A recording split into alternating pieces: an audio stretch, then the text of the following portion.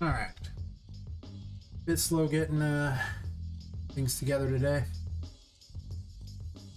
It's been a long day already. Yeah. I'll do all the setup thingies. Play software's like, you should update. I'm like, I don't want it right now.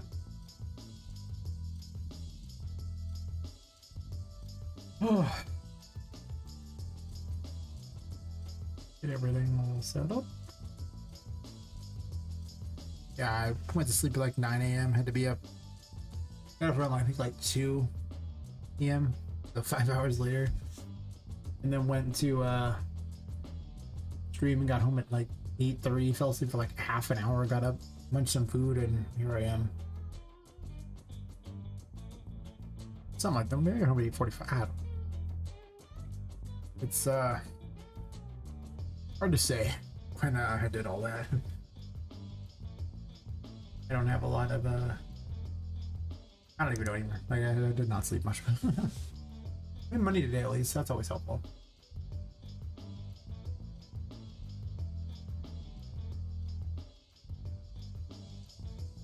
Discord.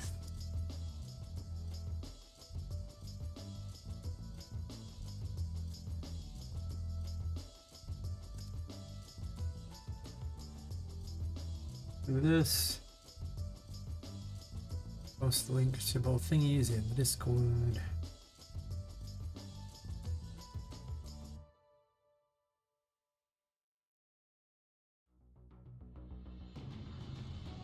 I need a Discord link as well. I need to put all this crap that's just available at all times, so I don't have to always set them up. I can always have to pin that comment. But whatever.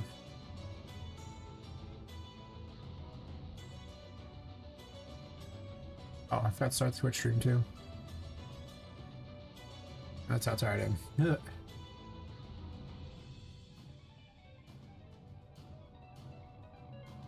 Hopefully that works.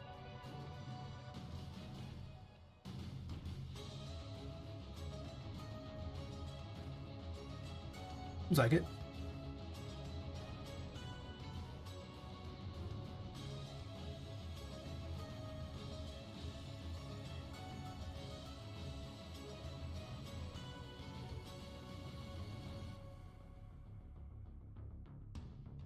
Hey, Murphy.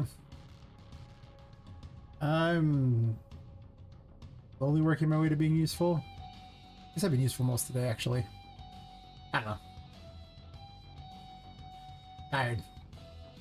How's stuff with you?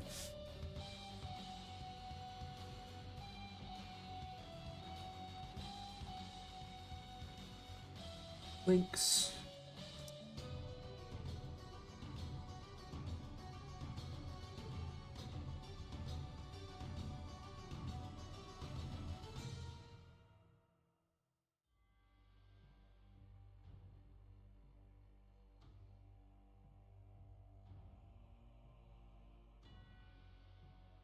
Alright, I got that going, got my list going, so I know what I'm working on.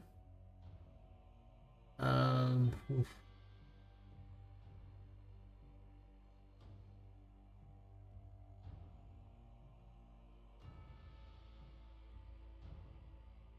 I think that's everything.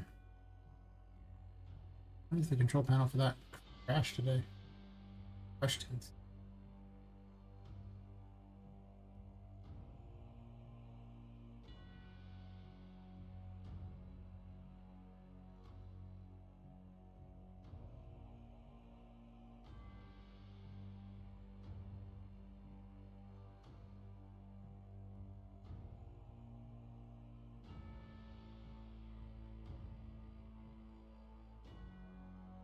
I don't know.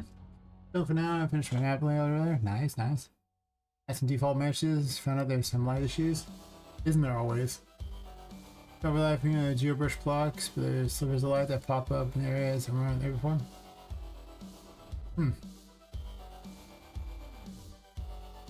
I mean, hard to say where your light source is at and kind of materials using to block it. I mean, if you have any kind of transparent materials, they let things through.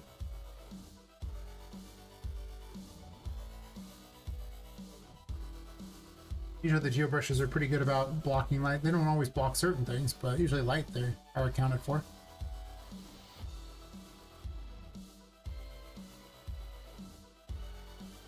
Setting up all my crap.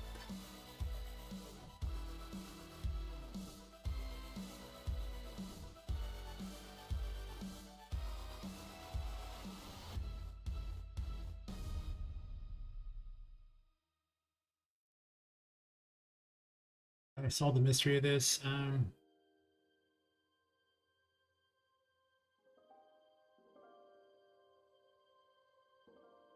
Does not work. Looks like it would have.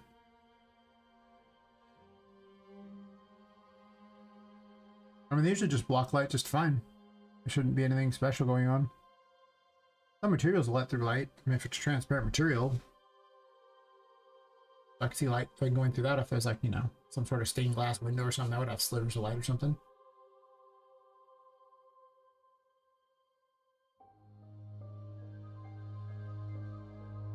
Hard to really say. I mean, without seeing what it is you're doing, I just kind of guessing, but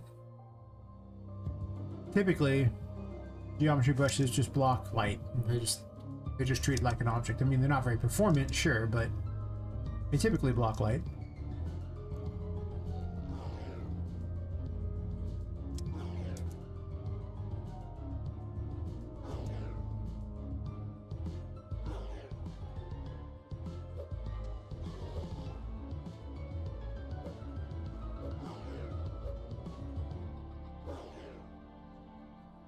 Or we can overcount.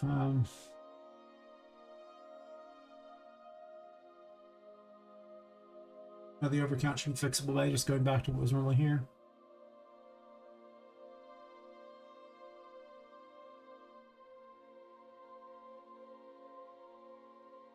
Eliminate this crap and it'll solve for the overcount. Or it should.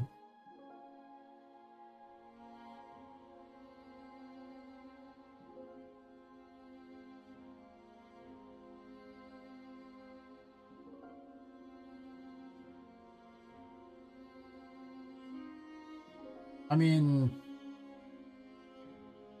I haven't had that problem with geo brushes, but you usually want to turn them to static meshes anyway. Obviously, static meshes should be just fine. So, I've seen geo brushes have problems with like my weather plugin or something. It doesn't, I'll tell you the weather blueprints I have where it doesn't really block things quite the same as them. So like their collision is a little different in how they work, but usually it blocks light. Sure. No.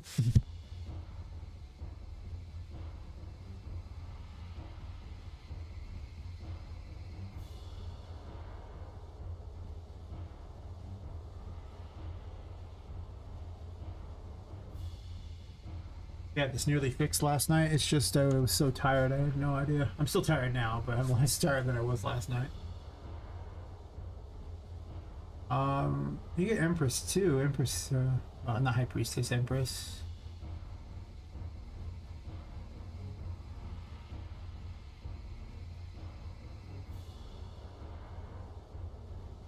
Empress 3 is the actual destroyer one.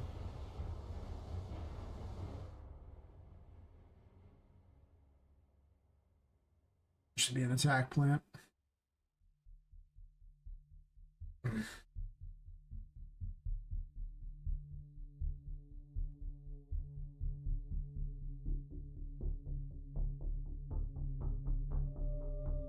Looks like your stuff's just not connected, like there's space between them.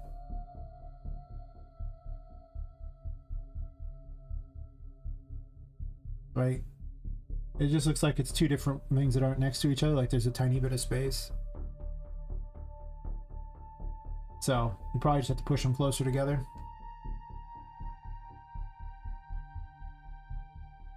Can't have any space between, or light will somehow find a way, even though light usually doesn't go that much through those tiny cracks, but sure does in UE. I'm also spilling crap for myself. It's thankfully just water.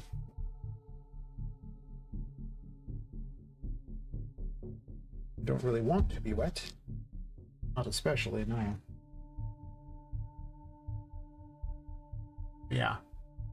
Let's try shoving him closer. Yeah, it works out. Oh. Okay, well, let me know when you're back.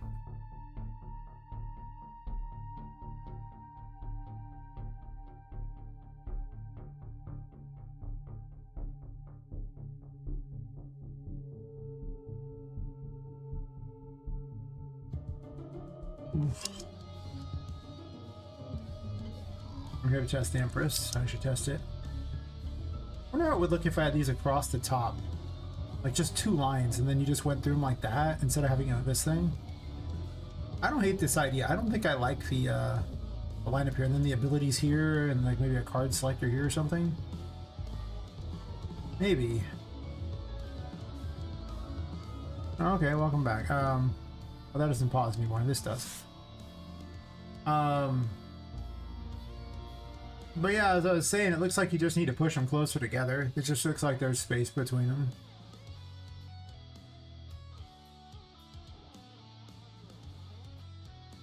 If there's even like a, you know, a pixel, or actually like a single like pixel between them, that gets enough.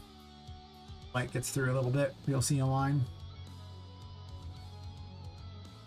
Also, you can, you know, set them to have the same mesh scale too. That'll make it look better too.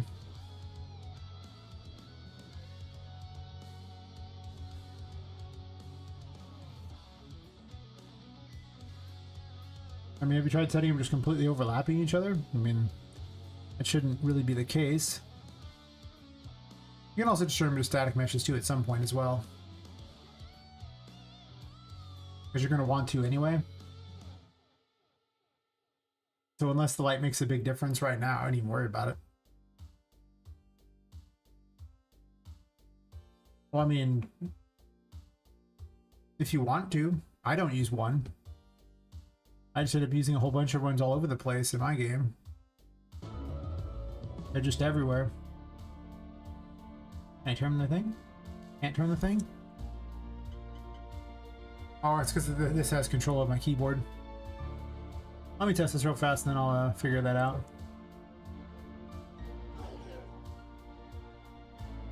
Those are good. I have to take a hit.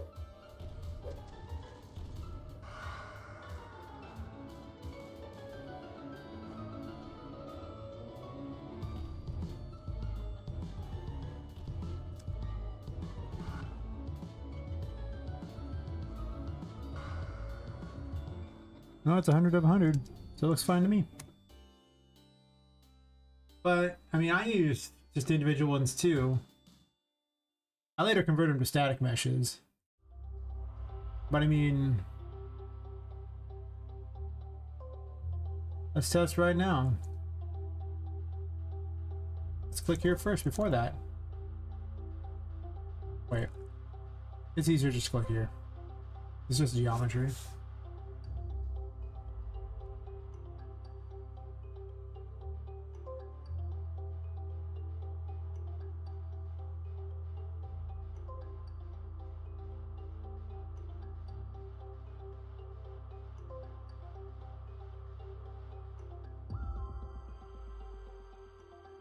Next to each other.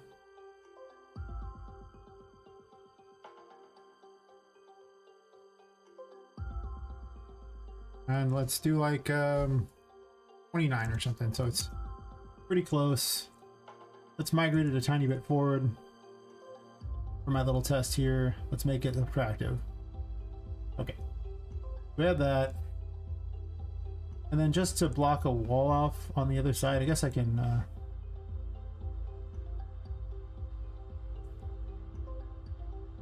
you know what? Let's make a tiny doorway.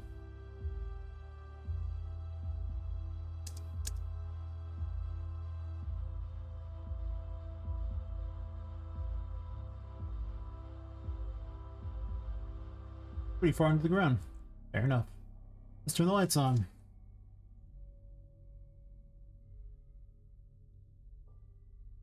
Alright, static mesh now. I'm getting rid of the geomesh. Yeah, it's better. And a couple of small spaces for character to crawl through. Don't forget to make certain the meshes are all scaled the right way. Because when you put your own new meshes over the top, which you can put the meshes on top, well, it's still one of those. But otherwise it's going to be the wrong scale on things. Yeah, you can see these aren't close enough together yet, but let's move them closer, shall we? I think we shall. I'm not moving the right one. I am in fact moving the empty space. I will need to move this one over. Look, so yeah, I just rammed them next to each other. They're slightly overlapping. And you can see that there is in fact no line.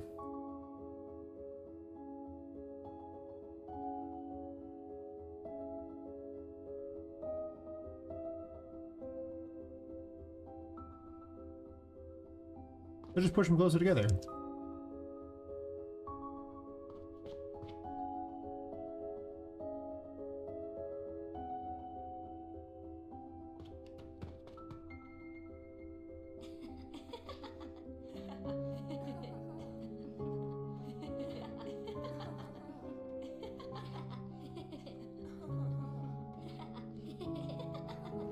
Like a run through? Like, is it a game, or you just want me to run around your map? Like, what are we doing here? What's going on?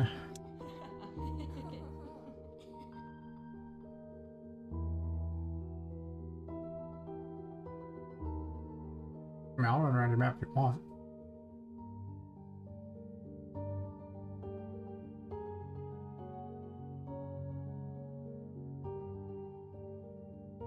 As long as whatever you have is stream safe, that's all that matters.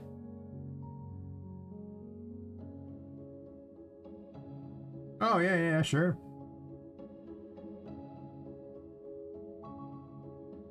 I'd be down to take a look at it. I have free time usually on the weekends. It's probably the only time I really have free time. That's when I can sit around and do my other work online, but it means I can also watch streams and do things like that. During the week, I work like 8 to 10 hours streaming, and then I work a regular day or two. I have very little free time on the weekend. But I slept 5 hours. I have no time. On the weekends I got time. I wish I didn't have to work 2 jobs, but you know. Streaming is definitely a long ways away from paying the bills. Streaming is a long way from paying the electric bill alone, or the internet bill alone. Let alone all the bills.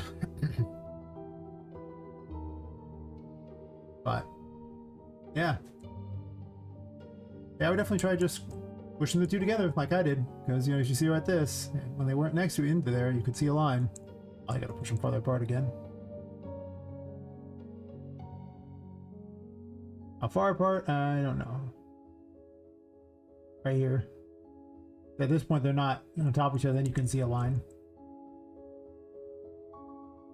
Because they're literally just not overlapping. But you can just overlap these things because they're meant to be merged together anyway. That's the whole point of them. So you just can overlap them. Like, that's it. Like, that's what they're for. If you turn them into a static mesh, it's not going to matter that much anyway. Yeah. Like I say, this isn't like static meshes. Feel free to overlap the crap out of them. And literally, they're designed to do exactly that with positives, negatives, and just in general. Because you're supposed to select multiple ones and then combine them into a static mesh, so that's the whole point.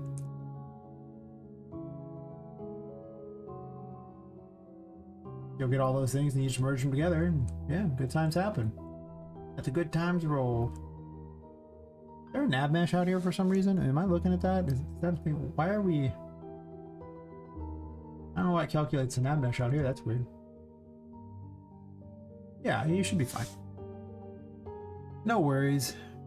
You got this, I believe. The only thing you should make note of is that before you merge them together, select a side. Tell it to select all adjacent surfaces, and then make certain that on the surface properties, they're whatever scale you want. Like, you can add your mesh now if you want by just simply dragging it on here, or your elements like that. You can also add different elements to each side if you want. So you can have, like, you know, one wall have one wallpaper and the other side have a different wallpaper. But if you don't make certain they have the same scale, when you go to put a mesh on it later, or sorry, material on it later, it's going to be all weird. Like, some will be scaled one way, some will be scaled another. See, this is like 29 by 29, and this one over here is also 29 by 29. This one here is 29 by 14 and, you know, change. You know what I mean? Like, you can see where the mesh would then look, oh, sorry, the material, I don't want to say mesh over there, would look weird when placed on that. So just make note of that when you're doing it. Otherwise, you're going to have to redo it. Don't be afraid to keep backups too, because one of the things you can actually do is you can merge a whole bunch of them together, like by, you know, combine, like Tournament Savage, and then you can hit undo. It keeps the static mesh, but you get to keep all your geometry brushes, so just in case you want to mess with them more. Otherwise, it'll replace them all, and you'll lose all your geometry brushes. So, things I've learned along the way that fix a lot of problems. I was replacing out the other trees. I came to this conclusion there was no reason to have additional trees out here that that were just so people can look at them. Like, there's not a big deal. I don't know why I have to have extra tree models that are just kind of a waste of time. But I just decided to have color-coded trees, which seems much better to me.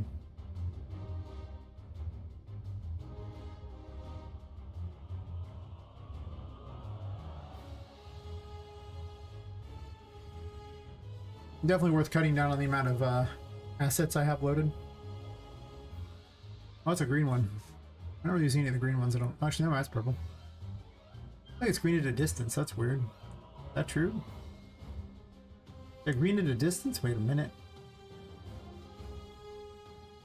Why are you green at a distance? Are the rest of you green at a distance? Oh. That one's lame. I don't want a green at a distance. I probably have to go through and adjust the color on this thing. Yeah, the distance one here, element 2. Whatever, I don't care.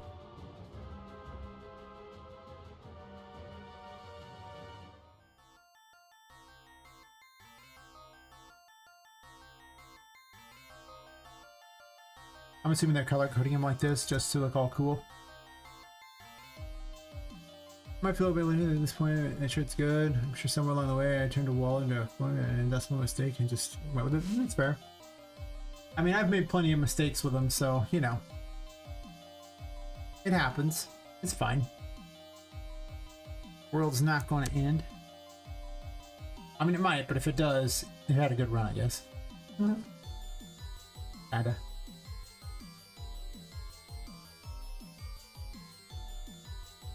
Okay. Now I've eliminated like 5 extra tree models that didn't need to be there. Gonna let you know a little secret. I probably don't need 5 extra tree models. I mean, maybe, but I kind of think I don't. Call me crazy, but I just think I don't. Let's move these to the city.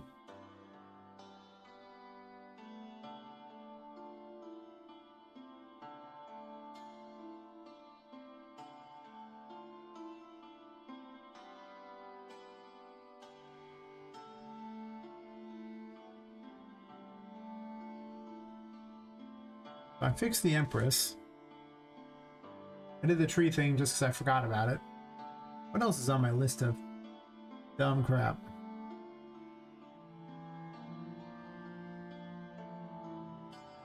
Really take some time to do some extra writing. The lines, I made this map 2 times already and know how to navigate my way through it. What I've done so far. Can't do anything map. That's fair. I mean, you know. Practice makes perfect. You can make some adjustments snap along the way if you decide you like something better that you've made and learned from something.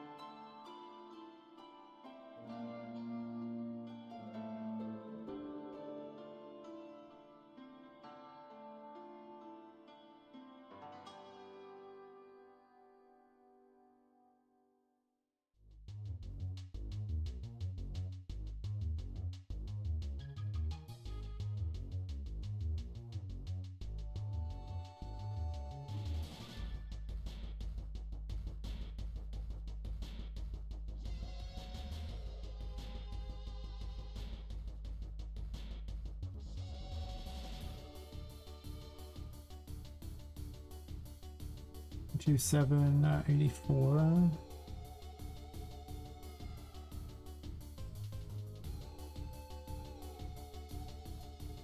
These have exactly the same size.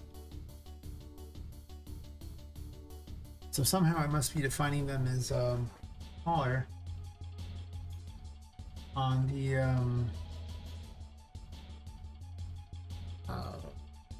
Otero select. So glad I went through and organized this crap. I couldn't find anything before. The farther I get into this project, the more I'm just like, organization is important, is key.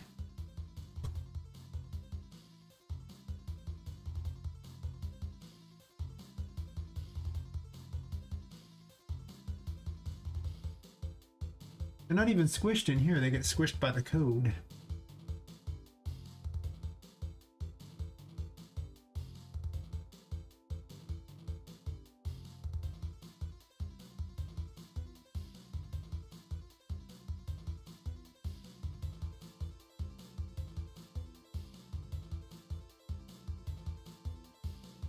$16 $100, and then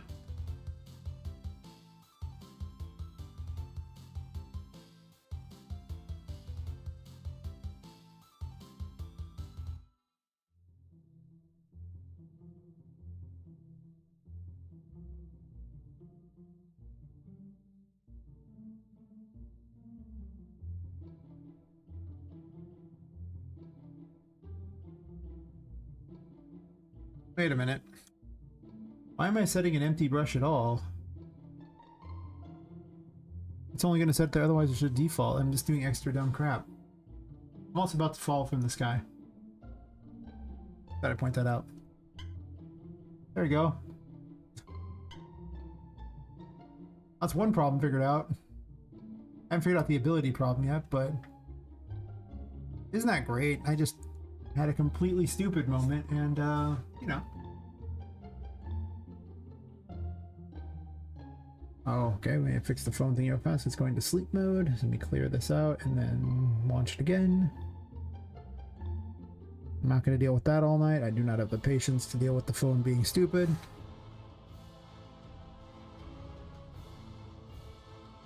Other than lack of sleep, it was actually a pretty good day. It was about the only thing I didn't like about today.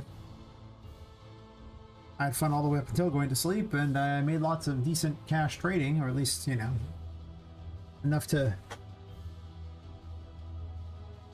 pay some bills, I suppose. But lack of sleep, that was the worst part.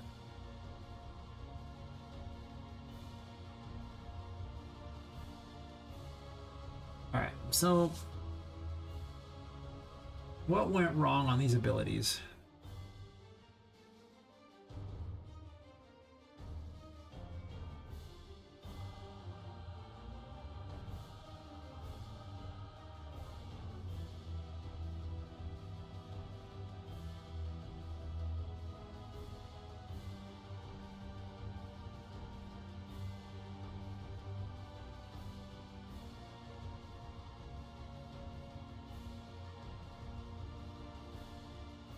Oh, I see. There's no space before the 3. I just want to point out how one dumb thing like a space can make all the difference, because it has to read exactly the same string. I don't know where I copied those from, but that's not good news. I should fix that problem. That's why I come back to things. Sometimes the solution's so stupid, but I just can't see it.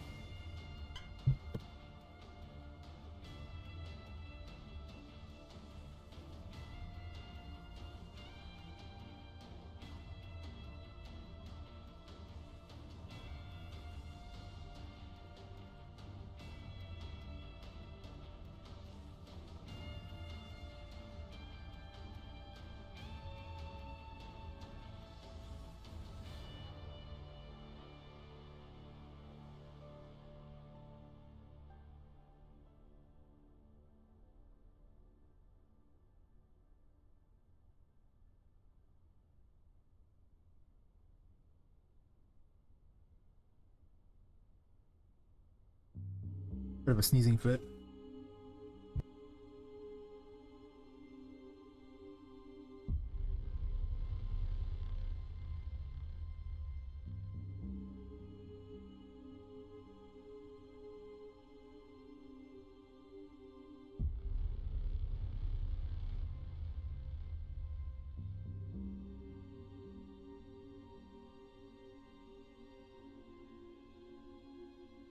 Now I've cleaned that up.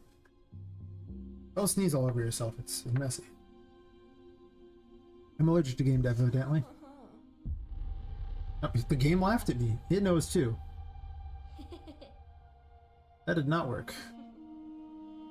That's interesting, I thought it totally would. If you have two, then it counts in both. Why? Is there a fundamental flaw in Poppet's thing herself? Can't be right, because how is everything working? We'll double check that there's no fundamental flaw. It definitely says 3 on there, so...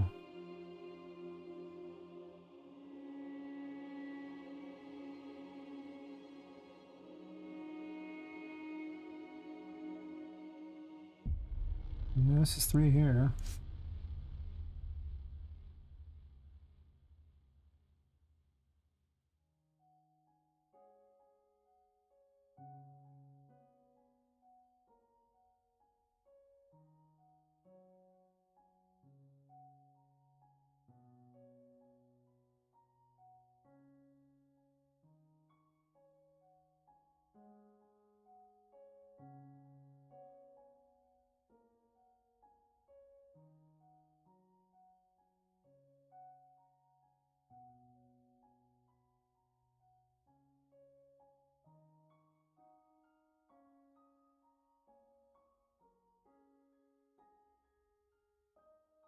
Name. Currently hover to widget.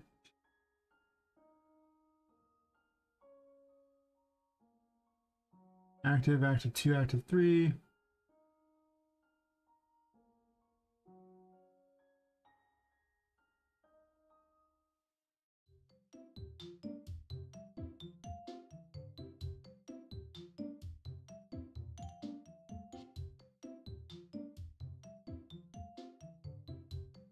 I need to set this here. I don't think I need additional description anyway.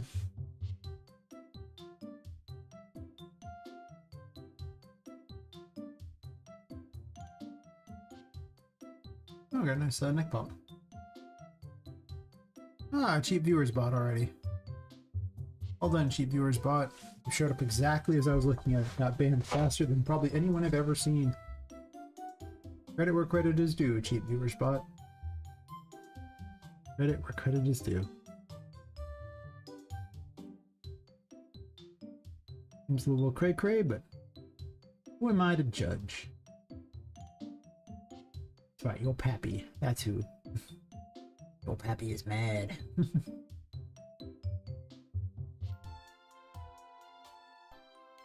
Mad that you're, scamming people with your bots. I don't know, he might be a perfectly fine person, but still, probably not.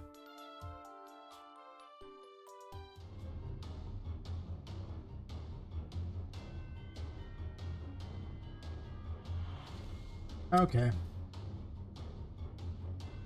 I gotta see where this is breaking. There's some sort of logical fallacy going on here. Also, while I'm at it, I can remove the other crap from Poppet so we don't have more print strings. I don't even know what's still print stringing though. Back plant maybe? Yeah. This works. I don't need more print strings. I'm good. I'm good, bro. I'm good.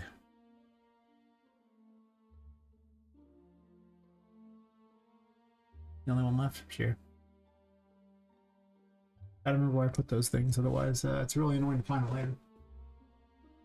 Often good to name them wherever they're at, just in case you lose them. They'll seem like waste of time until you lose one and have to spend like 15 minutes trying to find that dumb thing.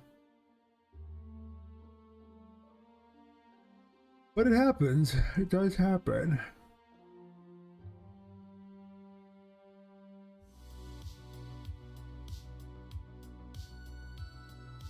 Guess I'll scan all of them.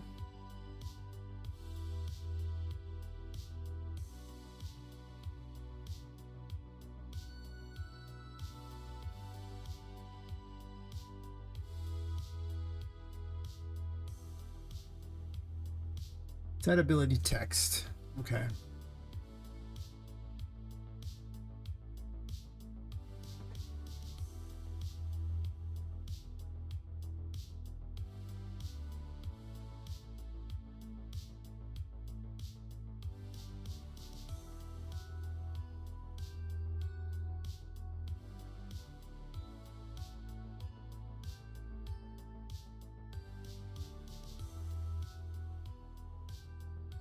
Well, they should be fine every time.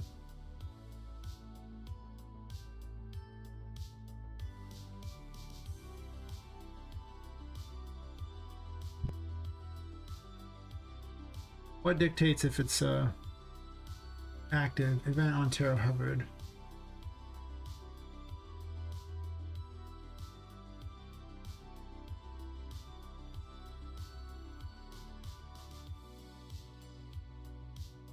Oh, it's right here.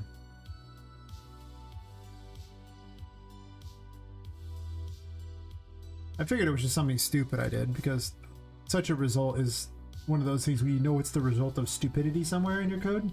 It has very little to do with randomness. Like, basically, if an error seems obvious, then it's a result of your poor coding. And if an error is random, it's not a time-based error. And those are the things you look for. A card's not been found. Perfect, perfect. No ability set there, no card found. Perfect, perfect. Man, I was sitting there for like half an hour trying to solve these problems last time. Yeah, that's what I've learned when hunting down errors in this. Those are the two types of errors you tend to encounter. The I'm stupid error. And the I'd have poor timing error. There's one third type of error, the it's actually just broken in Unreal Engine error. That one does come up too. Unreal Engine is not entirely blameless in this there, but those are basically the three errors. Though I like to make jabs at, you know, Unreal's, you know, problems a lot of times, it's not usually Unreal's fault. A lot of times it's just me being stupid. Okay, it's often just me being stupid.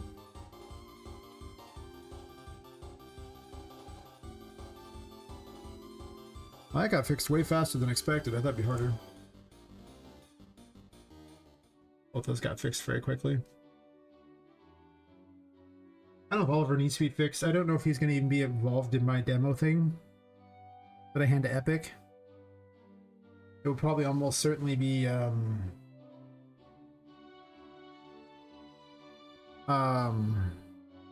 to the fight with Vu. So I kind of want the first chapter. So I honestly think the... I don't know, I mean... where should the second chapter really begin?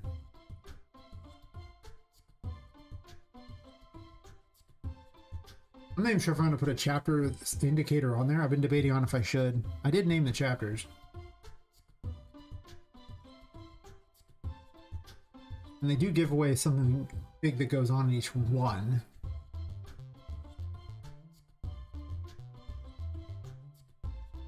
But I don't know if I need to put it on the screen or not, or indicator. I don't know what I would do with that. One of those things where I'm gonna have to experiment in like how best I want to tell a story, because it's not like I'm super experienced with making games of this nature, like this scope or anything. So I just know for a fact that I need to be careful with how much I invest into cutscenes and the like, because that is where you will eat the most time.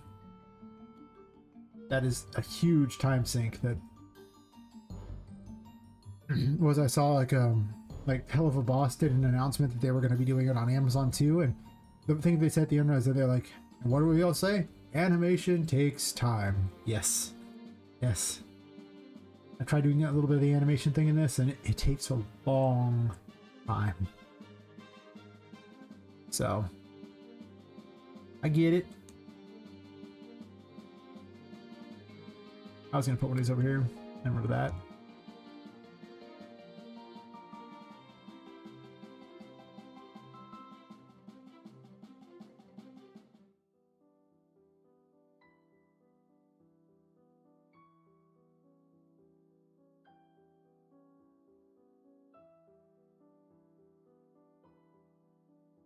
We got 12 beers. What's up with the chatter?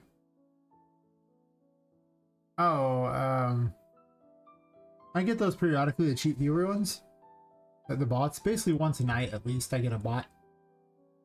Unless I have a lot of viewers at the time, then I won't, but I'm not quite popular enough on Twitch to get past the doldrums where you encounter those things. I'm not sure where it's at, but I mean, there have been times where, you know, someone raids me and I have like 30 or 40 viewers and I never see the bot. So I assume that it's somewhere around there, at least. But I don't quite average that many viewers on Twitch these days. Well, just in general. I mean, I'm still building up. I'm not that... I haven't been on the platform that long. October when I started. I just ban them and move on. I mean, that's just... Every night there's at least one. And they have the same message. Cheap viewers on website, space, whatever, and then remove space. They'll be like, what is...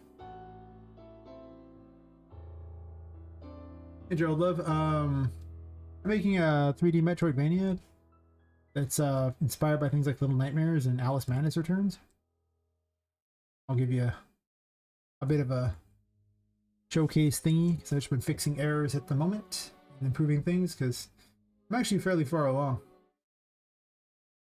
As you know, might as well.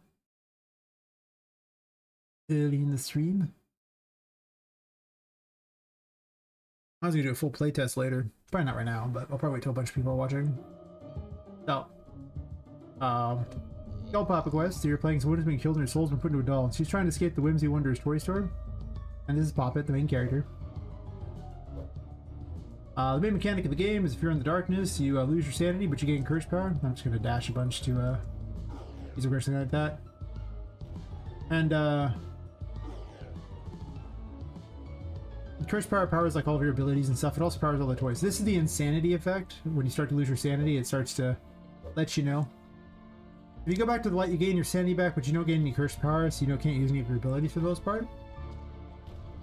There's some that are free, but not many. I'll go back here, get my sanity back, all the things that go away like that. She uses tarot cards for abilities. This is the old fan favorite, the Fool. Giant squeaky toy. Getting wrecked here.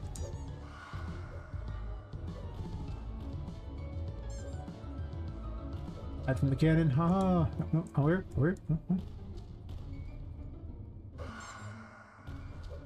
First, your invincibility frames. He broke. This is where you get with the tarot cards, but I have them all unlocked right now, so I don't have to. I'm just testing things, so there's.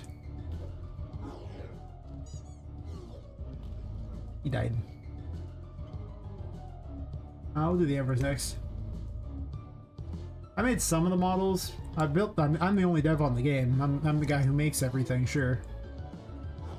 I didn't hand make all the models though. I made Poppet and much of the other female victims, but not everyone. This is the Empress. It makes mushrooms, and they count to 10 and then they go pop. If anyone's nearby anyway. You damage them. It also makes blue mushrooms, which heal anyone nearby. You're just starting? Oh well, welcome to the addiction. I mean game dev. I meant game dev. I can see where you might be confused about what they are. Addiction, game dev, yeah, you know. This is the magician that can pick up small objects and throw them.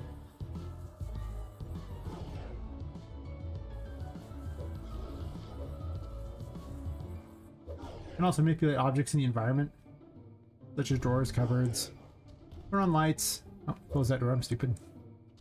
I put in little messages to indicate what to do in the tutorial areas. So like the first, this is the second room, no, third room.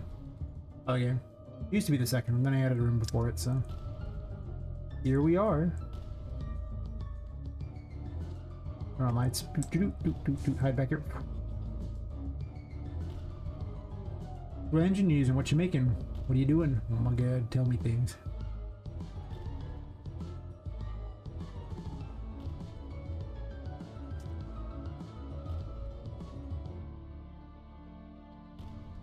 Probably should make that indicator vanish a little quicker, but I was going to put voices in there so you could just hear it. People can also break things too. We going through, boys. We going through. Beer. Slow time. You're on Windows with it too. It's a steampunk game. You can see the steampunk world it's in.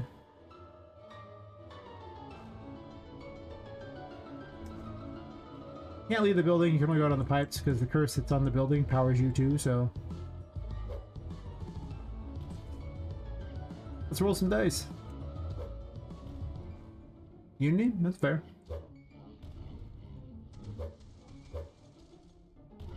This is a Wheel of Fortune. It rolls dice. The black dice deal damage to enemies nearby based on what it rolls, and the white dice heal you based on what they roll.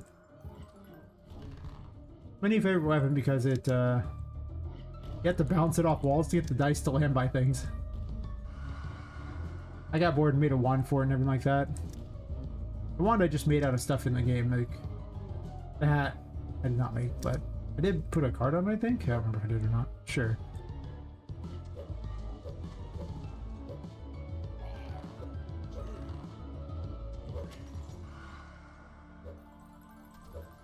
Ow. Mean. This thing is really terrible at point blank range. Come hang out by the dice. Haha.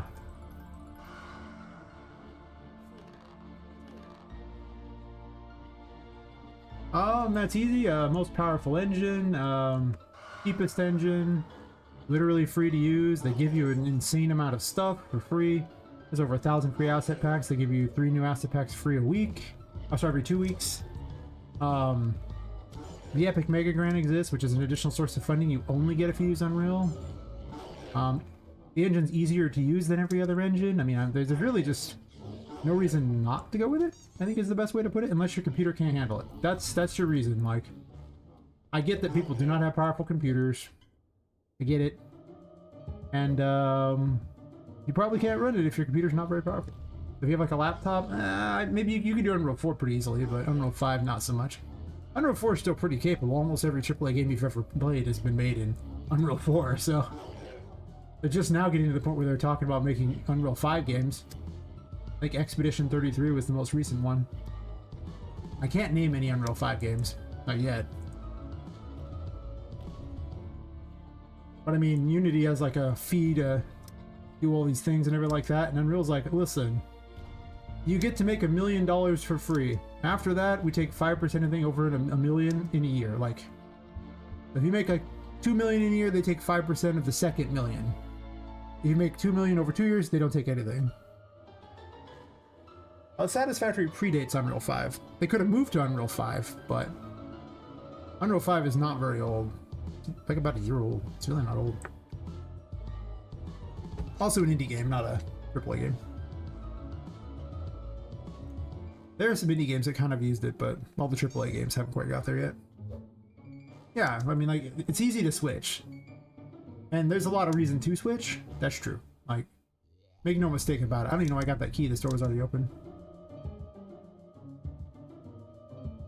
Yeah, it's... I don't see any reason that I wouldn't use it, with the exception of if my computer could not handle it. That's the biggest reason I can come up with. Otherwise, it's just the most beginner-friendly engine with like nodes and everything being a thing. I don't know why those camera doesn't thought that anymore. Your game automatically looks good without hardly any work. They provide 1 million templates. They're actually, the next version that comes out with something like 5 new templates too. So they just pre-make a bunch of mechanics for you, so you don't have to do anything. Oh yeah, I just use blueprints. Coding's for silly people. I know, I used to be a JavaScript dev. Coding's for silly people. Why is the camera bouncing off things? I must have turned off the feature to block that. I need to fix that. That's my bad, I'm sure. At some point I changed it. Like, yeah, it's just... Why wouldn't I do that? But I mean, you use whatever engine you like. If your engine works for you, like, I think for mobile, Unity is probably better. I mean, I don't like the company behind Unity, but I'd be lying if I said that Unreal was a 2D engine. It can do 2D stuff, but it's always 2D in a 3D world. Like, you're faking 2D. So it might not be the most performant for 2D. That's true. But you can do really cool things in it, so... And stuff like Octopath Traveler was made in it, so... That's 2.5D, though, so...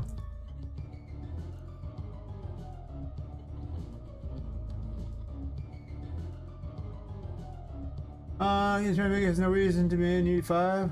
But what it is better if Unity 5 are not needed to Unity 4 and Unity. Yeah, it's fine. You were in 3D? Oh, well, okay, then I don't know why you would use Unity over Unreal if we're going 3D. Let's be real here. 3D is Unreal's bread and butter. Doesn't matter the poly. It does so much work for you. And nodes are so quick and easy. I mean, unless you're just an experienced Unity dev and you're just comfortable with that, I mean. But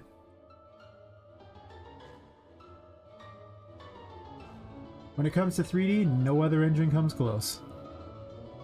But like I say, Unreal doesn't try to pretend to be a 2D engine, so it's not terribly amazing at 2D.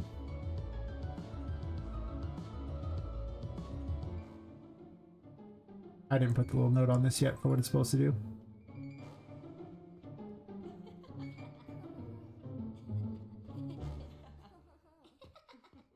But the reason I've gotten so far so fast is nodes are just so much quicker for coding. I mean, like I said, I used to be a JavaScript dev. I know how long it takes to type out code. If you don't believe me, I mean, like I was using RPG Maker, making plugins for it and everything like that beforehand. And I have videos of it. Like if you go back and like some of my like streaming videos, some of the early ones without like 50 plus videos, I was doing that stuff. You could see me doing that. It's rough. I did some cool things for RPG Maker. I'll give it that much credit, but it was not very good. No. But yeah. I can just iterate things so fast in this engine. It's crazy. Thankfully, there's an entire, like 150 some odd videos of me working on this game on my YouTube. In case you want to look at the playlist and see how this game was made. I don't know if I'd watch all 150, but hey, if you're bored. The YouTube algorithm will love me if you do that. Not gonna lie. Does this look like a just for fun game? Really? No, I'm gonna release it.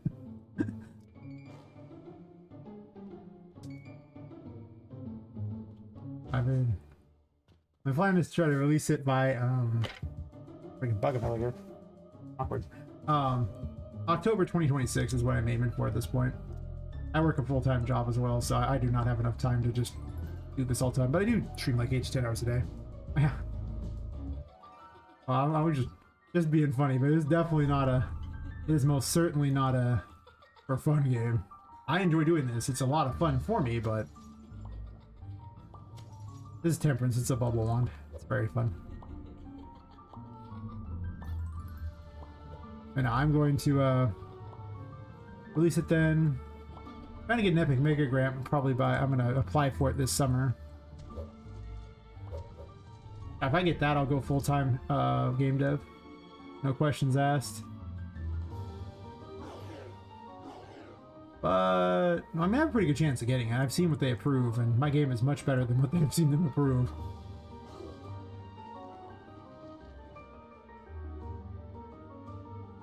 Yeah, it is. Holy crap. Some of the things they've approved, I was like, why? But why?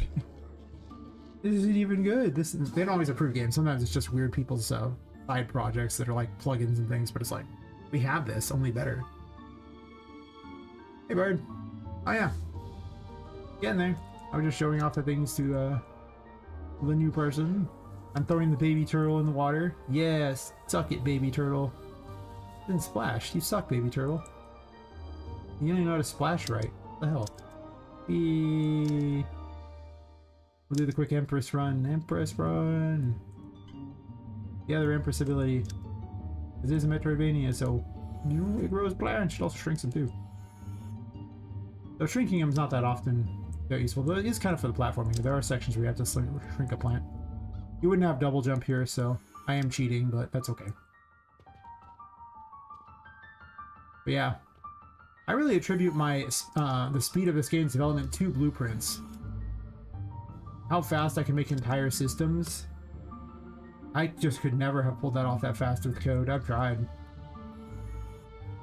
The blueprints are just so quick. There's some downsides to the engine too, of course. Well, I mean, it tempts you to make your game look way better than you probably should. That's true. So you'll fight with that because the engine's happy to let your game look as cool as possible and, well, make your game look way cooler than normal than any other engine ever will. But you gotta be smart about it. They give you the power. They don't give you limitations on when you should use it, and they probably should. Oh, true. Yeah, yeah.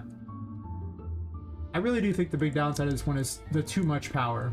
Like, because the engine can do so many things, and most of them are not useful to a game dev at all. Epic makes so many new tools, and you don't need them. You will waste a huge amount of time learning all these tools that weren't necessary. So the power is too much for a lot of people, and they'll lose themselves in all these extra abilities, and the engine will just confuse the crap out of it. You use only what you really need, and you ignore a lot of the new things unless you specifically need it for something, and the engine's super powerful, but it's also designed for things that aren't even game dev too, so it's like you don't need the movie stuff.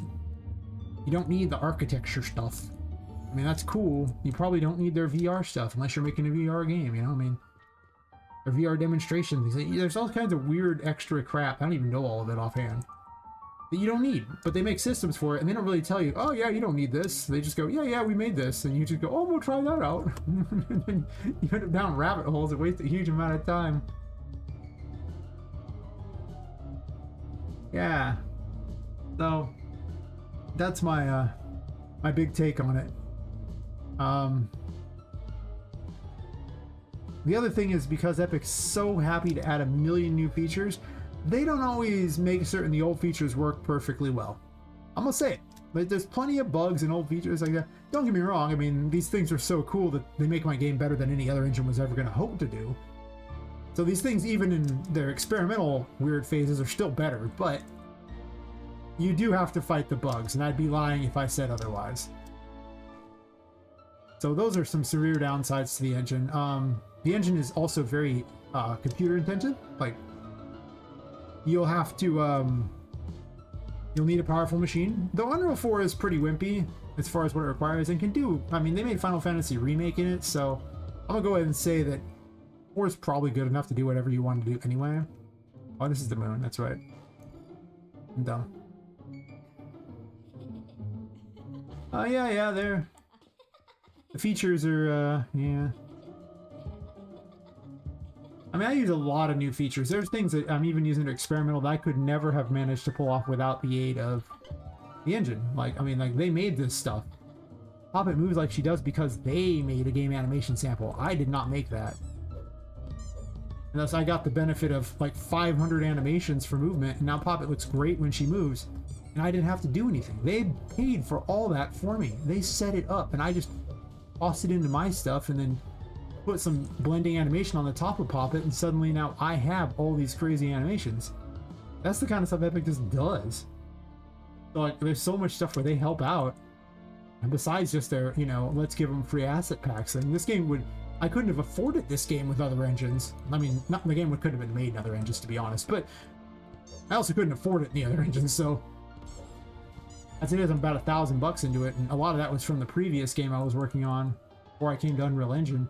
I just took a lot of the models and said, yep, I'm using those, so I just count them in the price, but...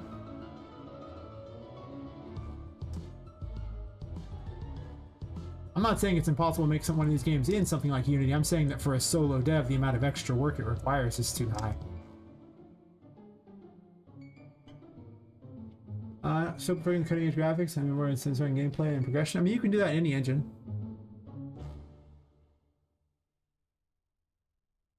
But graphics sell the game. I'm not saying your graphics have to be like super high def or anything like that. Just have a graphical style and stick to it. Like, if your graphical style is pleasing, it doesn't got to be the most high thing. This game ain't the most high end. I ain't doing like ultra realistic or whatever. It's just if you have a style that you keep to that gives your game like a charm to it, that's all that matters. You can do it with 2D as well. I mean, like, just graphics do matter though. They will sell your game.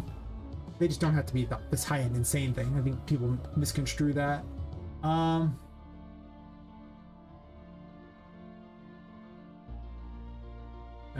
call it that, yeah. Yeah, it's about style. It's really about just telling, you know, getting people into your world. And if you can do that with low poly things, go ahead. I mean, like, what was it? There's like a new GTA knockoff game that's like with like low poly things, and people love that. I mean, if it pulls you into the world, that's all that matters. You're just here to make the game fun for them, like, you know, like that. And I mean, you know, people probably aren't going to play your game if it looks like some stick figure crap. Like, you know, I mean, like, You should invest in that because the first thing people see is graphics. But like I say, it ain't gotta be like, you know, this AAA stuff.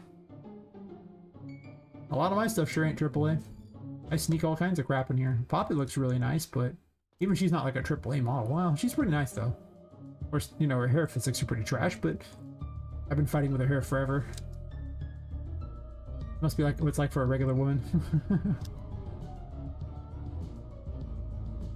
I'm living their nightmare. Hair that's everywhere all the time.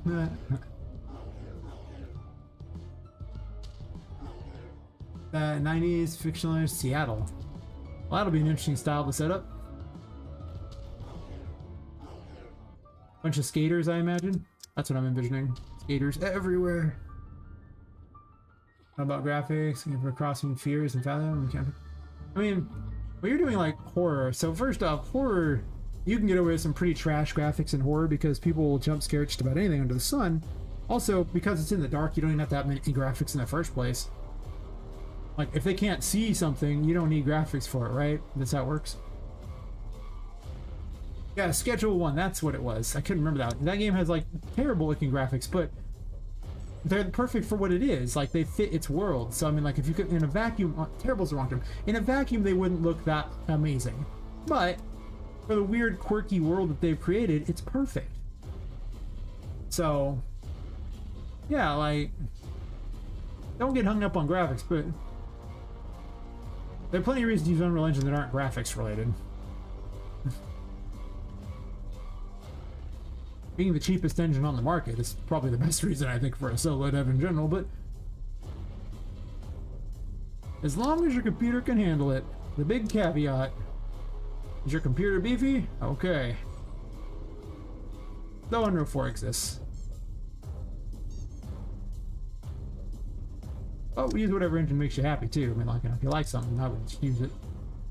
A lot of people I know really want to type out code for some reason. You can do that in Unreal Engine as well. I think it's a mistake, but you can do it. The C++ Unreal Engine people? Yeah.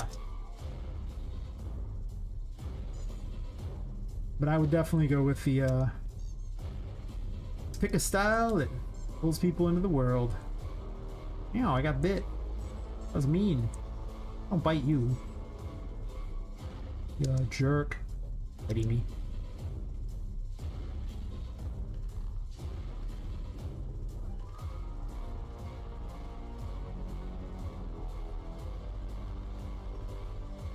I should limit that thing so that you have to be near the dice in order to get healed by it.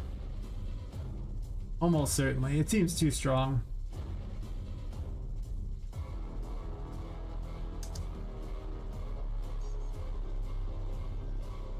What's he saying?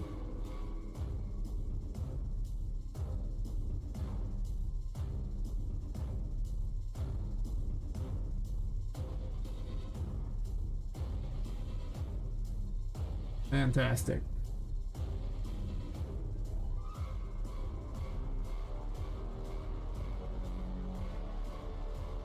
Yeah, I find visual coding easier to understand too. Even after having coded the other stuff, I still find it easier to understand. Yeah, I don't know. Twitch is weird. Sometimes Twitch is like lulls ads for days, and then other people never even get ads at all. I really don't know what to tell you. I put it on like the minimum amount of ads to prevent pre-rolls. That's pretty much about the best to do, just because pre-roll ads are like the death of a channel. You don't want those. Nobody wants to sit through like 3 minutes or how many minutes a pre-roll of ads is before they even let us see what you're doing.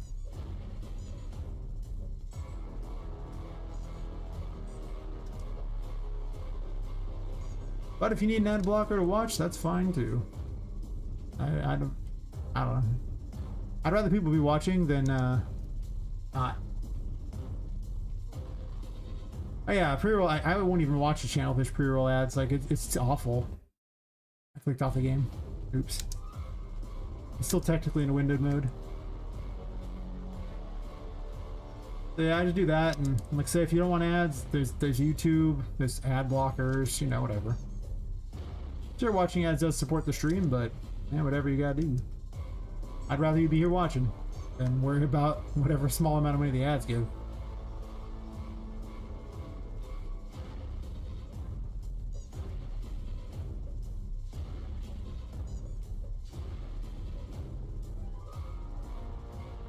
A minute of ads me enjoying it, and a minute of ads after I say what's up. Then Twitch for your ad revenue. I appreciate the ad revenue. I mean, you could open it in both if you want. Just want to support me by keeping it open on there and then watch it on YouTube. I'd understand that too. I definitely appreciate it though. Any money that I earn towards that just makes the game better. That's what I've been doing with the money, is just buying things for the game. Because, you know, well, I only have so much money, and there's certain things I'm gonna buy because I need them specifically, but anything that's extra, I ain't probably not picking up unless I can get extra cash for it.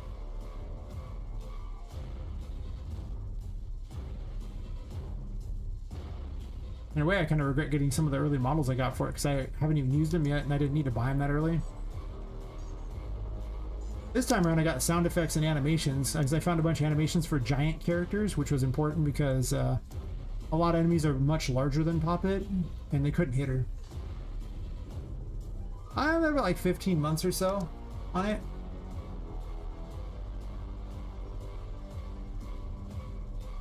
So, a while, forever, on a time, I don't know. Trying to finish it in under 3 years. We'll see. I mean, again, this I've never made a game of this like caliber before, so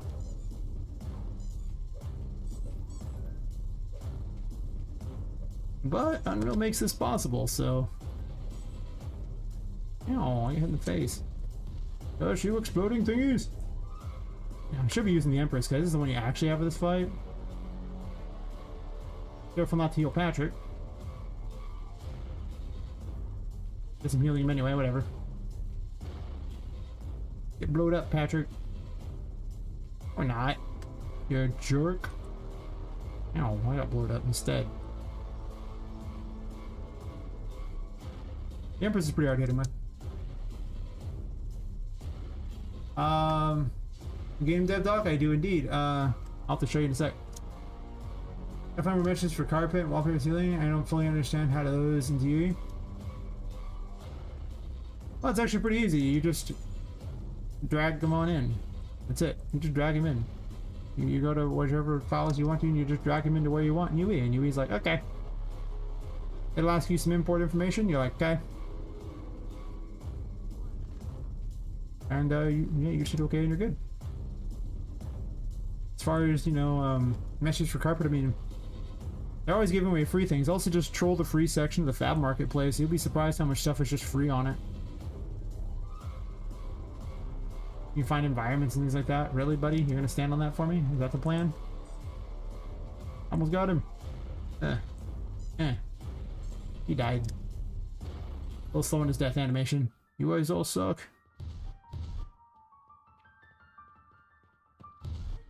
I deserve that. Okay, so where's the free stuff on Fab? Allow me to show you the free stuff on the Fab. All right. So,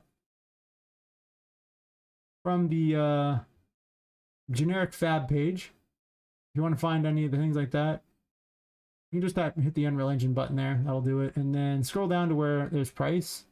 And just click free. And now all these things are free. You can also specifically go to things here. And you can see there's like 112 free environments. So, I mean, you know, tools and plugins like a million, but you get an idea of things like that. Everything you possibly want is just kind of hanging out here. 3D things, characters, too, 147 free characters.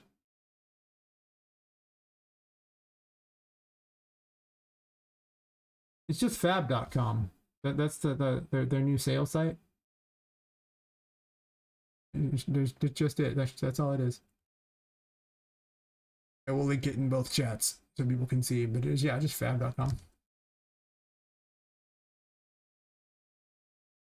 So yeah, use that, and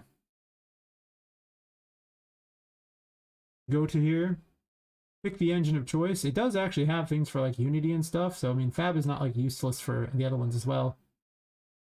Like if you wanted to click the Unity one there, I'm sure they have free things for it too. So you go price and free on that, and you can see that there's not as many free things. There's like 166 free things for it, but hey, even low poly stuff for you there, buddy. In case Joe wants some free things here, I'm just saying, low poly, free. So, you know, it's well worth $0. I mean, like, let's be real here. It's well worth $0. There's also things that aren't in any other things as well. But, yeah, like you could just, there's things that are outside of that. Like you could actually, I could type things, like I'll type in like steampunk. And they have stuff that's actually not in any kind of anything. I'll do like most recent. I'll click whatever I just clicked. Perfect. It was terrible. I hate it. Thank you. Newest. And you get things that are designed not specifically for anything. And they assume you want to use Blender and things like that for those and stuff like that. Yeah. You add it to your library for it, and you can, they have a whole library of things you can just download and use whenever you like. My library. This is the stuff I have that's specific, that's usable on anything. I clicked free things. Some of the things I bought, but not many. A lot of things are free for the months. And, you know, if I see something that seems kind of cool and which is free, I just add it to my collection. I don't know. I don't know what this is. Christmas. Oh, it's like a model. I collect character models. Not because I want the characters. Usually they have outfit pieces, and I like the outfit pieces. Also, characters are rarer, so I've been collecting less of them lately, but you get some pretty good free characters, too. Almost everything here you see was free. I bought those few here, these 4. Bought this. Most of what you see, though, is free, or was a free for the month, too, because the other thing you look at is you go to just the Fab thingy, and then they have limited time feature content that's free, and these are free as long as you get them before May 6th. So just go over and just click it and pick the license you want. I learned how the licenses work from the Fab people, but apparently it's just based on what you made in the last year. So if you made $100,000 in the last year, then you can get the personal license and it's fine. And if you made like, you know, more than that, you're supposed to get the professional one. It's not retroactive either, so if you make more money later, it doesn't matter. Kind of an honor system, to be honest, though. Yeah, I mean, like, this came with a couple, like, you know, characters, too, this time around. In case you want to do some, like, sci-fi stuff. Yeah. Also, stick your tongue out at people. Very important. Glad she can do that. And some cam thing. And they do this twice a month, so... Plus, they give out other free stuff at the same time. They just don't list it as their temporary free thing, because the other stuff's just free always. But, I mean... So much free. I mean, even if you're a Unity person, click the Unity one, select free on price. Do yourself a favor. You might as well get free assets. That's why they made the Fab Marketplace, to attract Unity people as well. Obviously, they have way more free Unreal Engine stuff, though.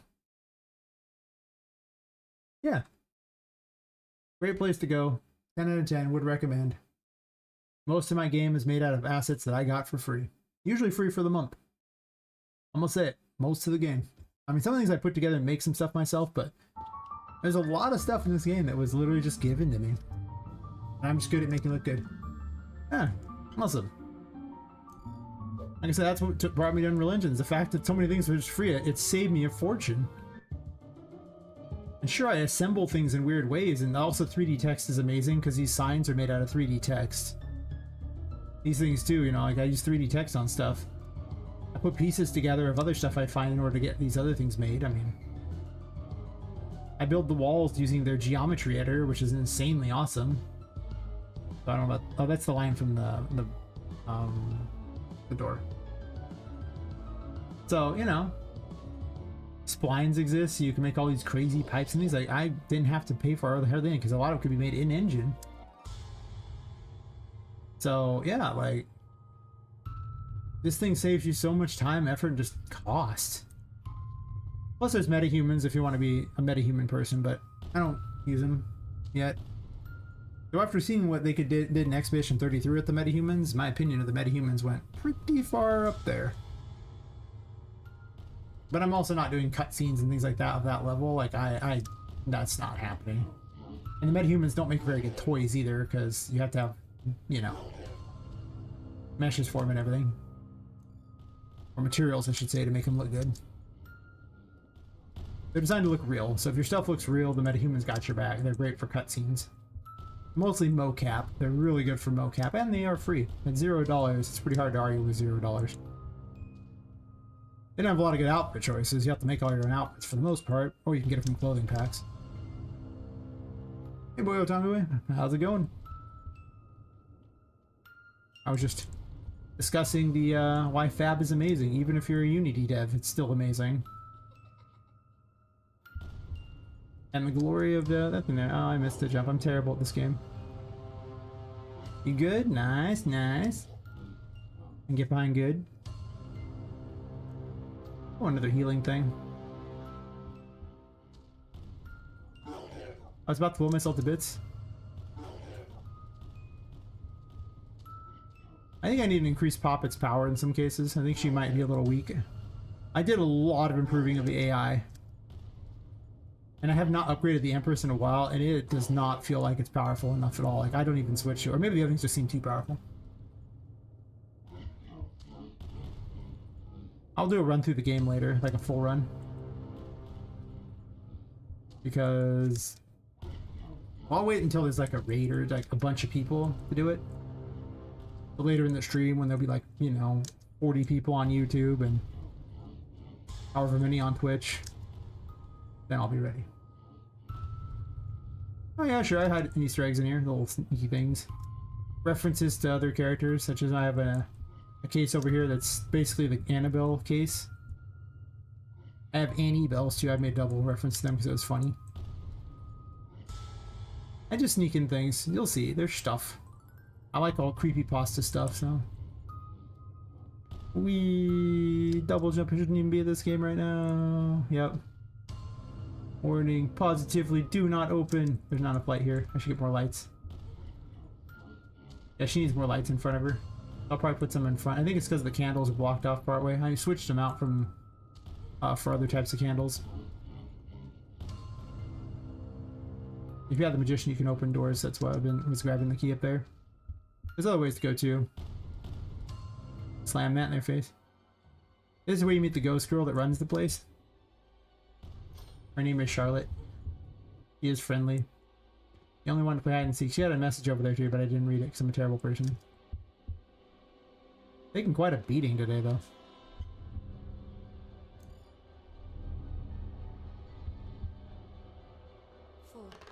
Yeah, I should really make these with their proximity based. They're too powerful otherwise.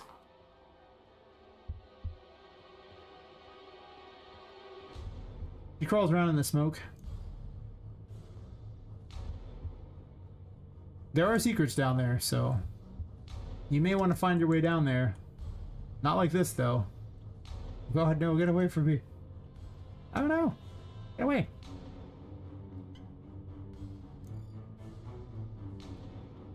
I'm quick.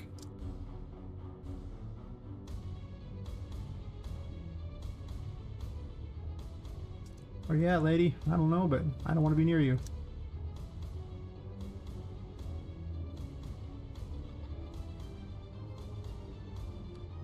A lot easier to double jump.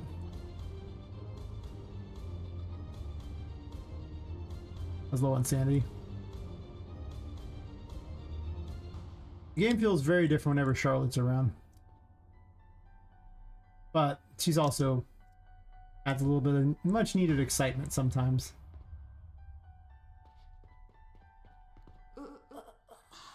Guess I got too close to her, huh? Damn. I tried. That's kind of hard there. I think I need to reduce her range a bit. It's hardware. I have a 3060 Ti and a 6700 XT. You can run the game easily with one or the other, but I'm running Unreal Engine streaming and the game at the same time, so it's a lot. I got wrecked. Very sad.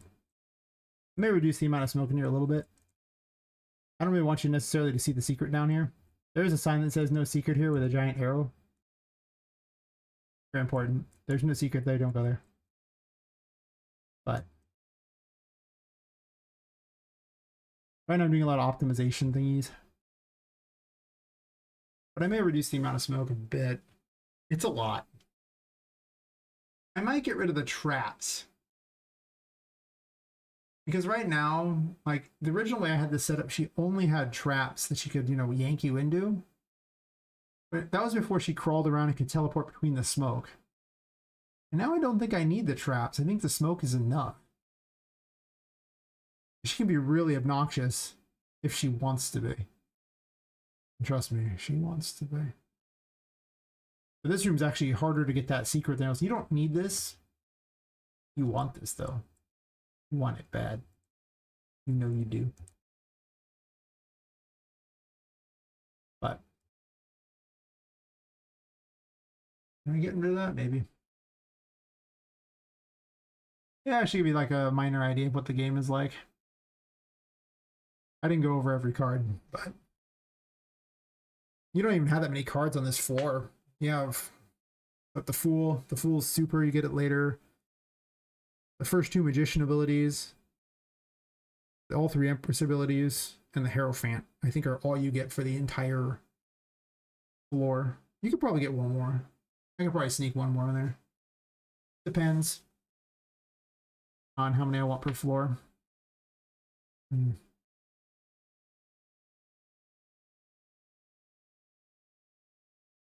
currently there's, what, 6 floors in the regular world, and then the reverse world would have a bunch of floors too. A construction yard.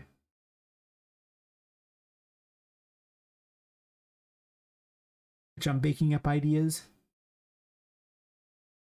It used to be because it was, you know, a light map with nothing on it. Now they've put an upside down version of the building on it. Well, an old version of the building.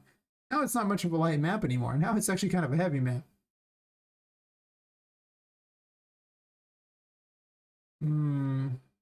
Indeed.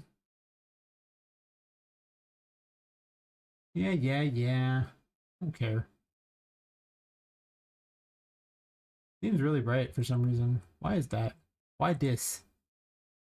Did I turn the lights on or something? I might have. No. You're just really bright in this room? Oh no, it's just taking forever with the post process. Okay. But yeah, the upside down world's crazy. I'm gonna have to build a bunch of stuff upside down here and then drag it back to the other world and put it on the ceiling. If this is the plan, which it probably will be, because it's kind of neat. I needed to make an alternate broken world anyway. I had a bunch of ideas for how I wanted to go about that. But this one turned out to be the most fun idea. Everything being upside down and weird. There's no nav mesh, so they can't move much, but...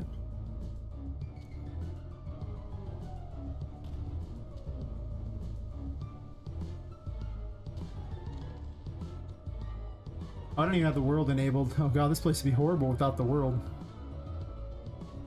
There's like no lights. There aren't many though. There's a light over here. Oh god. Obviously I'd have to redo some things. Does this even count as a light? I don't think it does. Oh no, there's lights here.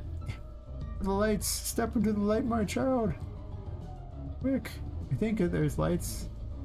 I did keep some lights in here, right? Yeah? Yep. Say, it's not designed to work without the world.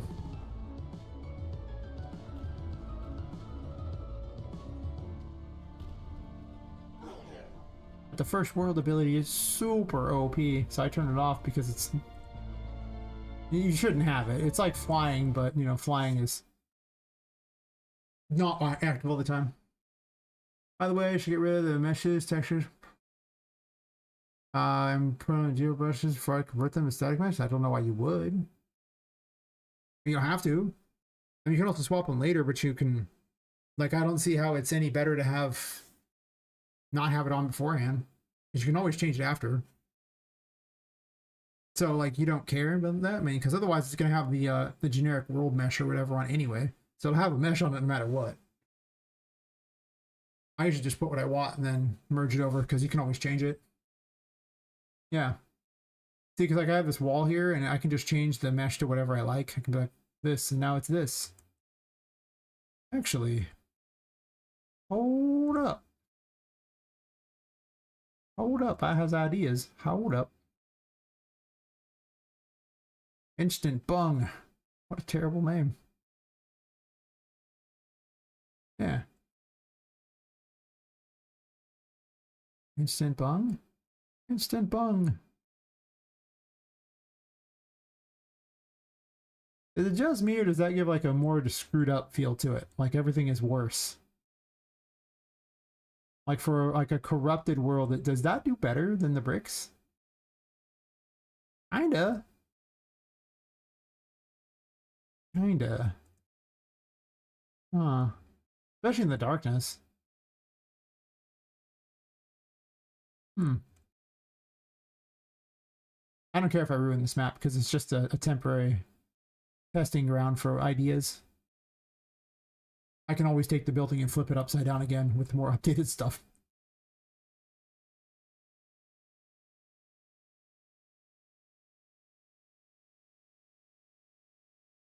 Yeah, I don't know. I kind of like it like that. Like I say, it just feels more corrupted and weird. I mean, I can always change the color too. Like, I can always just dupe the bung here. Oh, that's terrible. Dirty. We'll call this the dark bung. Oh, probably bung dark, honestly. No, dark bung. It sounds funnier.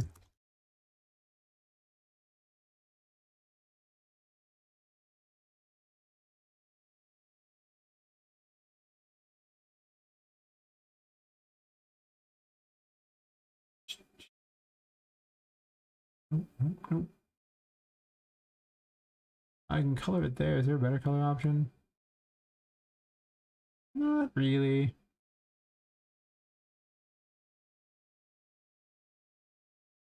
Make dark bung.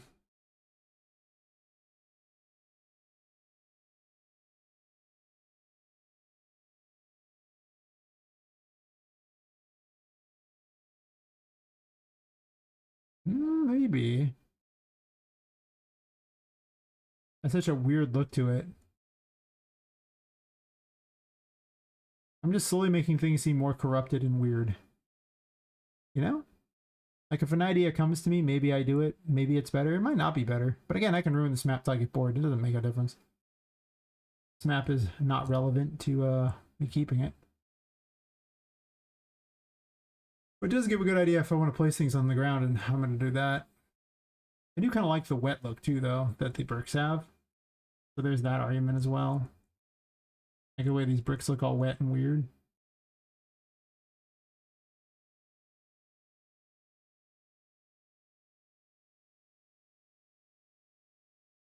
Can I change the watercolor on this? I gotta ask this question. Because if I can, I have a plan. And if I can't, well, we just won't speak of it. So there you go. That's what I'm saying. We ain't speaking of nothing.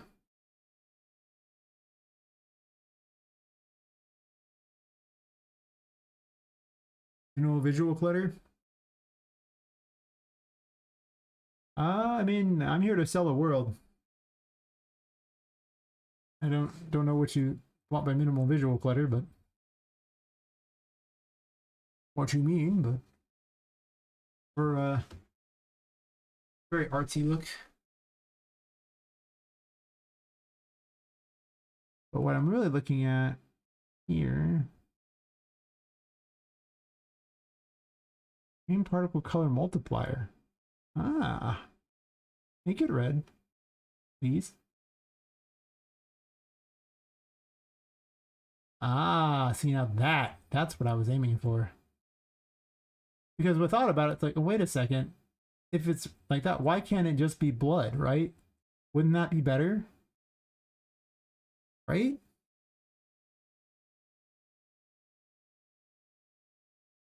So I just play around with that instead and go blood. Blood? Blood.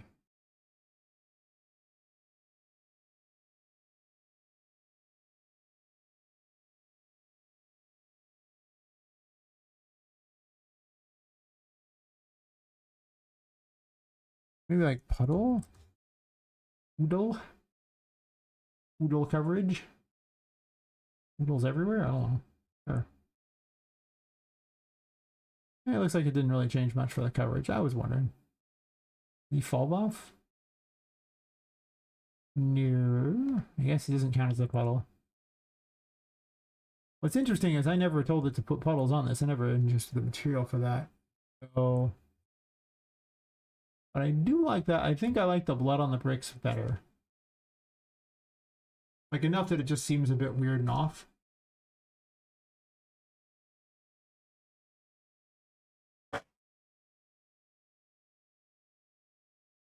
Hey Jabuchu, how's it going?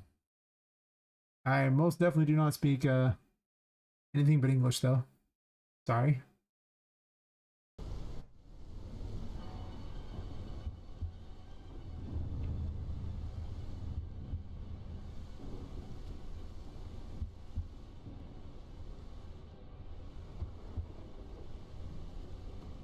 The red actually makes it look probably too dark. Well, that's because it's this room. Yeah, I'm basically dead. I forgot it was this room. Or not, she missed me somehow. Okay, I'm just going to enable the world and save myself a lot of annoyance. This is a terrible area to explore without it. Oh yeah, well I mean, I probably will. I'm testing out the red thing like that. This world's designed like this.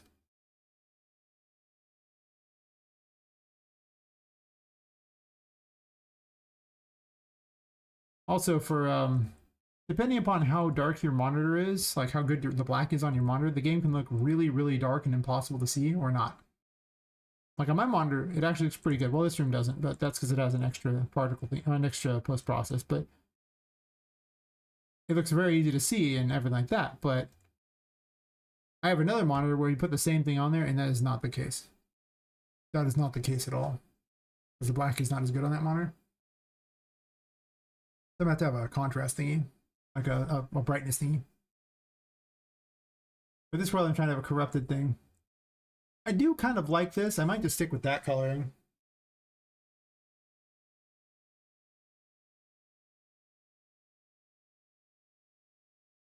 Oh, what are you doing? Okay. Fair enough. Right now I'm playing with an upside down world to decide what I want to do as far as making it different and weird.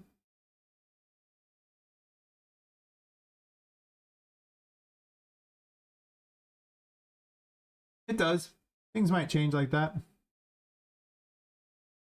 But I don't know. I'm experimenting with things. This is my buildy ground where all I did was flip a building upside down and I'm seeing what looks good. I do like this weird bung thingy. Not the dark bung per se, but this bung weirdly looks off. And I like that. I want it to look off.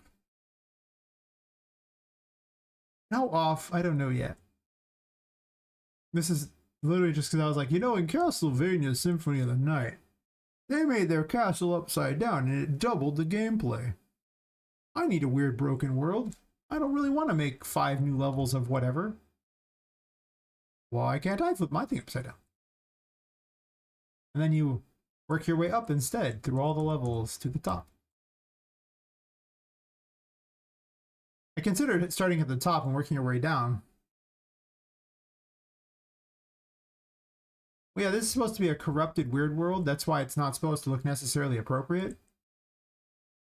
Like, it's supposed to be like, a messed up version of it. So that's why I'm testing things out to see. Because the bricks have a good look for the moisture on them. I like that. But where didn't I put the weird little bung stuff?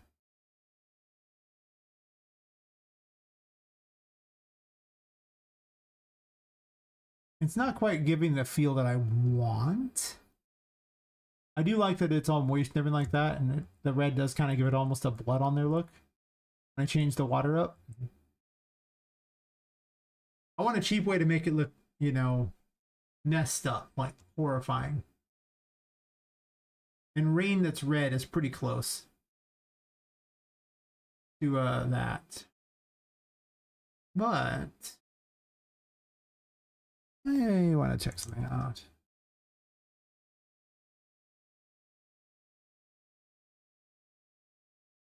Ooh.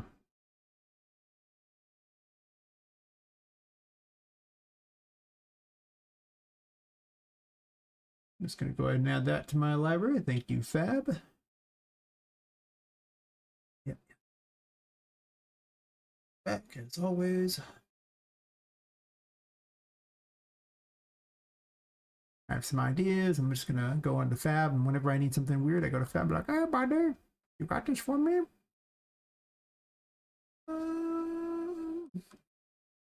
One of the things you can do, I'm looking for like a flesh material. One of the things you can do is use mark free on this. And it's like, is there any cool free things here? I already added this one to my thing because I'm a terrible person. Other ones I just have, so okay. Okay. You never know, but I think this could be disturbing enough. And if it isn't, I don't care if I break this map in half because, like I say, I just flipped the other map upside down to test it. Go to my Fableberry. I have so many free things on here. Yoink. Look at all the free stuff. Well, a lot of it was free. The vast majority was free. Just a couple asset packs to play with. Oh, my mouse stopped working. I didn't run the asset packs. My mouse is being dumb. Come on, mouse. Some question here. Do you just add the object from Fab to your map, or do you make blocks and then add the fixtures to blocks you make? I mean, depends on the object, right? If it's just, you know, a material, then I just put the material on the object. If it's an object, I might put the object out there, or I might just steal the material off it. I'm not opposed to stealing the material off it. No compatible projects. See, if it says that, just click show all projects, find the project you want, and then select the most recent version that it works for. I want to see what it looks like. It might look cool. It might look terrible. We're about to find out. And I just got to experiment. Some ideas are just, you know, real good, and others are real bad. Why in the world won't that? Are you frozen or something? Are you being dumb? It's being slow, huh? Fair enough.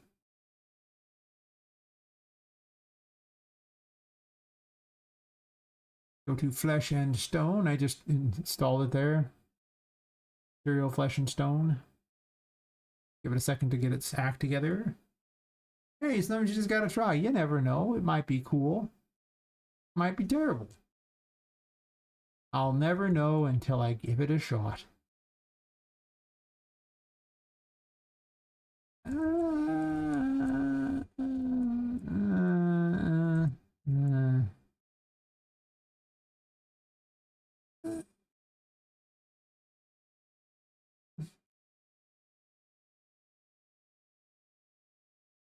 I didn't enable the world. I'm a terrible person.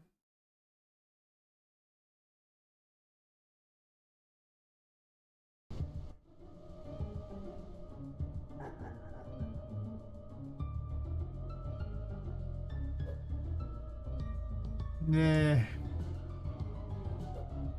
not gonna lie, I don't like it. It's just, it's not it. It just ain't it.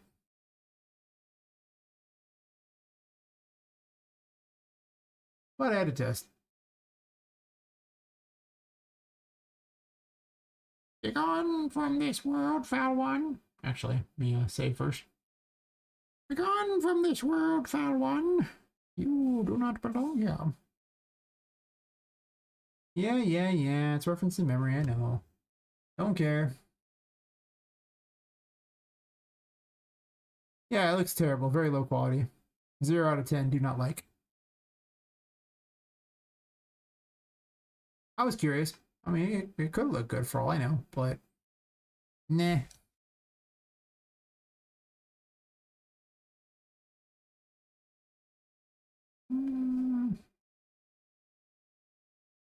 I had a. Wait, I'm searching my library. I had these ones that are saved in the library. I wonder why they don't do that. Is that even that good looking? Maybe. I don't know. I don't think it's that great. Yeah. Yeah. I think I'm better off so far with either the bung or the bricks. But I will test. Nah, I don't even like that one. It just looks terrible. Not what I want.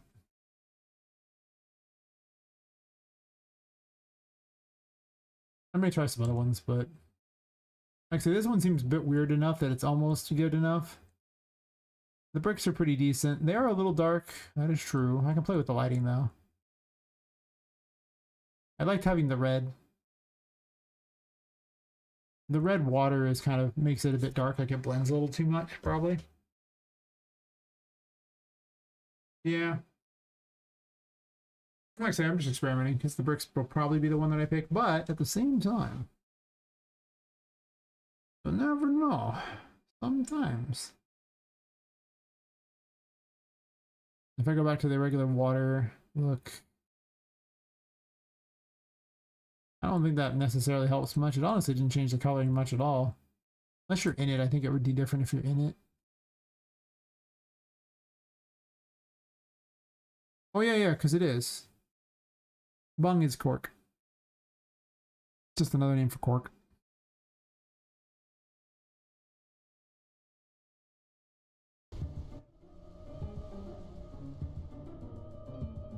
We'll see though. Yeah, turning it red didn't make any difference. I thought I'd give it more of a blood look, but I think it looks about that way anyway. So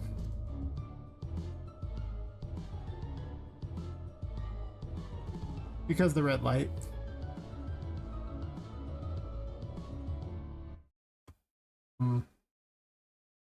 Anyway,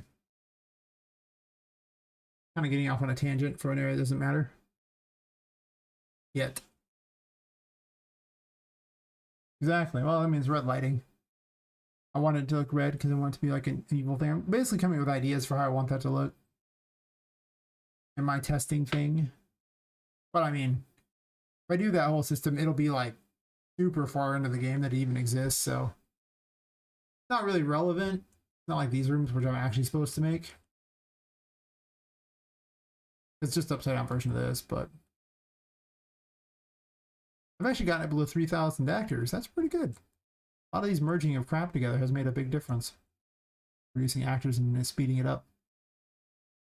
Kind of what I'm doing right now, just speed everything up. Gotta put these in things too. I'm gonna take a quick bio break real fast. I'll be right back. Everyone can stare at the moon or something.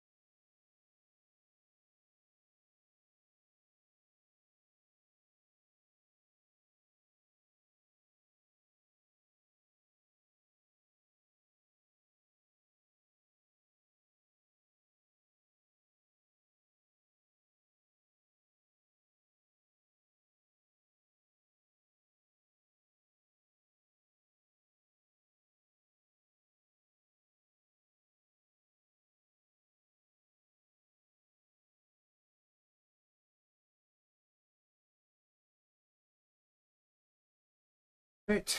Got all the gameplay sorted out. Just watching. I have a lot of gameplay sorted out. It's only like a couple hours in, honestly, of actual how far it gets. I'm just trying to get the first area, and everything necessary in the first area is largely there. There's no story necessarily, but at this point, I am at the point where I've been improving the AIs, having any dead sound effects, more VFX, and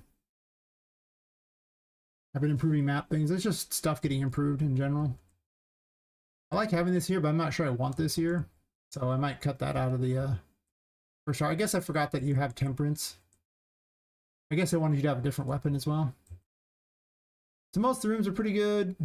This room could use a bit of extra stuff to do in it. This room is kind of not there yet either. I'm not sure. This one won't even probably be in the demo. Neither will this one, so I don't know how much they matter, but they might be.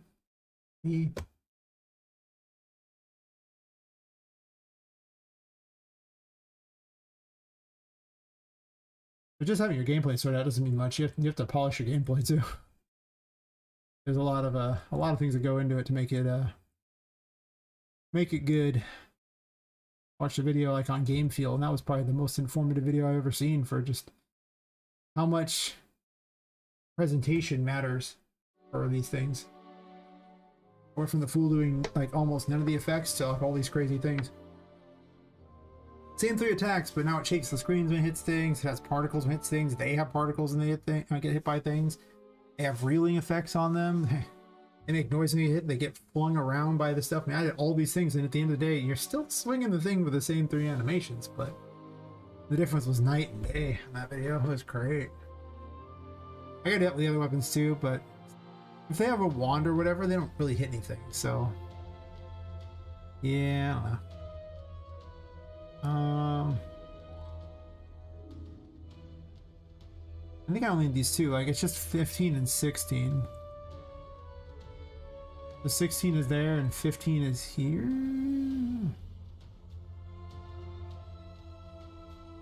Yeah, I might just remove these first ones, I think. I'm gonna test it out without them.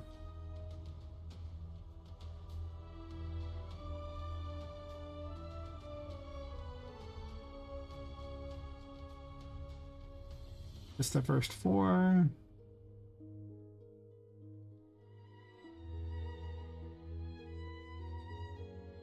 Should make it 1 additional smoke, maybe. Yeah. Visual feedback makes such a huge difference. There's lots of polish thingies I can add in here. I just haven't got to that point yet. I mean, I'm adding polish thingies. There's so many polish things I want to add that I just haven't got to all of them yet. Probably better to have her more visible like that, 'cause she's already pretty hard to see. Even with those.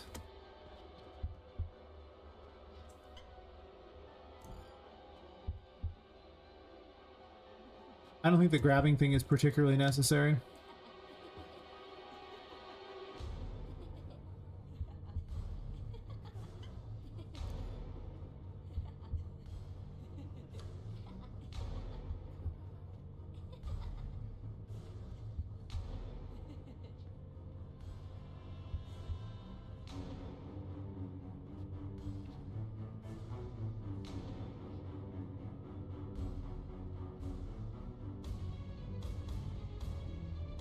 I need to improve her movement too. She's a little jumpy in her movement.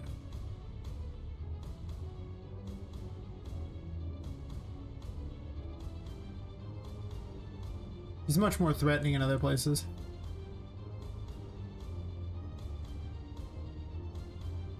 This room is pretty dark though. Can't even see anything I'm supposed to jump on. It's pretty dark. Really?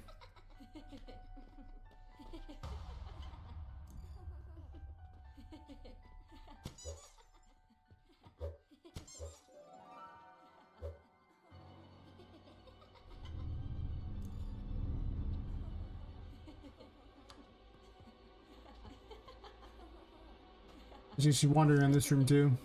Though I don't have the darkness mesh on here, so this is without the dark.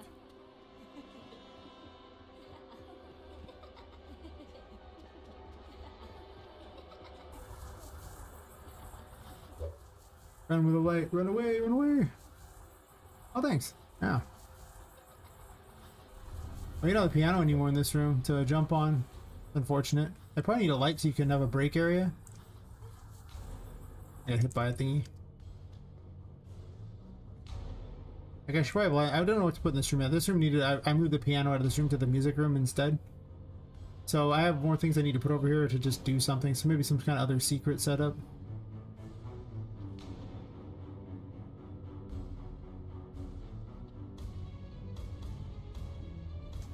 The smoke does kind of follow her, so maybe it is better to have the like less light. She's like much more terrifying in the dark, I guess. She appears at other smoke though, so you know, just in case you think you're safe, she might appear somewhere else. Typewriter. I could make a working typewriter. I don't know if I need it in the library or not. I kind of want the library to be about books and everything, so I was thinking of having some more of a jumping puzzle setup going on in here. Possibly get rid of this post-process thing. I'm really debating on it.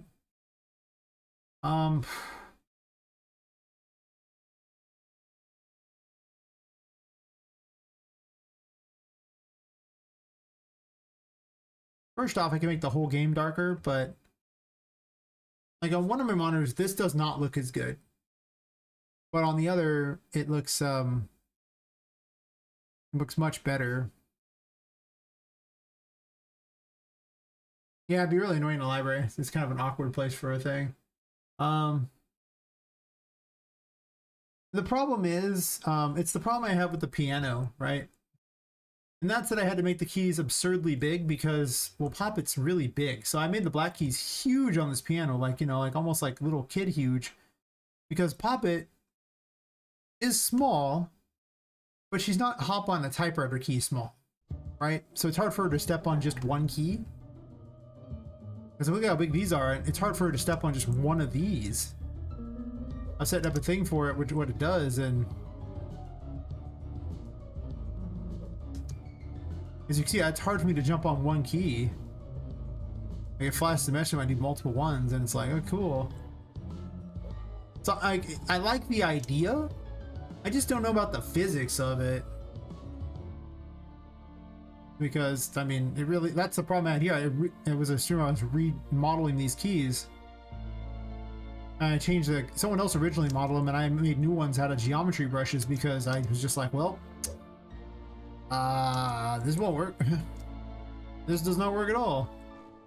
Or hit the black keys at all. Now they're so big, it's like, but I still miss them a bit. I almost need to make them slightly larger, the whole piano. So that might happen too. I don't know. I'm also not sure how many puzzles I want in the game because at the end of the day it's a Metroidvania, but I might put some in, just little small puzzles. I don't know what the music puzzle is going to be for this one. I'm probably have something. This room was like the reading room originally, but it's much better as a giant piano. It's more exciting with what's going on here. It's not very gamified though. That's the problem I have with this room. Like there is a secret area up above. That's true. You're supposed to reach it by doing this, so I guess I'll reach it the correct way. You're not supposed to have double jump, so let's hit it without double jump. Okay, well let's fail that. Really hit him. You might have to kill them to get it.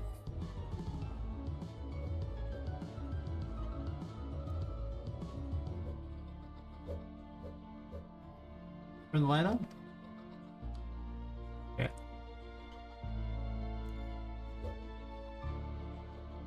This flower is so much harder to jump on than the other ones.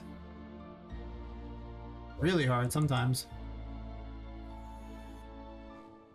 Sometimes impressively hard to stay on. So I might replace these flowers because they're just obnoxious. They don't play very well. And flowers don't play very well kind of suck. Because most of the time you want to ride them up. You don't have to, but hard to jump on them otherwise.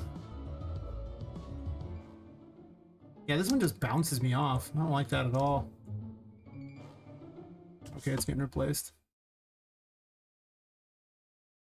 If it's that hard to jump on it, it's not very fun. Like, it shouldn't bounce, I think is the problem I'm having.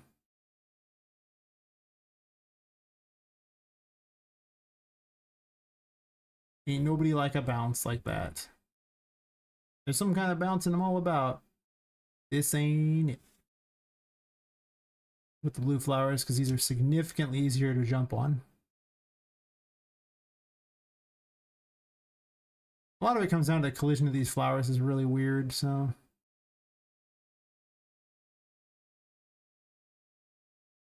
So I need to pick and choose the plants you can grow by just simply only including the models for the plants that you can grow.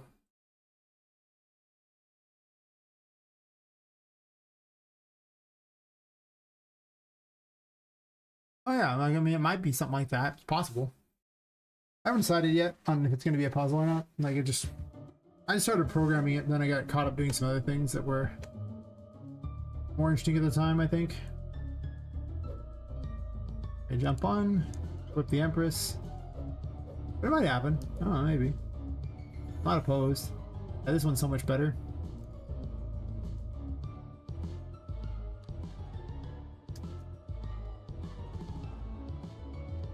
Sometimes she kind of falls off. Like, her grab isn't very good, but I'm not too worried about that because they keep improving the game animation sample, so by the time I release this game, it might just be so good that it doesn't matter. We'll see if UE 5.6 is out or not by then. Yeah, once up here you can run through the little maze and find a key and something if you want. I don't remember the way through this maze.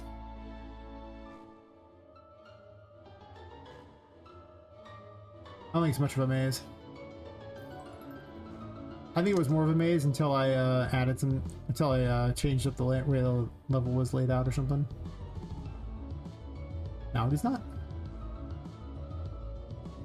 I need more things to find. If anything, the key should probably be over here. That's not true. Can I cheat? If I double jump, I probably could. No. Okay. Just checking. That's weird. But yeah, there's a key up there, and then there's the easy key over here. I can also blow things up.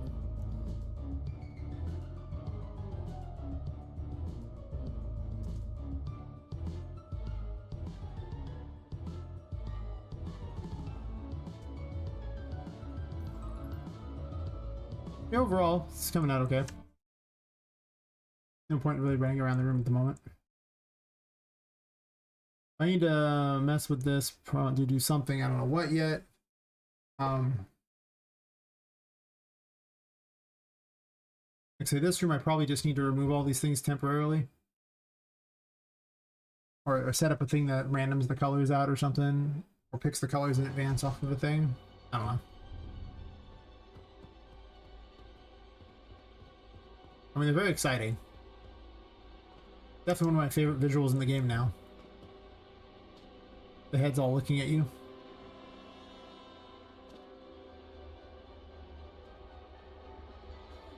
The disapproving heads.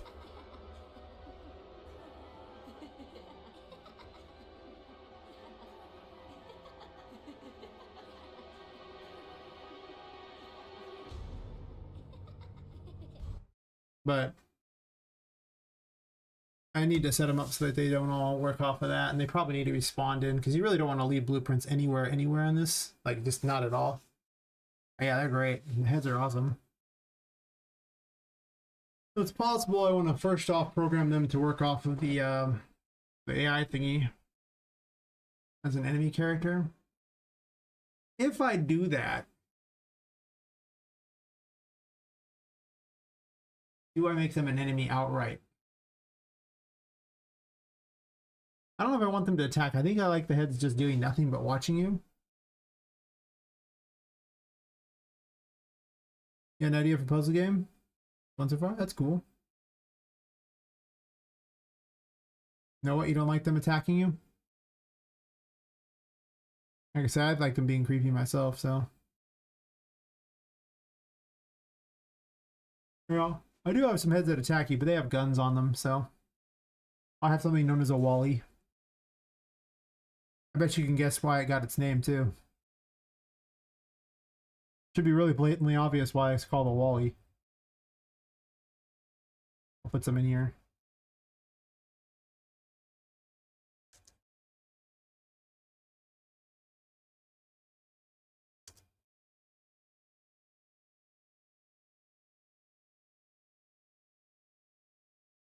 games begin.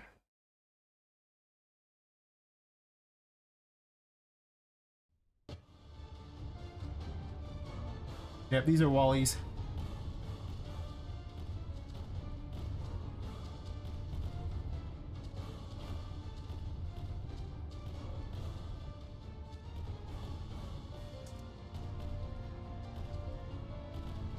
Yeah, I remember that part of the movie too, right? You remember this part of the movie, Wally, right? Where the heads on the wall started shooting at the little doll?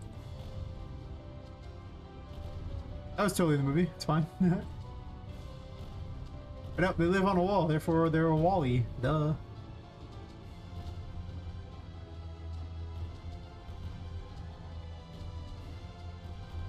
Yeah, the best part.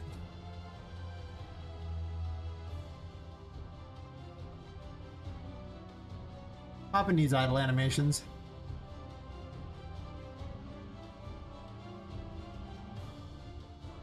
You give her a dance or something, dance party. Dance off, bro.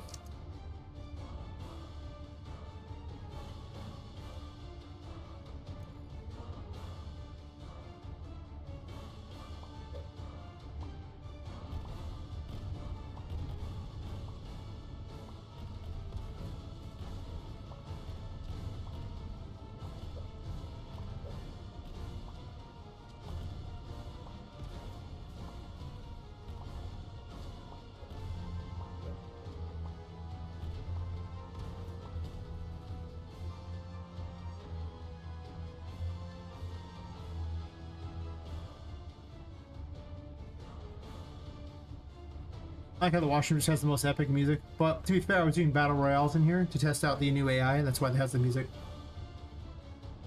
When you fight like 40 enemies, you hold this weapon really weird. You should probably wield it differently, but that's fine. Kind of a big weapon to be holding the way she is. She swings it two-handed too, so she probably could use like the Fool or the Jester for it. When the kids fix the circuit breaker, it would be a simple one with colored buttons and a note that says something like blue can't be here, but red is before it, yellow is first. Right? Fair enough. Sounds like a good old-fashioned puzzle. Get the job done. Seems fitting. And about what I expect in horror games. Horror games, like, you don't have to have very difficult puzzles in horror games because of the fact that people are so stressed out by trying to dodge things, trying to kill them, that suddenly even a simple puzzle gets a lot harder. I watched like Poppy Playtime Chapter 4, and almost every puzzle it was like brain dead simple, except for that you were being chased by things the whole time. So just because it was brain dead simple didn't mean you could actually implement the solution, or you had to try to find the solution. But you're so busy trying not to die that you're like, oh, this what would have been an easy puzzle of like a minute suddenly takes like 10. Good thing to know. I put Charlotte in a room, and suddenly a room that was really easy takes like way longer to go through because she's just an instant kill. It's a problem. Like I have this stupid little maze over here. To find the key and then the door, and this is not a very difficult maze. It really isn't, but when Charlotte keeps appearing around every corner, suddenly it's much harder. Because you can no longer go a certain way, and I know the right way. If you don't know the right way, okay, well.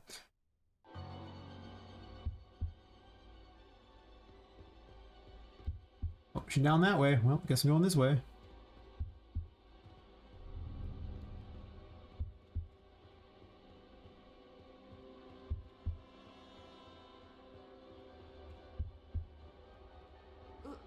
Now she's down that way. Uh-oh. You can appear from any of the smoke, so you gotta be careful about that. You probably want to tempt the smoke and see if she can appear there or not. But suddenly, it's just a small room. Getting the key is really, really, really hard by comparison because she's a problem.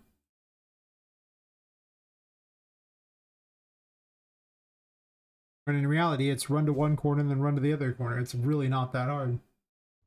It's like a kid's maze, but this is actually the worst way to go I can think of, by the way. Like, she's very likely to come after you that way.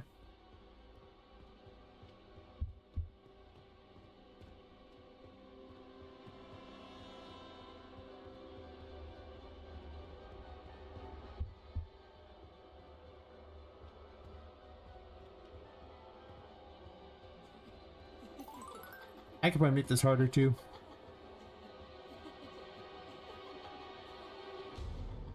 Gotta remember that you are running out of sanity, so.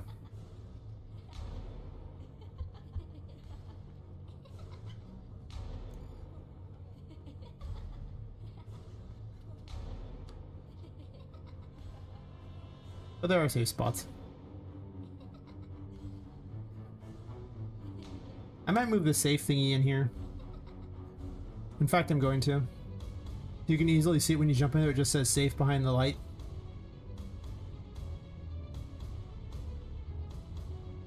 It does not actually provide you safety from the darkness. Merely from Charlotte. For the rules of the game that she's playing.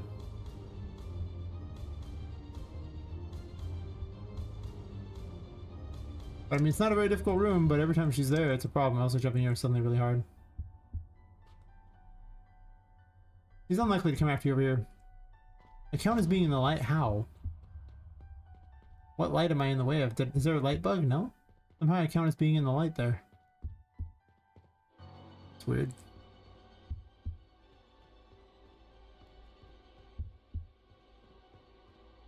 Hello.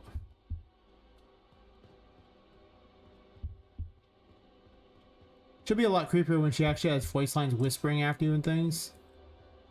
You know, but for now. I just have the music really loud so this way you don't hear it. That fact I have no sounds. I mean, the first half of the room isn't even that hard. Like, you just gotta know the right way to go and then boom, you're done. But if you didn't even know the right way to go, it would be a lot tougher. The second half's gonna be more obnoxious. Which ones are we having problems with here? Where are the last static meshes anyway? All these books. Yeah. I know. I hate these things. But they were also quick to put them out, but now I'm gonna have to turn them all into static meshes, so I don't know how quick they really were. But one thing I need to do is get rid of every one of these splines. I'm not sure how much I want to even randomize the books because I might, like, I don't know if I want to have like 9 million different versions of these or if I just want to have like the same handful of books recycled over and over. But it's definitely better to replace all these with static meshes because of the fact that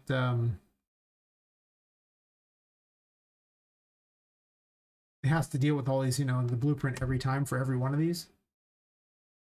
And, you know, that adds up because it runs all these calculations for every single one every time it does construction things. I mean, like, that's extra overhead. So I need to go through and change out all that crap for static meshes.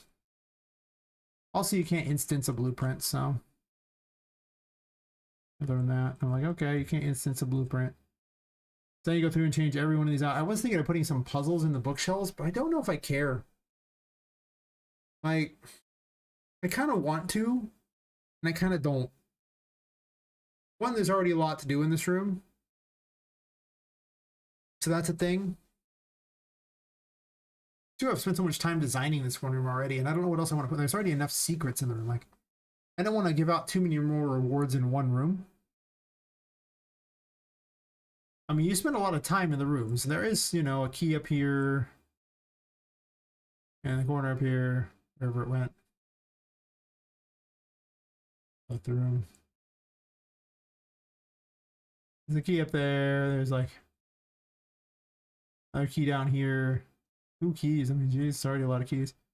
A crystal ball up here. I mean, and then another key to get out over here. So I mean, like, there's 4 items in this room already. Plus a painting. That's 5 things to do in this room. That's a lot for one room. It's not that big of a room. I mean, it's not like a tiny room, but it's not like this room, which is ridiculous. It's like twice the size. Actually, probably bigger than that. It's actually a lot bigger than that. This room is huge. Biggest room I got so far. I kind of want to convert all those over because I know they're very heavy. I mean, they just gotta click them and merge after them. One of the things, like, well, if I wanted to place the level stuff myself, like these like level block traversables, I could actually merge them all into one giant thing and save the draw calls, but at that point the argument is, why don't you just repeat the same bookshelf over and over? It's in the dark, you can't even see 90% of this crap anyway, right? Like, how much can you really see of these books? If you jump near them, sure. But otherwise, I don't listen to any kind of music. Yeah, if you don't jump near them, you can't see crap. There's just slight variation. So if I had like 3 variations of these, I doubt you'd even notice the difference. But I did kind of want to put something on some of these shells just for something to do. There was a character you could rescue at one point as well. So that's kind of an argument. Some of these lights, there might be too many lights as well too, but I could probably dump off a light or two. These don't even reach the ground, right? Yeah, they don't. So they're just for up here.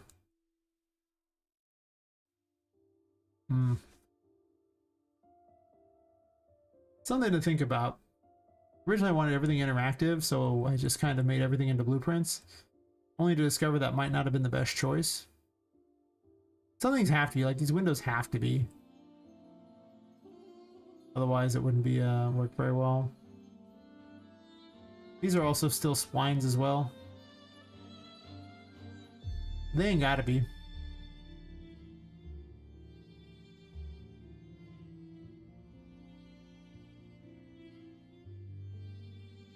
Let's take all these and merge them.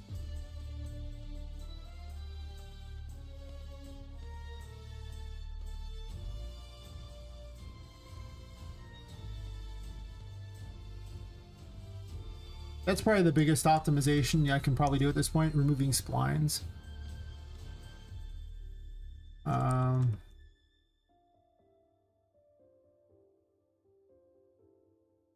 Entrance pipes. I could actually merge it as one giant thing at the top too and save one more draw call as well. Am I doing that? Also, am I okay with the current pipe setup up there? Because if that's the case, I should turn all that into meshes too. I probably am. Sure. Then you delete all this crap.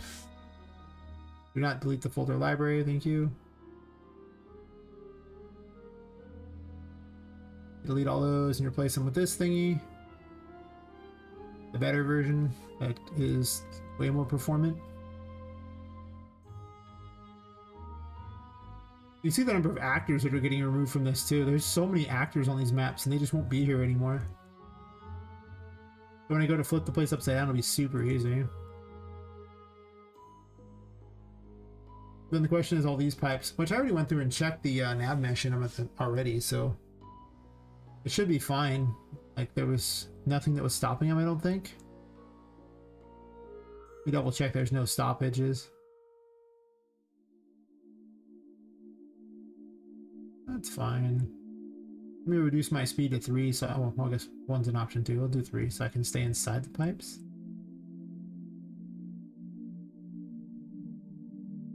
Yeah, it's a little wonky. Not like insanely, but it's a little wonky.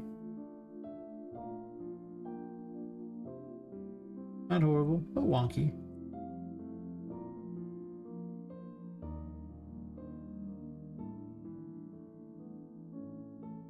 It's like right here is a little wonky. Is there a reason there's the extra one there? Can I just do that with it?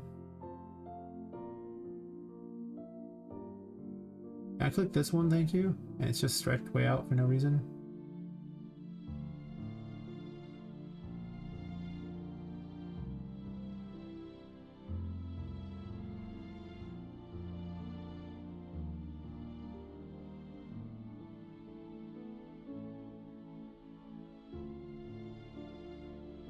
That's way better.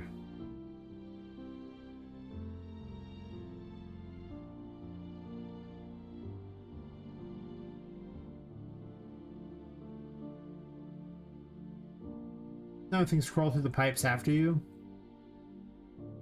But they don't have to be like, you know, the most complicated things. This part here is really bad, but I'm obviously not okay with what's going on here.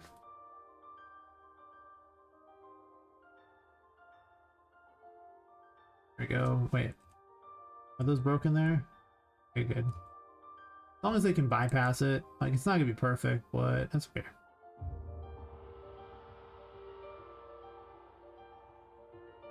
Better than it was.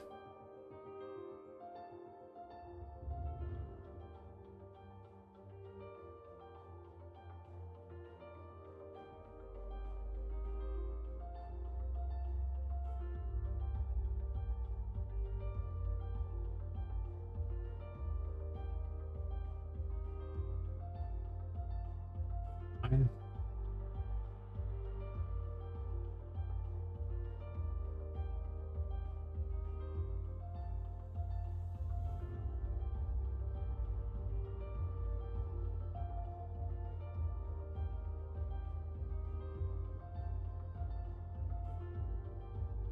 That's a lot better.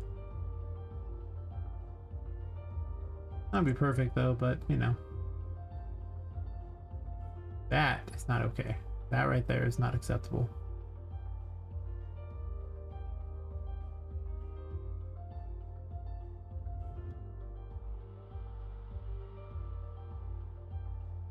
That apparently fixed it, no problem.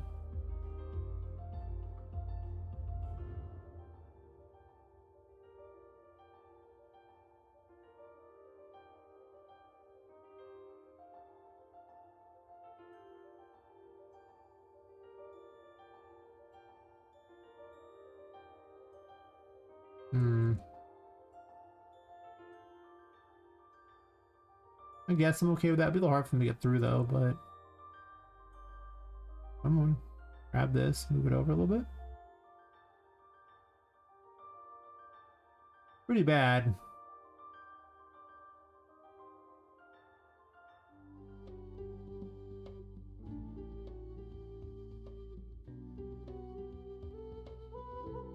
A lot better.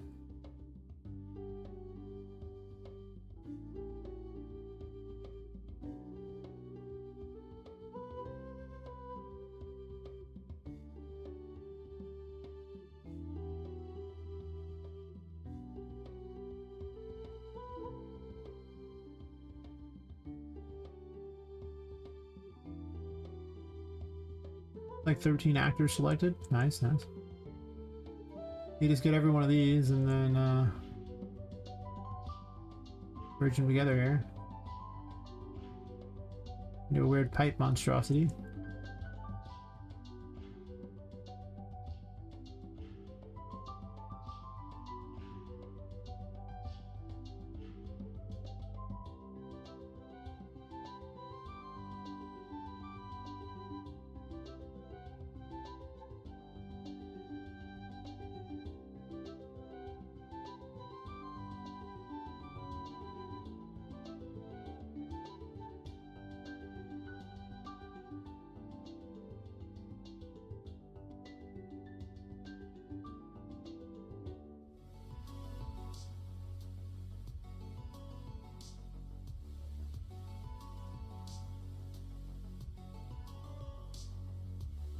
Hmm. 20 actors and not 20 actors. Perfect. I'll get rid of that obnoxious air all the time.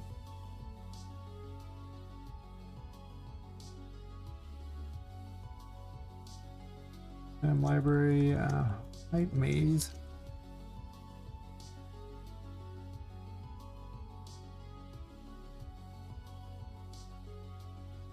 Did I get them all? Let's find out.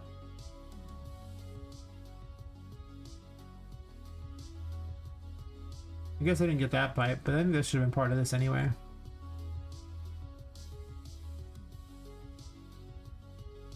Not part of the pipe maze, so that's fine.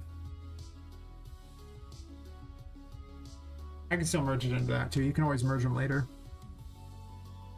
Ain't nothing stopping you.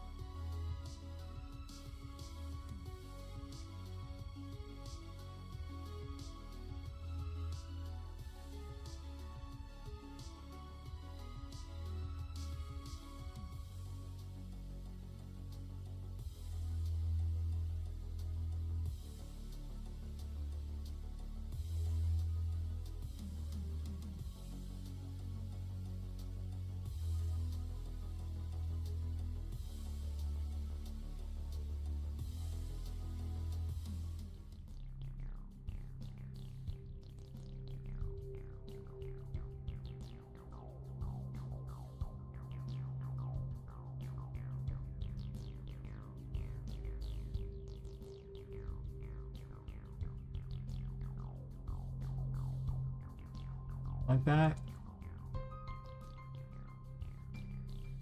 Pretty good.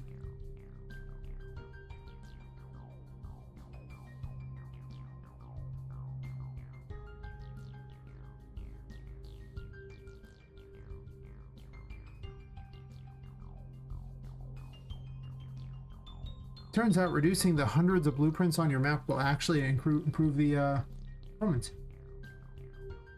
I know, right? It's weird. Who does that? Improve performance? Or improve performance?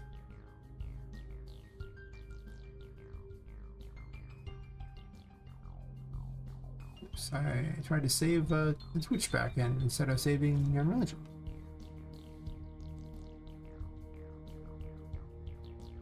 Yeah, that's pretty helpful. I wish I didn't need these blueprints for purposes of grabbing things. That would be so nice. Unfortunately, I don't quite know how they programmed it to really... Like, they set it around splines, so, like... I'd have to look at it, but I think that I'd have to reprogram their whole system to not use splines if that was the case, and... I don't know if I'm doing that. That's an optimization that might be a little far for me. You know? Already got all this crap, so I think the remaining splines are just books, of which there are like a million. I wish they connected because it would have better performance to just merge them all into one.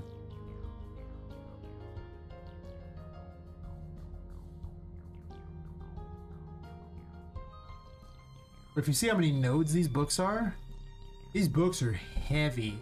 Every single book in these is another spline point. You can't even see all the spline points. That's a lot. I mean, I can tell you how many it is. It just says on here 22 splines, so 22 books, that would be 21 spline points, but actually 22 draws anyway, so it doesn't matter. Oh, I can replace source actors. I didn't even notice that. I'm dumb.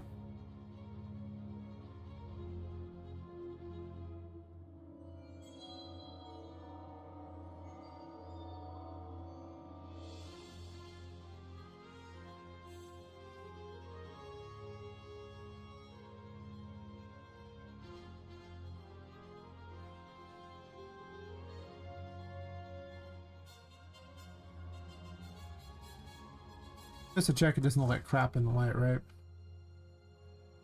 Might. Seem fine. I mean, they're a little weird colored, I guess, but...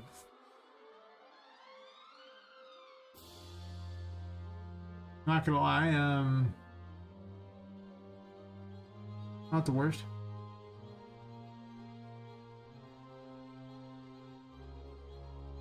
I'm not going to make a million of them. I'm just going to sit there and I'm going to make slight changes to them and probably just recycle them. Because I really don't see a reason to have 9 million versions of the books. I might just go with like, I don't know, the 8 here or something and just say, yeah, that's good. Or you like the 8, I don't know, something. And then just recycle them all over. And if I want to put a puzzle in, I can always just put custom books in a spot. Because right now, it's just this insane resource hog on what's basically nothing. Like, you don't gain anything out of it. So, there ain't no point in doing that. Unless you want to, but...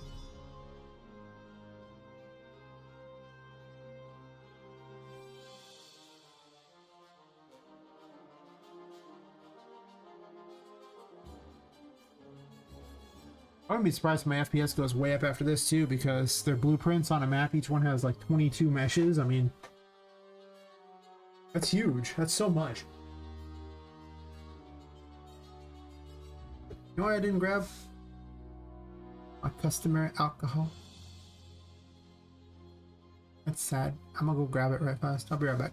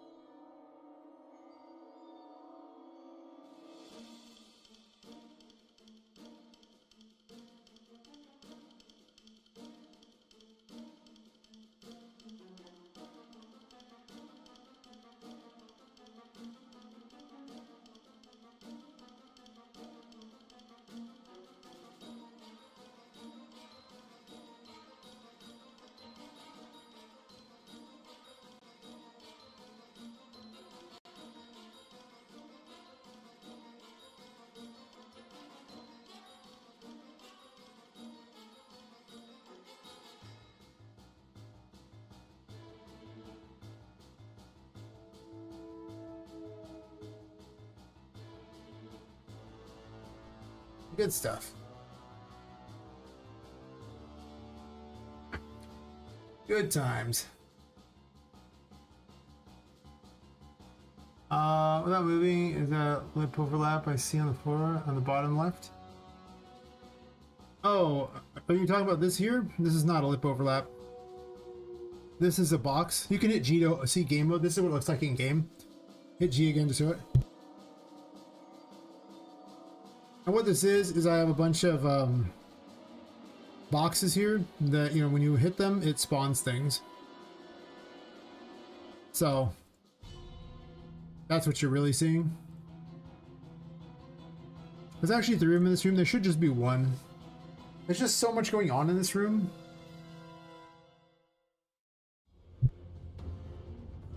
The Hierophant puzzle items are really heavy. They're the only item that's currently controlled, like the only non enemy or NPC item that's controlled by the Puppet Master. That's, you know, monitoring all the stuff and running all the enemies in the game. The incredibly smart Puppet Master. Mm-hmm. Yeah, the difference is night and day on these, I can tell. They're just huge.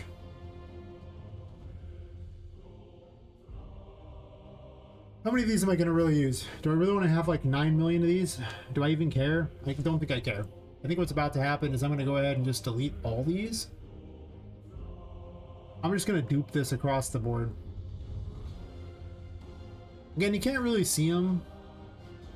And if I plan to have a puzzle in area, then I'll just, you know, put those in there. But otherwise, I'm just going to stick with this, I think. Because it'll instance these 4 meshes over and over. So this way I don't have it loading more than just effectively 4 meshes. But if I put like different ones for all these, then it's effectively going to load like, you know, 50 plus meshes. It's going to load so many. And you know, for something that's not actually doing anything, I don't really think I want to spend the resources on it, you know? Besides, anything... Wait, why did I delete those two? I'm dumb. Anything that looks unique will just stick out more.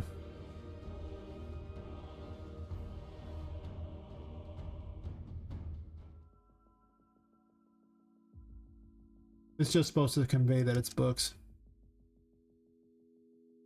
This should be a huge increase in speed.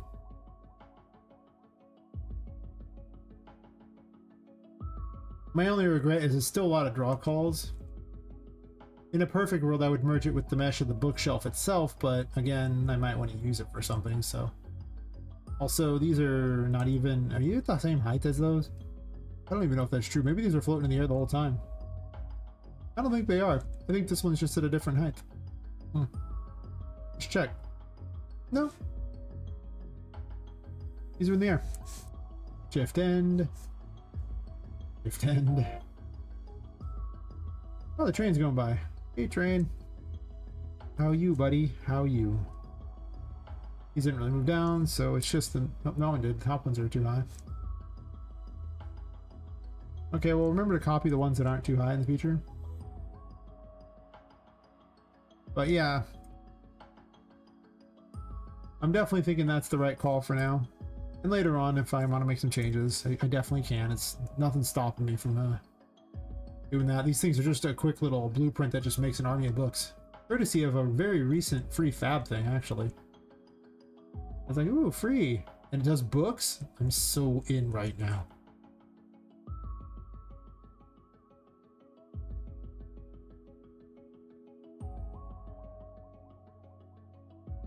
But I mean, if you consider this is 88 draw calls.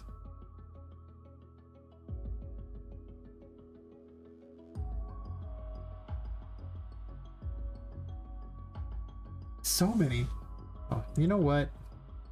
I gotta stop hitting control on the first one. After the first one, I want to hold control, but I don't want to delete these other ones too. But yeah, like 88 draw calls, or almost 88, because some of the ones have less than a couple books there. But that's huge. That's so many draw calls, and this is 4. Just saying, this is 4. I could have replaced them all with unique books and everyone, and it still would have been better than what I was doing.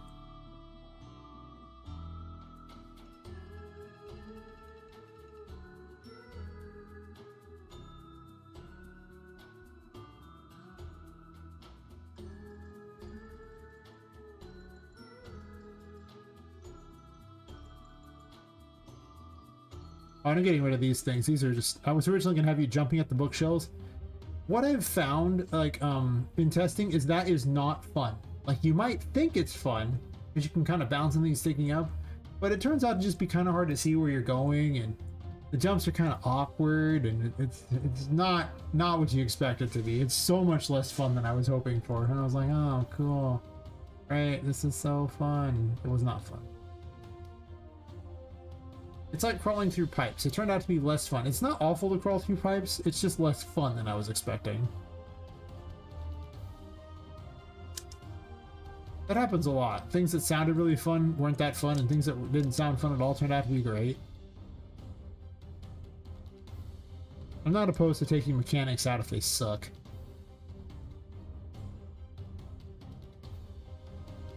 Besides, you have floating books. Floating books are way more fun than jumping through bookshelves. I can go ahead and just tell you that right now. The floating books are infinitely more fun.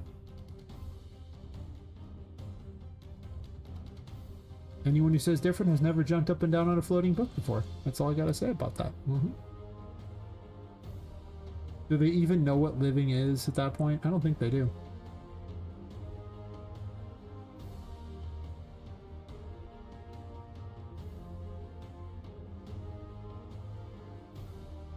This does not reduce the number of actors, though, because of the fact that the books were all just one actor. But it does reduce the draw calls by over 1,000. Probably a worthy update.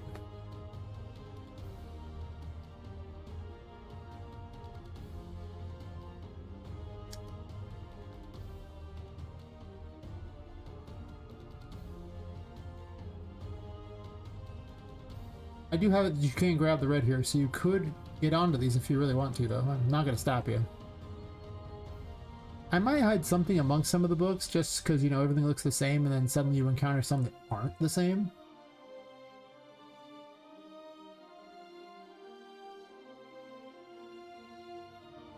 So this could actually be an important visual indication to the player. Be like, oh, well, you know, everything else looks exactly the same, but wait, these are different, versus having to check every bookshelf. Because nobody wants to check every bookshelf. Like, let's be real here. Ain't nobody want to do that. It is kind of important to provide some hints to the player.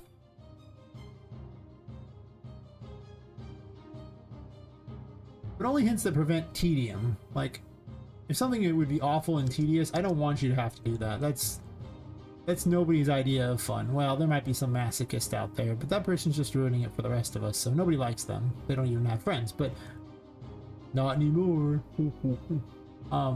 But, you know, it's like, if this isn't fun, why am I making them do it? I wouldn't want to do it.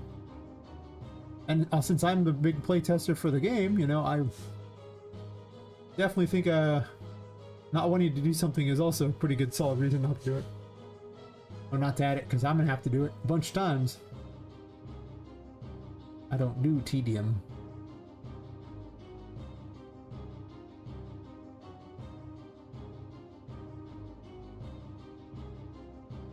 I can also say that unless I'm using some sort of a blueprint to place books, placing books in bookshelves might be my least favorite design thing I've ever done. It is just the least fun possible. I tried to make them into gameplay once, they still weren't fun.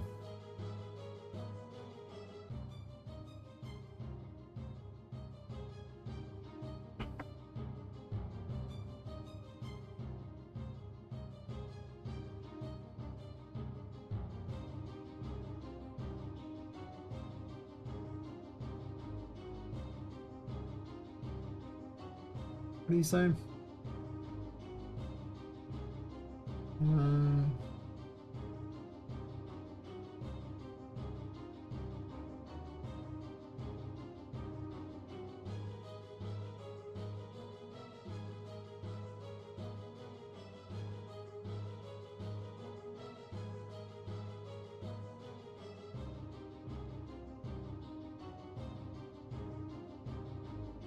Alright, respond back to him real quick.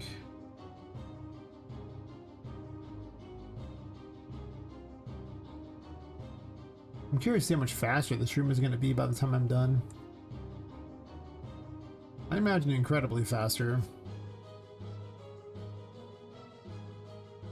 Don't take that one with. Originally I had the toy rescue mechanic. That might still make the comeback back to the game. I don't know. My big problem with it was there was like a whole extra map and thing for it. I had a huge amount of work for what turned out to be not a lot of gameplay, you know?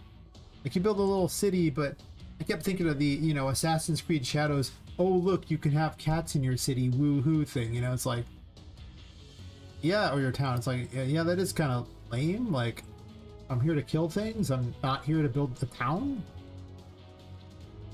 And there was like some story point to rescuing the toys. That's true, but I don't know. That seems like a lot of work that if I put that same work into just spread out throughout the rest of the game itself would be better. At least that's my theory on it. I could be wrong.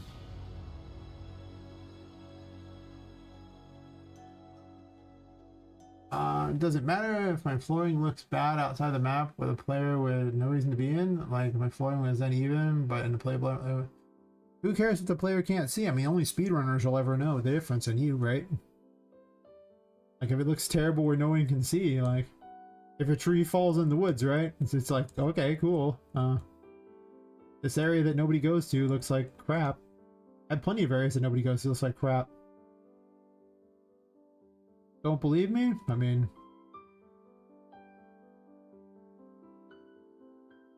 like just beyond the wall, that thing's sticking in the walls. These are just floating up in the air, for gosh sakes, just to give the illusion of a city. Like, what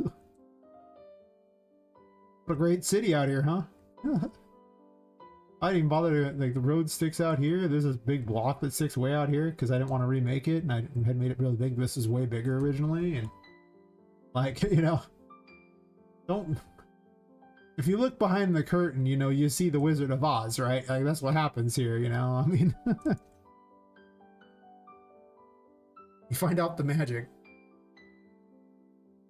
And the magic is usually cheap tricks and tomfoolery, you know? Just saying. Shenanigans.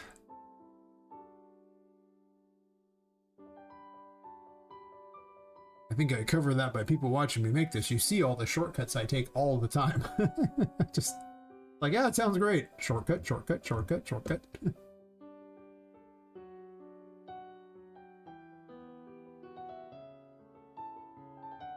Yeah, like, in most cases, like, I'm actually doing something that's unusual. And a lot of speedrunners will tell you this, too. When game devs make all their levels, they don't typically turn them into a giant building like I'm doing. There's usually no reason, because the player doesn't know any better. I specifically have made it into a building so you feel like you're in a building. Like, that's the whole point. I want you to feel like you're in the building. So you're going around it, you have an understanding of how the building is shaped. But a lot of times, they'll just have a doorway into an area, and that area will just be some random map out here that's like some chunk of things that has nothing. It looks like someone really sucked at Tetris. It's pretty much the explanation for how stuff looks. It's like, yeah. Should watch like I guess watch a speedrun of Poppy Playtime. Like chapter 4 is probably a pretty good speedrun to watch because they out of bounds like crazy, so you can see all the stuff the devs did to make things and all the various trigger boxes they have in order to spawn things in. So once you reach that point, it spawns stuff in. It's pretty common in the speedrun community to do that. Like this, like you would go out of bounds until you find the right trigger box to spawn the thing, so you can go to the next area ahead of time. You see a lot about how the world works at that point. It's pretty cool, actually. Gives you insight into game dev. They're pretty much SOL with my game, though. Because in my game, well, the levels are on a completely different thing. Yeah, sorry, you're gonna have to go to another map. Can't really shortcut that. Sorry. Good luck.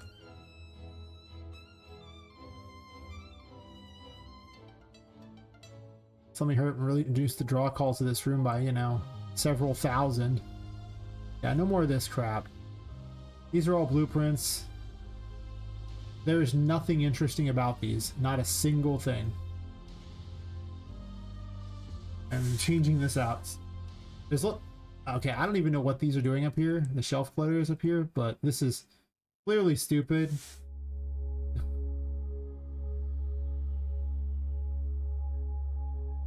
Yeah. The number of times I've found things like particle effects in walls or meshes because I've moved things around and like it's just like, oh look, there's things in the walls. How'd they get there? One day long ago, in a land far away, a building moved. Yes, it's probably accurate. It actually did move. I did switch everything around to a completely different type of world. I've made some massive changes along the way to the concepts behind the game in general. Like the painting world used to be significantly more important than it was. Went closer to the RPG Maker style that I had with it, where it was like the gateway to other places, as opposed to now where it's still a gateway to other places, but the other one would build like a city of all the toys you rescued or all the people you rescued. I guess they're all toys, but this one just doesn't. It's just a way between places, and you can talk to Tinka. Who I'm not convinced shouldn't just be a giant painting in the center too, where she's just bigger, because that would be more fitting to me than her just floating there. I also considered putting her in mirrors instead, swapping out the paintings for mirrors. Because, well, I mean, the paintings will let me have a different picture on there, whereas the mirrors don't. I guess the mirror could show a different reflection, but that's actually hard to do. Well, that takes some actual work as opposed to just having a painting, which took a little work, but didn't take that much work. Like, I was like, we good. We good, son, we good. Yeah, I am no fan of these books. I'm a fan of how they were set up, but I am no fan of them once they are set up.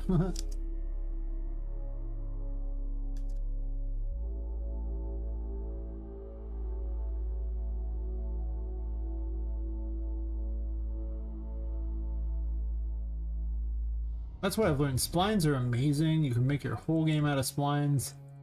Just don't leave them as splines. Do yourself that favor. And your game will run much better for it. Only use blueprints if you have to, or sitting in the world. Like if it's some cool interactable, do it. But if you ain't interacting with it, yeah, probably not.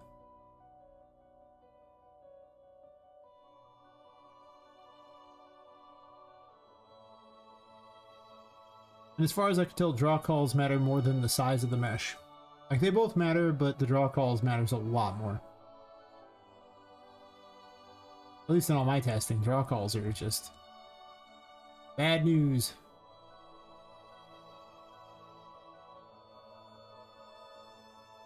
A lot of stuff is just repetitive, so, you know.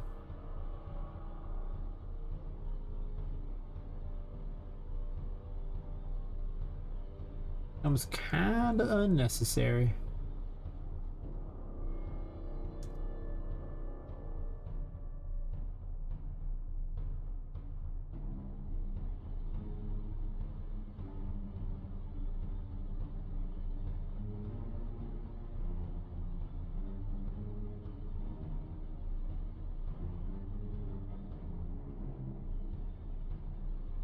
Perfect.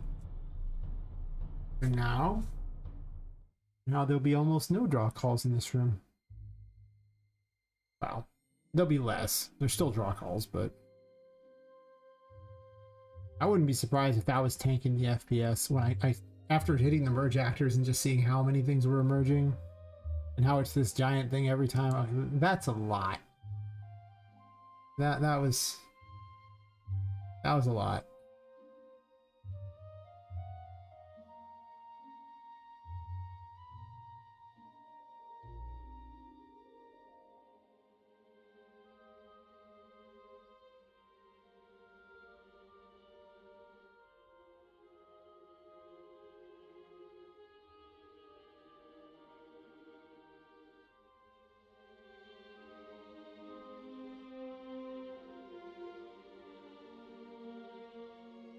I don't think I need anything else. I can just run off what I got.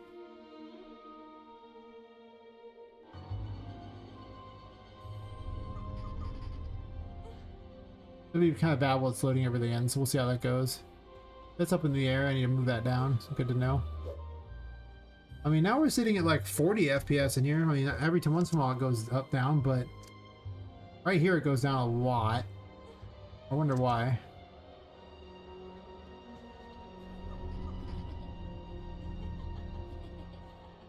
But spawning things in right now, so that's a problem.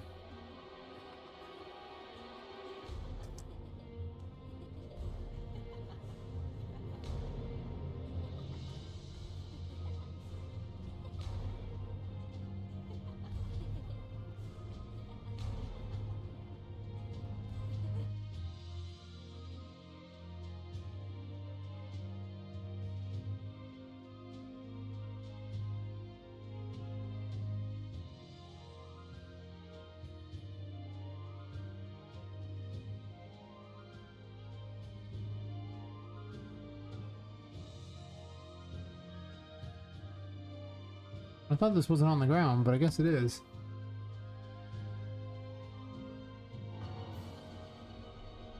Oh, no, it's just the illusion of that. It's actually on the ground. It's perfectly fine. It could move over a little bit, probably.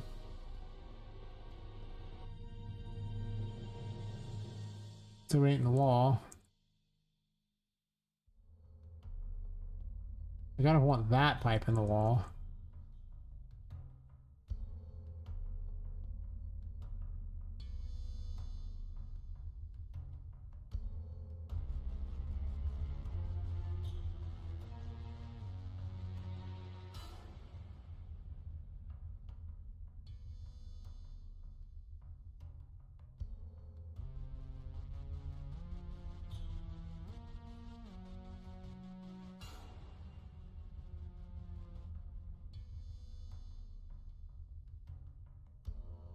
Relock 0.8. Alright, for some reason it shrinks just that. I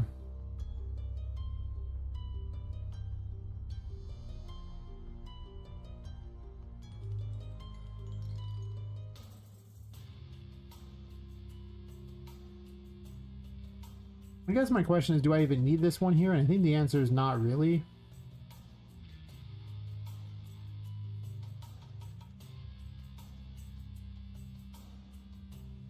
Like, I don't think it needs to be here at all. This light serves no function.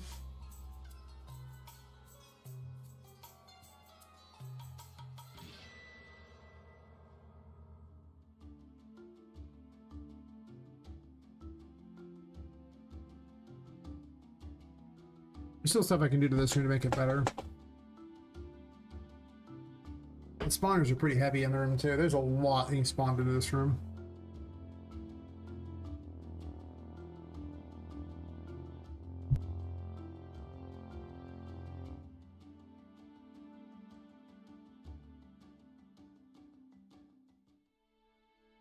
One of the big pricey things right now is there's just a million of these grip of things here.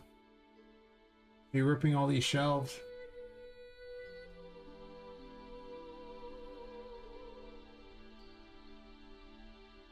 If I didn't have those, I could actually change these things up quite a bit. Merge them into islands even, so they had less draw calls. They would reduce the draw calls in here by a lot too. I mean, it's still heavy, but it could be less heavy.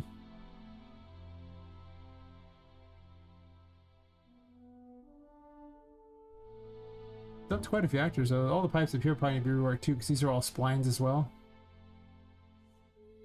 I'll need to go through and redo all these, how I'm going to do them. There's no point in this anymore. There might still be in the future. I'm not done with this room, so I'm probably not going to combine the splines in this one yet.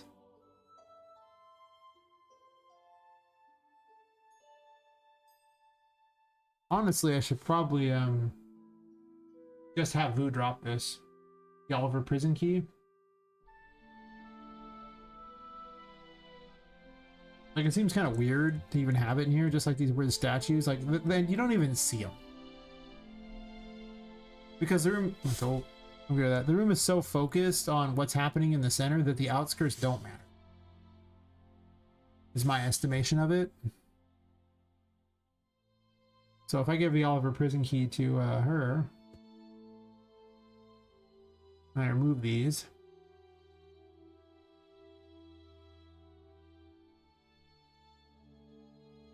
The main reason I originally had it here was you go in here and like the blocks in order to get up there over here. But you need the blocks to get to Oliver's thingy. It's like, eh.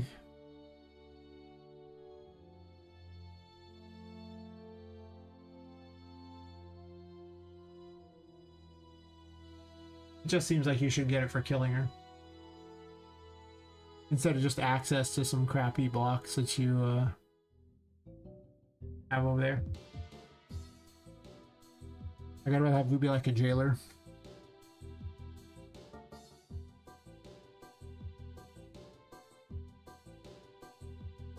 She spawns the Oliver prison key already.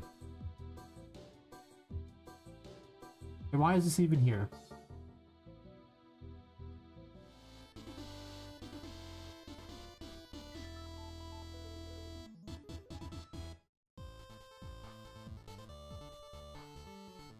Originally I had flames in here, but that was actually weirdly heavy, and this room's already bad enough. But you couldn't really see them, so it was like a really heavy thing to waste, you know? Like, there's all the fog in the way, like the fires just didn't show. So it's way better to have... to cut out things that just don't improve a scene, I think is what I'm thinking on that room. This room needs to be improved a bit too, as far as these splines go. How many more changes do I plan on making? I think is my question.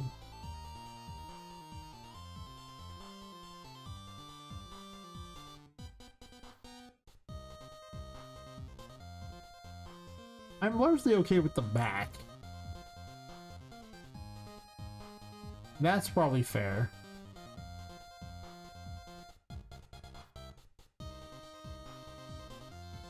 These are a blueprint because I couldn't get the stupid collision right. I guess that begs an important question. Which do I think is worse on performance? A thing with complex collision or a blueprint? Because originally I thought, oh, complex collision is so bad and so heavy. But you can instance a complex collision thingy, but you cannot instance the blueprint. So, at least not that I've ever seen. So for optimization purposes, it might actually be better to just have complex collision instead of this. And then once you do that, you can just merge everything together into one giant monstrosity.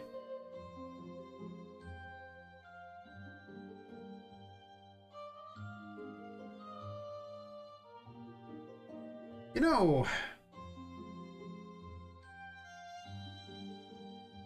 if I give something complex collision and then merge it, does it now just have regular collision?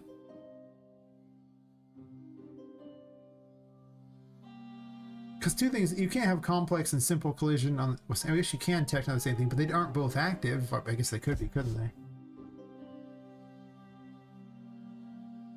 I don't know. Huh. We'll find out, I guess. Oh, maybe. I can't use these because they have the thingy on them. There's no grippy on any of these. I definitely should have merged all the pipes together. I didn't do that like I should have. Actually, I did it here. I used to think having individual pipes was a good idea, but it's not. Like I say, draw calls seem to be the worst thing you can do.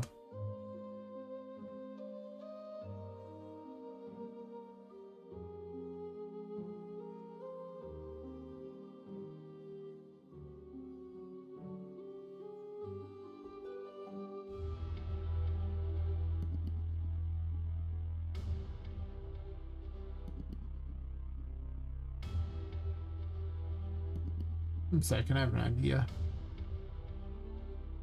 This is me testing something. I want to see if this desk can have complex collision, and that works out.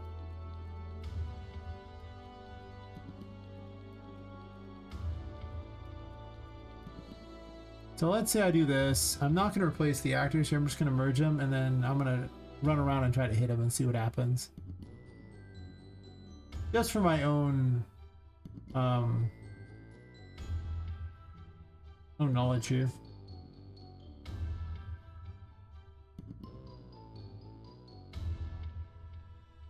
Don't replace it. Do make one. So...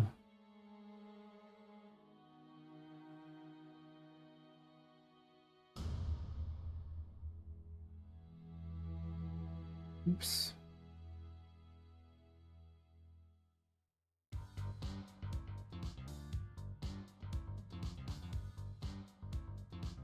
Come here for a second, I'm curious.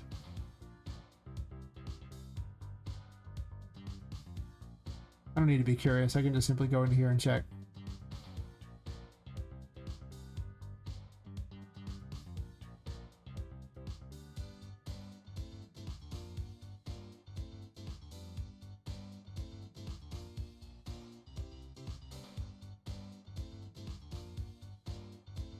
I think that actually did what I wanted it to do, or maybe it didn't.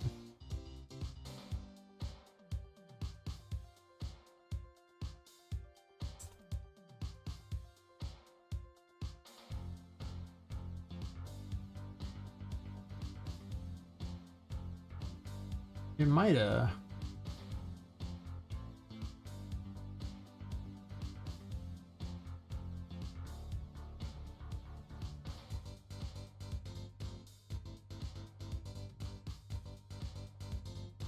I think it did.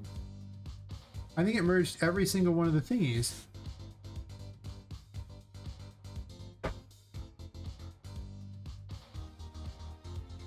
Curious. I didn't read the merge actors here. It does.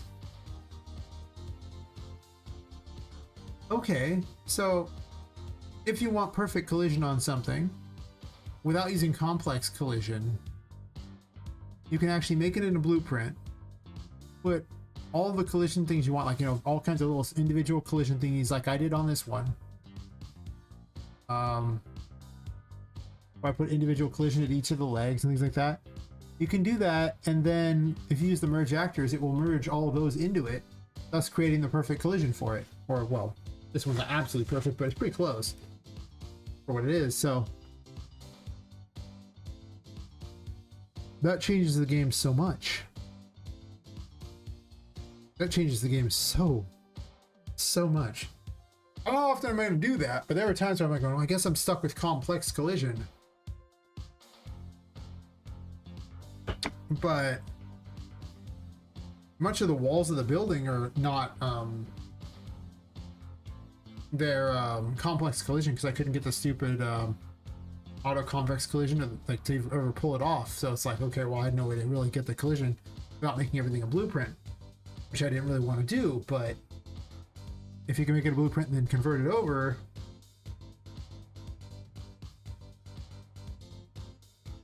pretty good. Weird.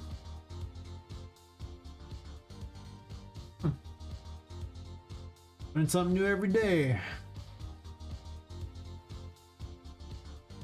Instead of a crap blueprint, I get to put this over here instead.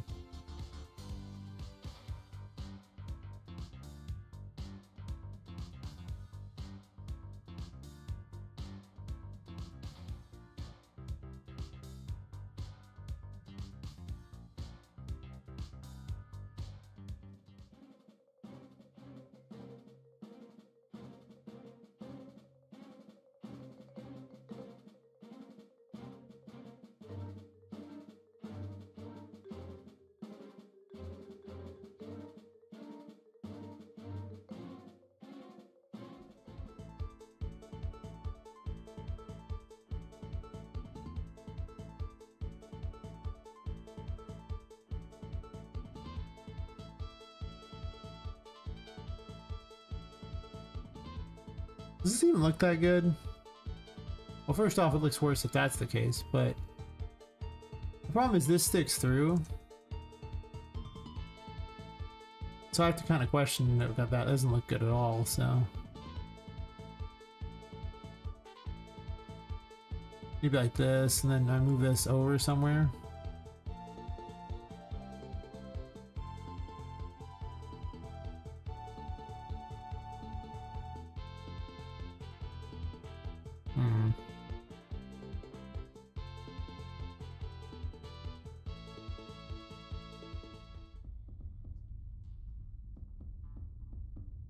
I'm probably roughly fine with this. These don't all connect, so I can't really just run them next to each other. I could if I wanted to run along the wall or something.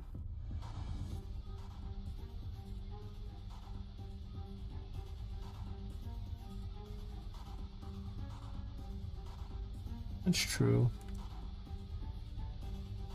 Am I changing this room at all? Like, the only question is actually what if I want to put anything out here. Like, I don't hate this area. This area is perfectly fine to me. I might make something more of a maze to it.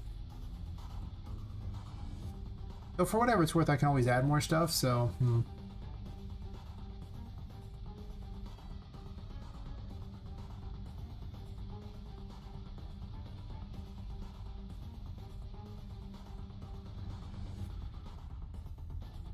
Not gonna lie, I gotta hurry up and get more subs on Twitch, because way more people watching there. I'm sorry, Twitch on make more subs on YouTube, because I have so many people watching on YouTube and you're watching on Twitch.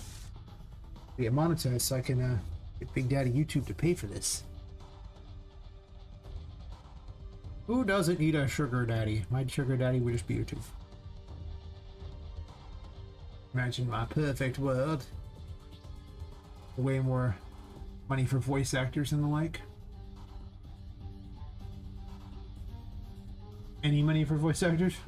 Sure.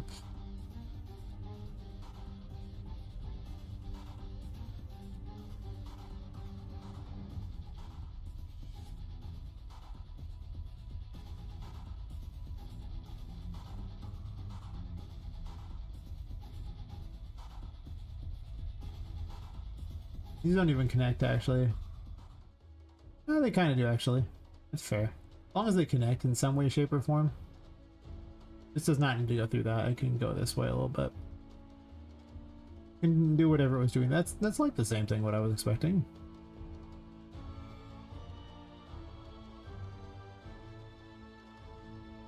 Some point I'll make some tutorial videos on YouTube or something. When time permits. Wish I had more free time. That'd be so great. I can just merge this into one giant wall. They don't actually connect really though.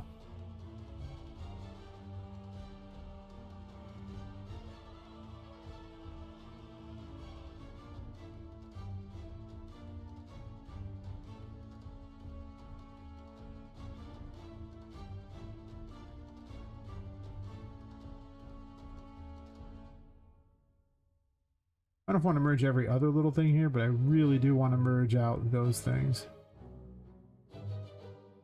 Also, the fact they cause an error does not help.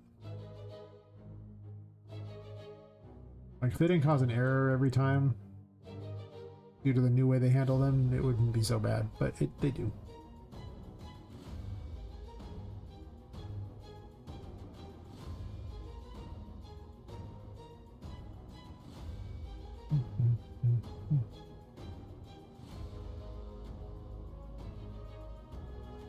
Oops, I need to merge again.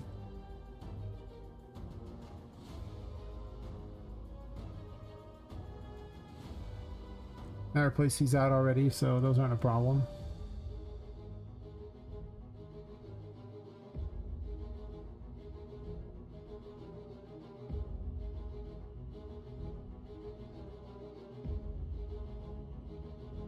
There's a lot of points on it.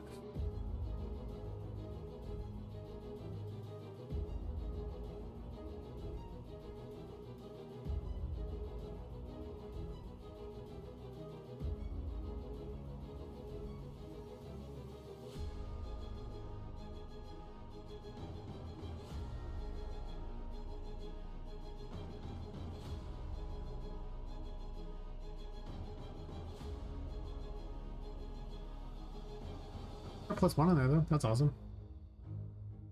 More the merrier. Once you get to 1,000, it doesn't even matter after the first 1,000 though. Rough. I kind of use these everywhere, don't I?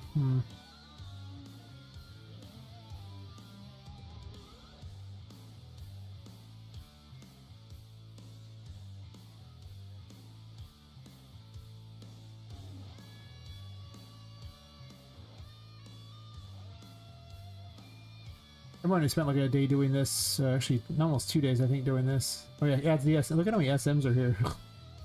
So stupid. When I did this reducing draw calls, the speed increase was pretty profound by the end of the like a couple days. Wasn't very profound before that, but you know, it really added up. I forgot I gotta delete all the SMs. My least favorite part about this, the fact that it auto adds SM underscore here, but nowhere else. Thus making me have to delete them all the time, being the least convenient way they could have done it. It's okay though. It's a little awkward, but it's okay.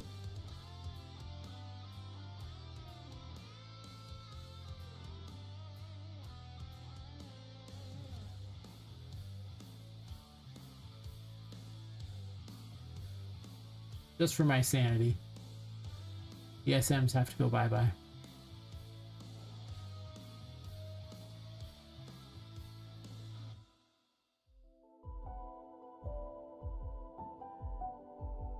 The other fun thing will be I won't have all the stupid errors every time I exit the thing.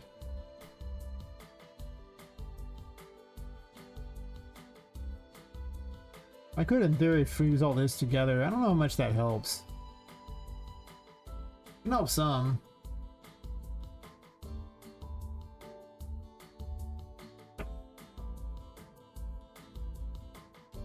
I just know getting rid of the blueprints is a really good idea.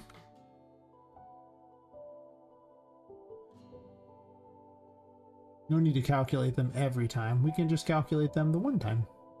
Then I'm going to go to turn this all upside down if I end up doing that, which there's a high likelihood I will. It'll be way easier because I won't have to move a bunch of splines up and down.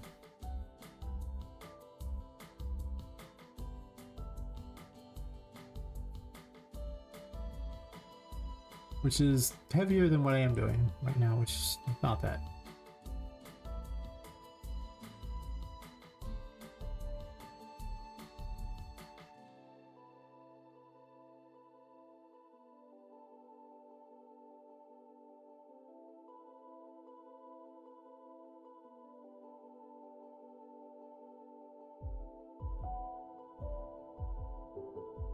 I'll just ram these two together.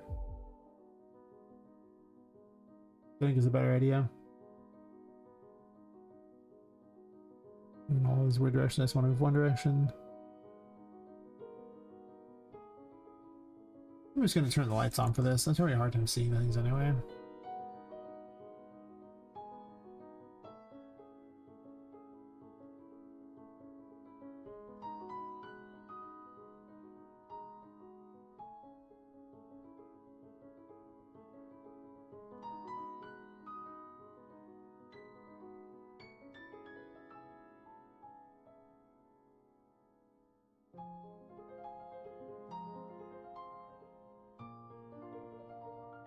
I like how the way they're putting there is causing bad habits, where I'm having to remove the name that I would normally automatically put there.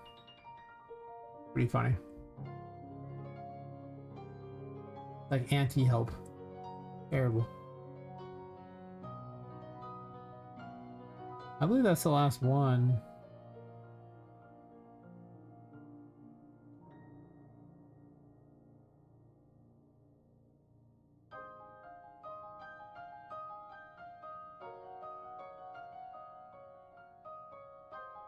Always feels weird to do it for just one, but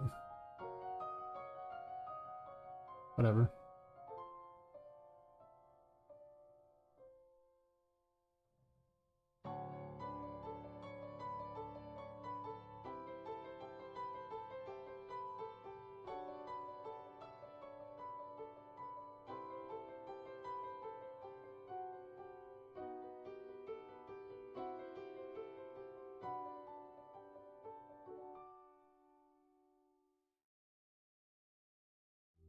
Doesn't really fit very well in general here, but that's okay. It'll be dark, so it doesn't make too much of a difference.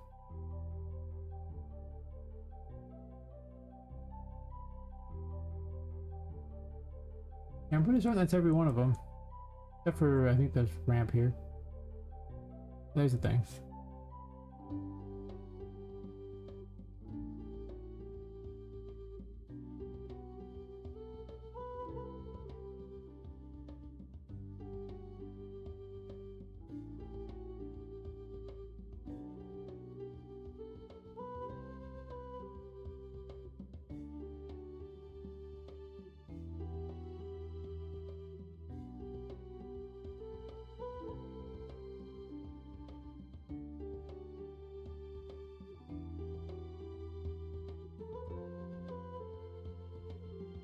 Hey, Sending Go Games. How's it going? You're just in time to see me remove 1,000,000 splines. It's kind of been the thing of the day. Fix the Empress problem really fast. And the interface problem really fast with the tarot menu that I couldn't remember how to fix for like a day or two.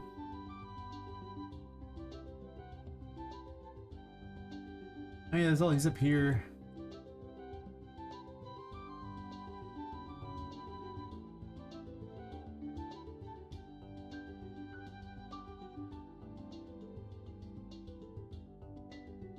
I want to do this with it.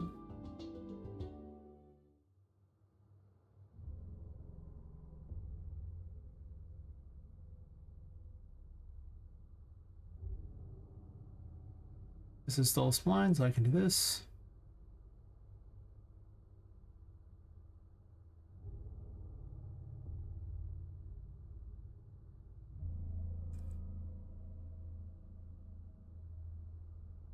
How goes the lifestyle of the rich and famous over there? And I guess game dev too. Whatever. We paparazzi now, boys. We learn all their secrets.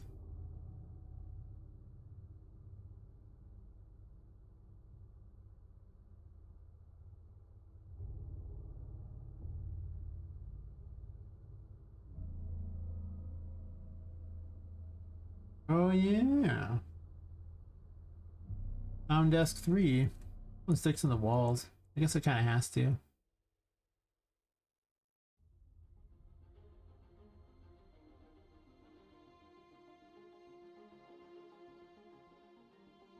I stream myself. It's gonna stay long. Yeah, I followed you. I followed you. I only follow people if you're a streamer. If you're not a streamer, I don't waste time following people. Because it doesn't matter to them otherwise. I say hello and see what you were up to before I started back. Nice.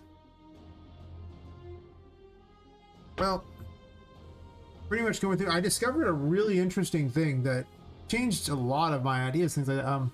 You can take a blueprint and you can put a whole bunch of, you know, collision thingies in it to try to match the thing, right?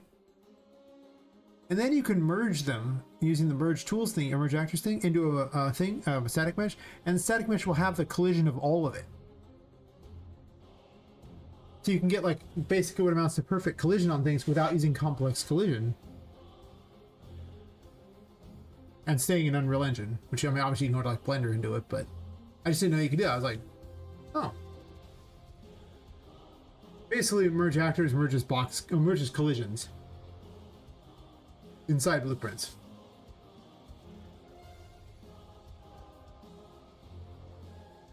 This reminds me of Joker's Warehouse in that one Batman game where, yeah, I mean, roller coaster in different games. That's fair. I mean, you know, there's a bit of a Joker theme going on in these places. A little. I realized it didn't let me clown thingies, but I put a few of them in here. I kept some of it. I kind of made everything else not that bad. Not as dilapidated as before, but I kept some of it. Yeah, that's my find of the day. For purposes of a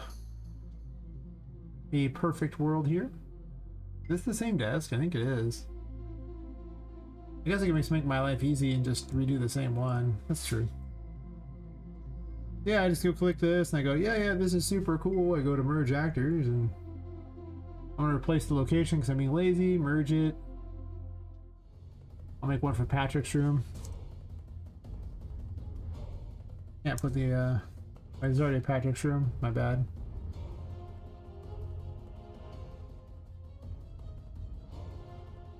Patrick's clown desk. And boom, now it's an actor. Or it's a static mesh, and it has all the perfect collision of all that. I mean, it wasn't perfect when I put it there. It was okay, but I'm gonna switch it off. This is important because now I don't have to have complex anymore. I didn't put him very close. I should have put him closer, but I didn't do that, so, you know. Don't hate the play, hate the game and all that. Still, If I go through and fix those, this could be really good.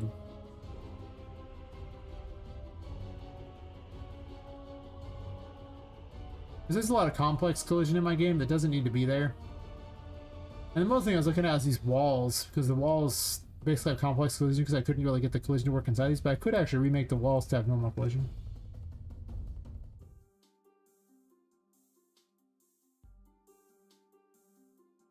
Oh yeah, yeah. And that's what I took it as.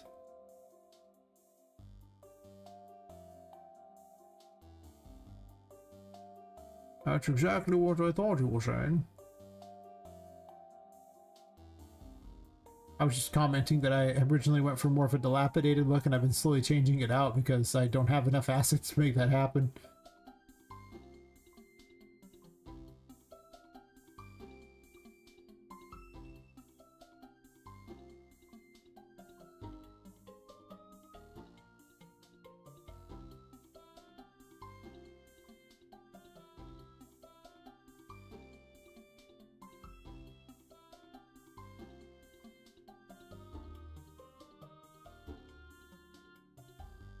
I'm just going to convert these over and deal with them later. I remember putting these here months ago.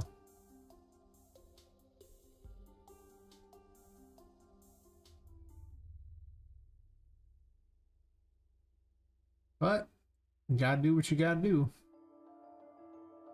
These are wasted resources. Don't need to be here. Very wasted resources.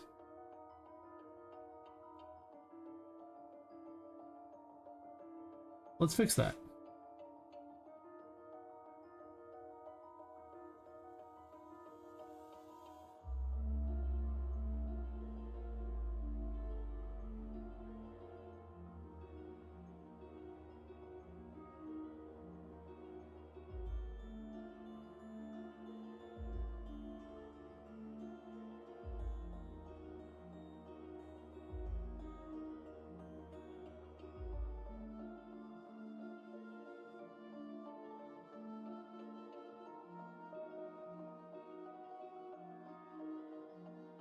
I wouldn't be surprised if the splines were completely ruining the performance given how many bugs are in the splines at this point.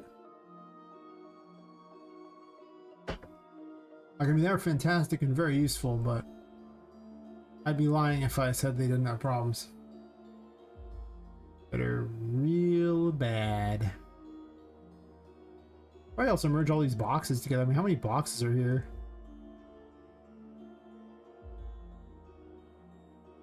Oh, there's lots of box thingies, so I gotta be careful what I merge.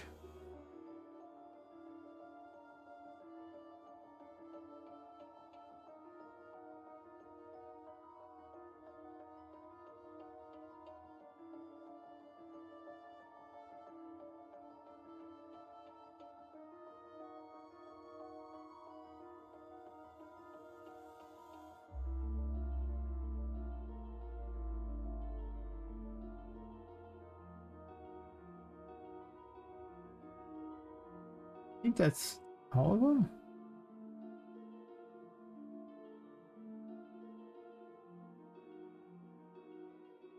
$18 less actors?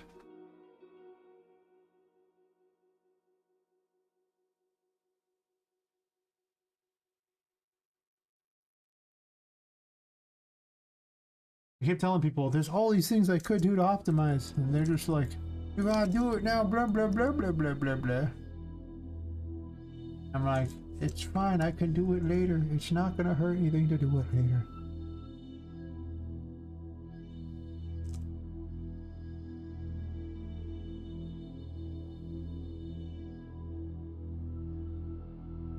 And they're like, bleep, bleep, bleep, bleep, bleep, bleep, bleep, bleep, bleep, bleep. And I'm like, yeah. You will see, young one. You will understand.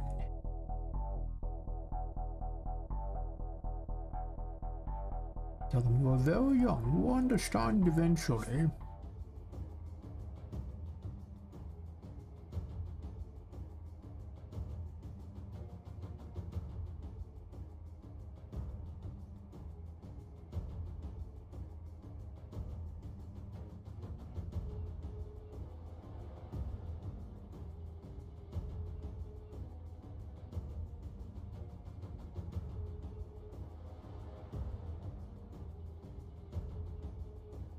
I have actually wiped out a couple hundred actors over the course of doing this.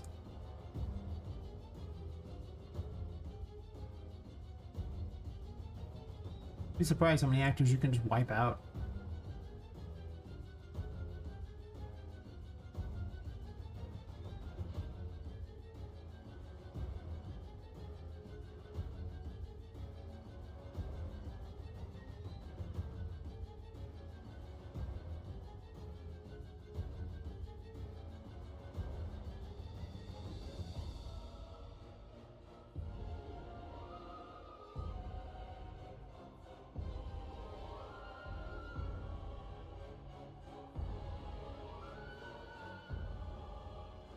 You're going on a merging spree, merging everything.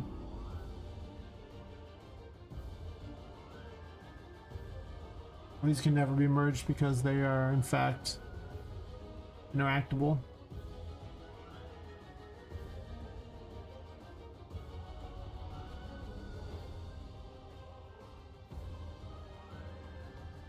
There's not a lot that can be done in this room.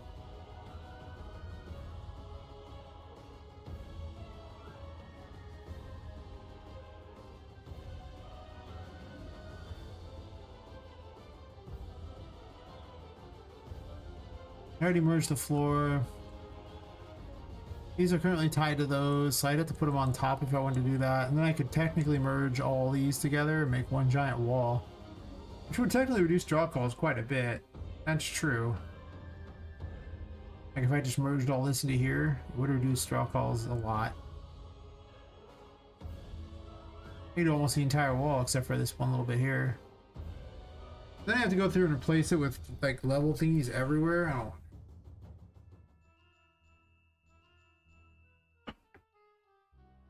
I plan on replacing the statue. Oh yeah, that's right.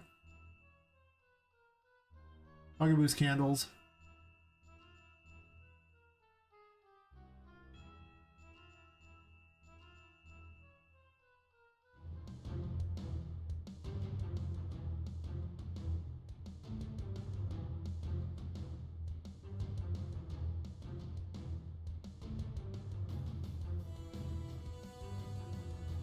I got really lost in these guys. I was trying 9 out again and it didn't work out very well. I might replace those with something else though.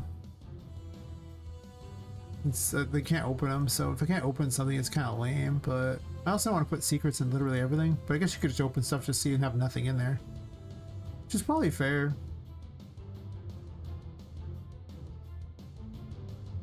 I already got this one, right? I guess I forgot a spline.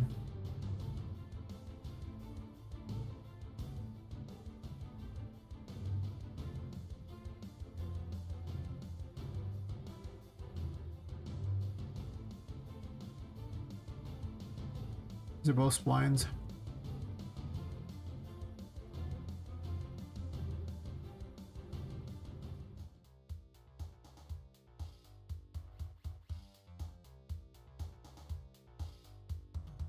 I did a pretty lousy job on this one, didn't I?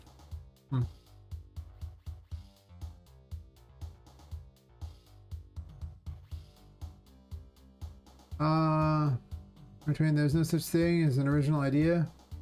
The original idea is a new curious combinations, but you reckon that they're the same old pieces of colored glass that have been used through all time? Yeah, I don't gotta be unique.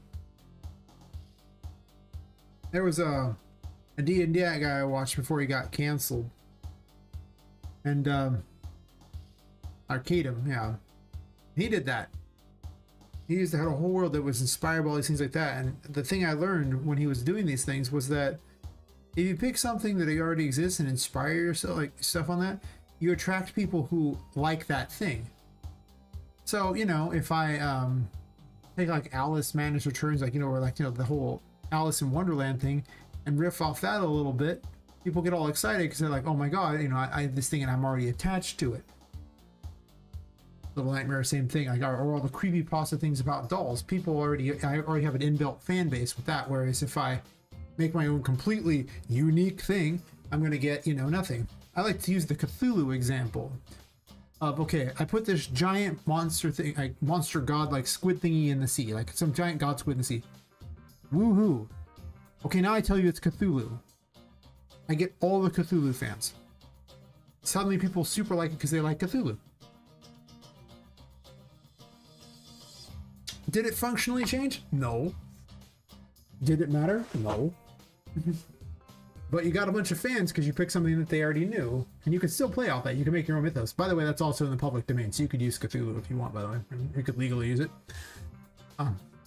So, it's just that, like, you don't have to be original. I think that's one of the biggest problems. See, I hate people like, I hate when people make their own special languages and their own names for things that nobody can pronounce.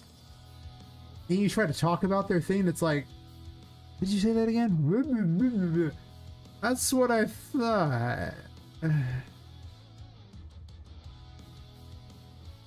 realize most AAA games go with the theory of making it where it's really simple names to say, because if people can't talk about your game because they can't say the name, then you're not going to get people really talking about it as much. Like, there can be people who will try, but I mean, you know, Expedition 33 is like Claire Obscure 30 Expedition 33. Everyone just calls it Expedition 33. The other thing is like, what the hell's this? I don't know. It's Expedition 33. They take the simple name because it's what you can talk about easily. You don't have to think about it. One game's called Poppet Quest because it's very easy to understand what it is. After I played a game called Control, I was like, okay, I got Assassin's Creed, you know, Call of Duty, Modern Warfare. These are things that are really simple concepts. No one has to think very long. Final Fantasy, like, you'll find that your game is so much easier to understand. You know, if you keep simple words, like, you know, it's easier to remember and easier to talk about. If your names are easy, we can all agree that Poppet's name is very easy to say. I would hope so, because everyone saw Pirates of the Caribbean and heard that, hey, Puppet, you know, when he was trying to, you know, get her in the stupid the closet thing where she was hiding in a wardrobe. But the whole time she got called a Poppet like that.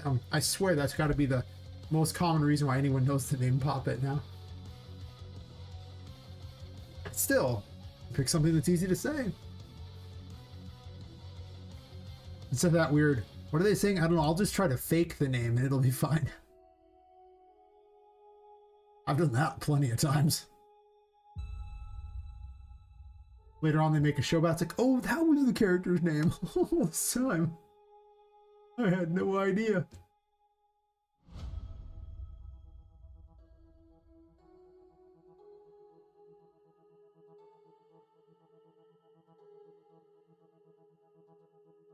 Oh wait.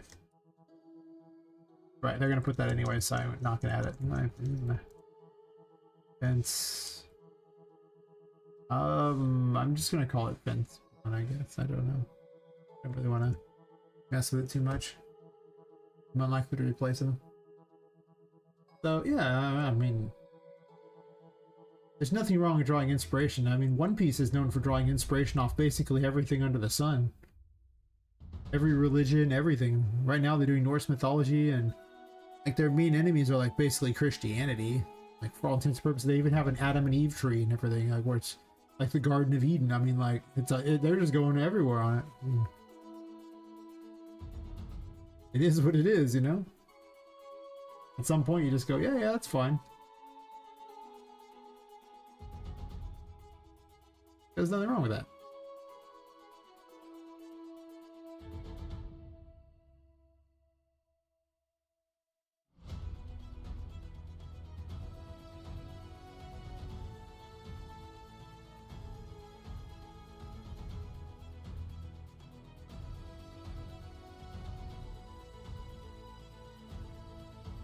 Fence 2. My game design class I took a few years ago. They had a book called Level Up Game Design. I use it as my main game design bible.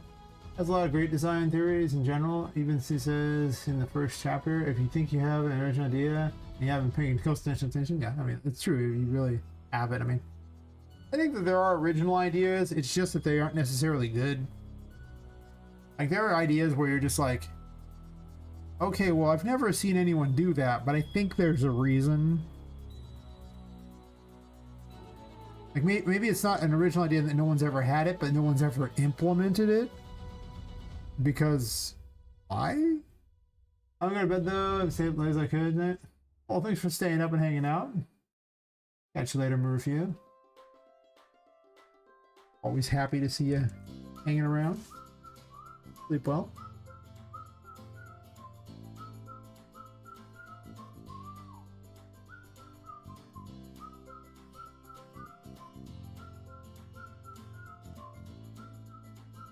Yeah, I think that you can take a bunch of concepts that are, you know, not terribly original and arrange them in an original way. And that's really, I think, the basic thing. Basically, everything it comes out to being somewhat derivative. But that's okay. Again, like I say, you get nostalgia and people get excited by your work because they remember something that, you know, the thing you're basing it off of. So it's like, it's not bad.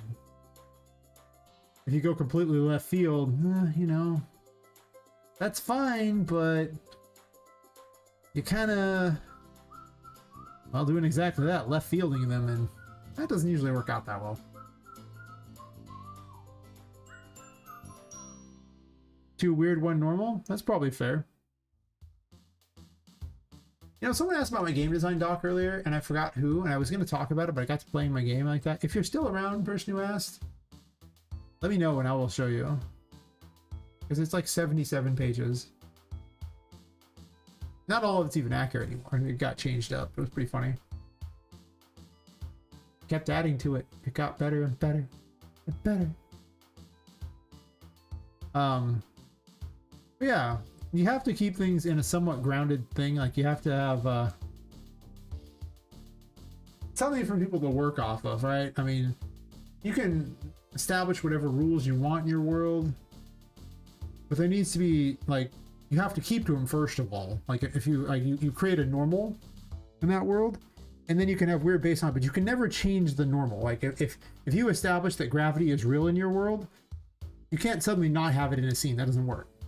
If you establish gravity is not in your world, you can just float away, and that's perfectly fine. So once you've established the norm, you can put weird on top of that too. But you want to connect it to something that works. That's actually why I went pretty small ball with my game for how my story worked. Because at first I was like, you know, all grandiose adventure, these other things. Wait a second. Do you know why things like gods aren't very great to doing things like that? Because they're so hard to actually represent. Because the rest of us aren't gods, that I know of anyway. And there's nothing to really tie us to them like that. You know, you don't understand the power to do anything you want. It's just, you just don't, because you don't have this power. So it's like, it's really difficult to go, oh yeah, and get the person invested like that. But by putting people inside of a small toy store, I can already get people attached to something. Like there's something for them to base off of, some norm that they can understand. Like they can understand it. They can understand this toy place like that. They can understand toys everywhere. Now I say the toys come to life. And they're like killing each other because of some curse. See, you've got a norm to base that on so it works. If I just said there's a bunch of toys coming to life and killing each other and put it like on Mars or something, it would be really hard to get into, right? Make no sense. So giving it a normal base to work off of and then adding to that makes it where people can really figure it out, what's going on, get into it.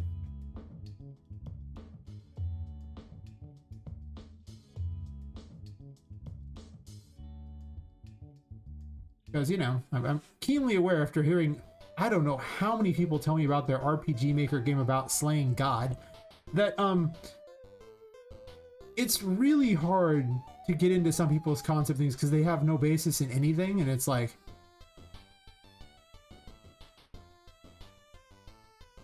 how am I supposed to get into your story? I don't even know where to start.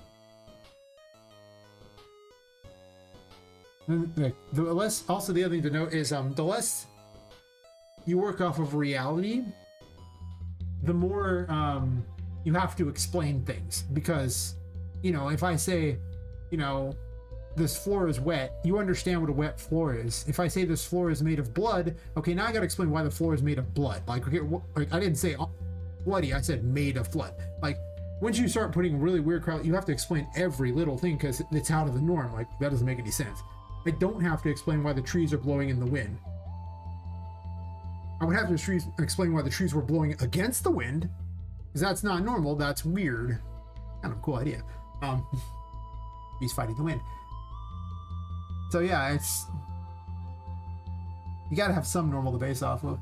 Basically the two weird, one normal rule says there's the character, the story, and the world. Most pick 2 or 3 that are weird for the sake of making things interesting. If you make all 3 weird, you risk alienating your audience. Pick all normal, or your game will be boring. That's fair. I mean, you know.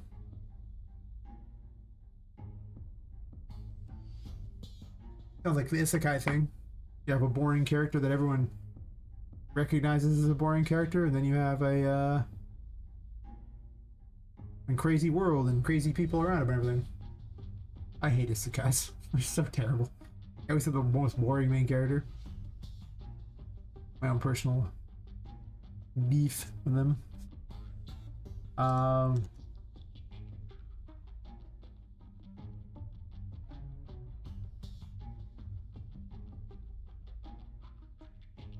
thought I did all these earlier, but I guess not. So that's where all these errors are coming from. But yeah, I pretty much work on that theory too. Wow. I work on not necessarily 2 weird, 1 normal so much as just I take what is normal and I start adding things on top of it that are weird. I don't necessarily have an exact number per se, but I like to have a basis grounded in reality and then warp the reality off of that. Because it's just, you know, like I said, I want to work off of them having an understanding of something so I don't have to explain it. Because, you know, I assume that as a writer, I'm probably not the world's best writer. Like, I'm probably okay at it. Nobody's ever said my writing was terrible. Some people even said it was interesting. But do I think it's my strength? I doubt it. So the more things I don't have to explain to you, the better. Right? Like, why should I put the onus on my writing to be able to make up for, you know, a world that's so crazy when I could just, you know, I don't gotta explain a lot of this stuff. I don't have to explain this building much. I might need to explain a hard thing, but I don't have to explain everything. That's another thing to note. You can include mystery. I tend to tell my stories based upon what the character would know. Kind of like the D&D thing I saw with Arcade and that. It's just like, there's all this lore, but the character doesn't know that. And you are seeing the game through the eyes of the character. So you know what Poppet knows, and you don't know what she doesn't know, because why would you know that? Why should I explain what she would know? That's weird. Or unusual. So I like to run with that theory and make it where it's like, okay, well, I have lots of normal things that I ain't gotta explain. The basis of the game is very normal. The physics are normal. Things make sense in a normal world, and then there's a layer on top of that that's not normal. And I need only explain that part. Also, I forgot to turn all of these into things. This is like, I don't know how many draw calls, probably like 100. We'll get to you in a second. And I need to have a discussion. But yeah, it'll be interesting to see. The book is by Scott Rogers, former Disney Imagineer, so I almost said engineer, and VR designer. Scott currently teaches game design at the New York Film Academy and the University of South Carolina's Interactive Media Department. Fair enough. I'd probably watch a YouTube video I'd make. I don't really learn through reading books. I'm gonna go ahead and say it. I kind of learn through tinkering on things. That's pretty much the way I learn best. I basically never read books. It's kind of a waste. The reading of the books, I just don't tend to retain the information from them very well. It's kind of in one ear and out the other. I know I read something, but after 2 or 3 weeks later, I probably couldn't tell you a lot of what I read.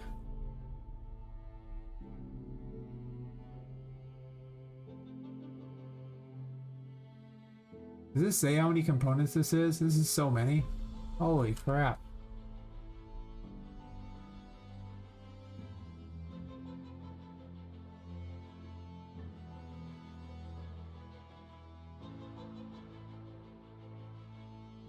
Oh, we don't want the heart in there because the heart beats. Plus, I'm gonna probably replace it. That's fair, no either. This book is really funny. Put everything you talked about and looking at very entertaining.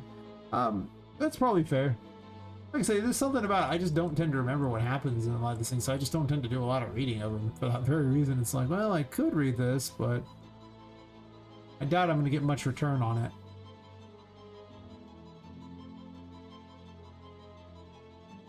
Let's just say I'm old enough at this point to understand what I'm probably good at and what I'm pretty bad at.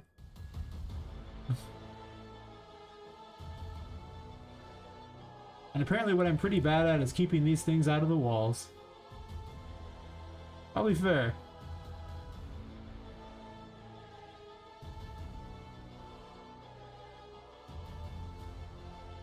To be fair, this was not designed for this room. I just put it in this room. Well, that's fair.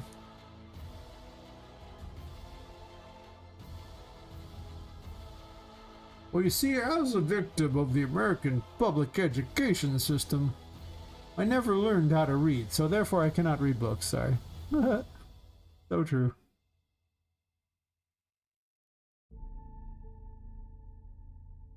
Yes. Yes, indeed.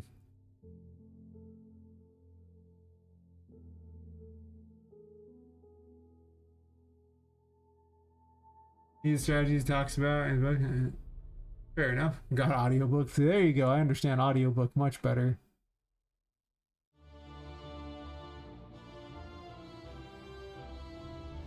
But if you just put it in YouTube videos, see, I understand YouTube videos because I watch a million tutorials on things. It's the visual aspect, I think. I really am a very visual person. I don't know if you can tell that by all the, you know, various things I'm designing here, but I'm a pretty visual guy. Oh, I know, it's weird, huh? Shocker, I'm sure. So I'm just like, you know, as a visual type of fella, I probably, should stick to what I know best. Visuals. I'm gonna push these slightly into the ceiling here. I also know that these things are stuck in the ceiling, and that's kind of dumb. At least too far above the ceiling. They can be slightly stuck above it, but not super far stuck above it. Because I might want to put something above it at some point. I think an audiobook is Think Like a Game Design by Justin Gray. Justin Gray was the lead designer of D&D 5th edition. Or Justin Gray? Yeah, fair. I mean, you know, 5th edition seemed to do pretty well, I think. I mean, the new one hasn't done too hot, but I guess they released some new book that did terrible, but whoever released the new book, I do not care about their opinion. But the old stuff seems like 5th edition did pretty well, because I saw Arcaden play a lot of 5th edition, so it must have been at least somewhat good. I would hope. I mean, maybe. This is a whole lot of spline nodes, isn't it?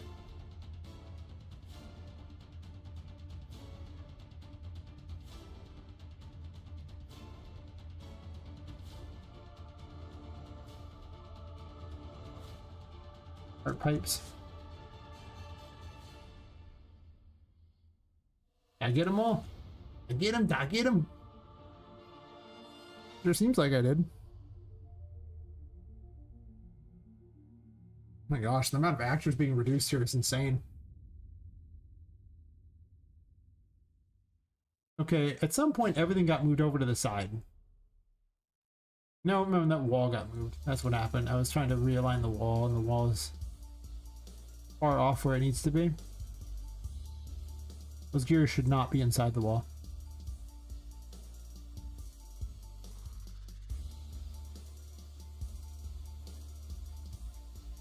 Good to know.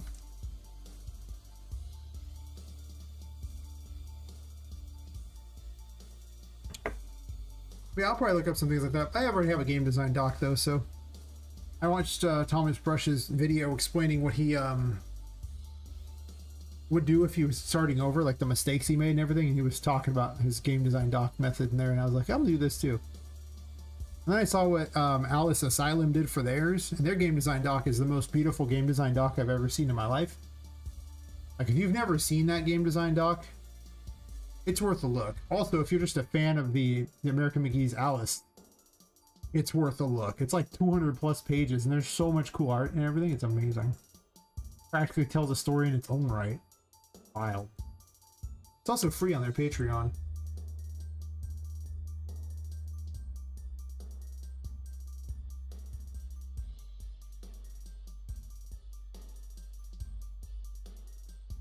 In fact,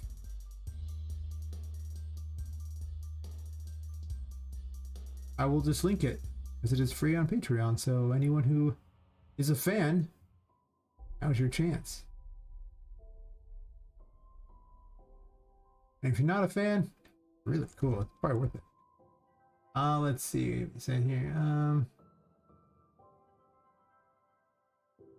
Also has a great pod where he talks such game designers, attempts to theorize what common characters successful game designers have. Basic patterns of what core qualities make a good game designer. That's fair. I guess I'll call it a game designer. Quite fair. I mean, I kind of just build the game. That's how I do it. Like, I very rarely get around to watching most of these things because I have no free time. But maybe, I don't know.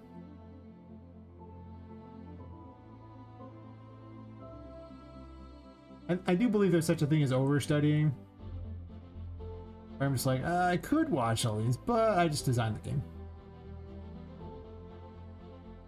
Also, because I work a job and then this too. In free time left. But maybe I'll check something out. I don't know. I would pretend like I'm going to, but there's a real high likelihood I probably won't. I know how it is. I am.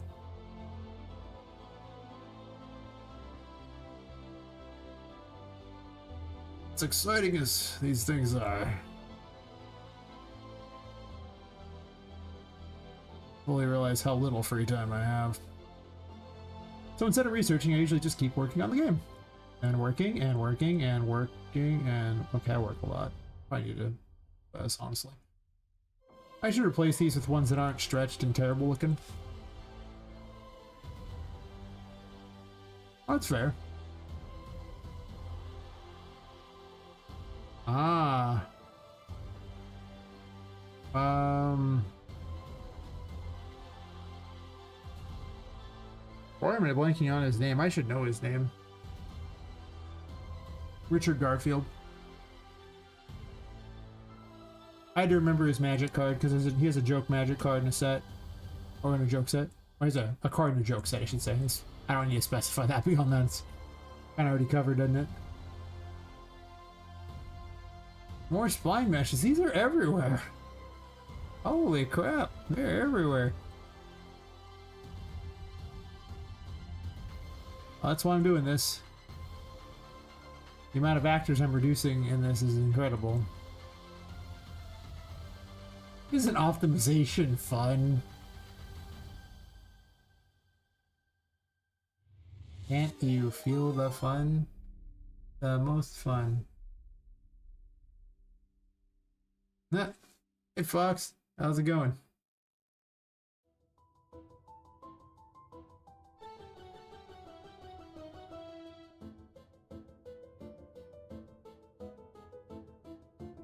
And more importantly, how is it going with the waifus? I'm just saying.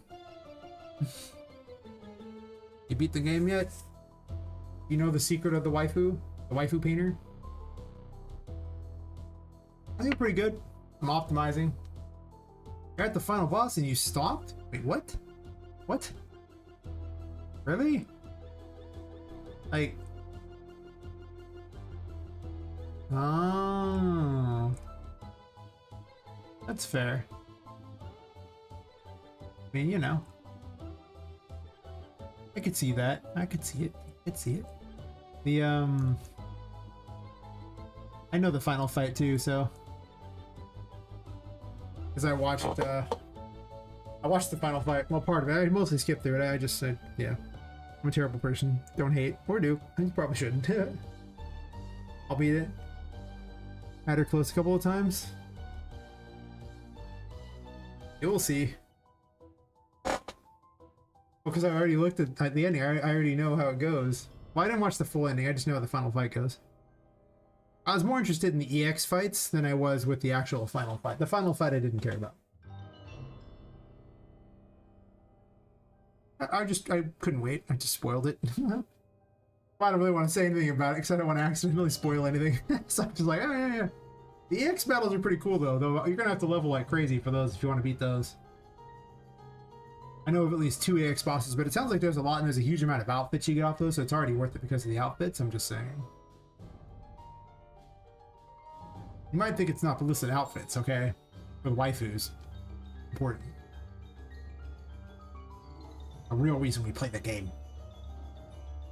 Let's see, did you know he's med school to become a neurosurgeon when we created a match together for him and his friends, and then he just dropped away and take off? And... yeah, I've heard he was quite educated, and then he decided to taunt us all with an evil game like Magic again.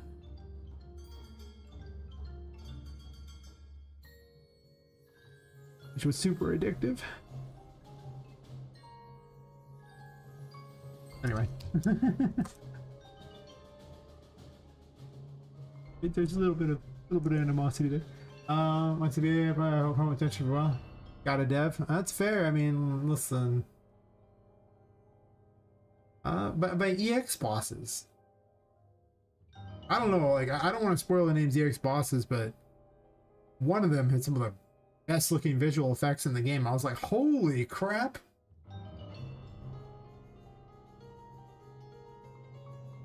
I'm gonna need a moment. What's going on here? I don't even know. This is wild.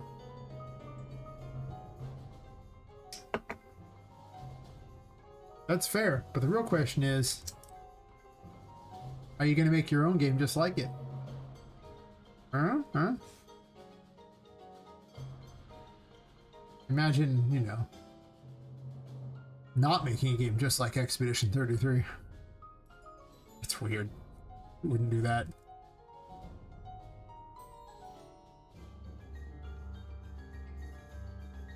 Might be second spell. Can't really spell.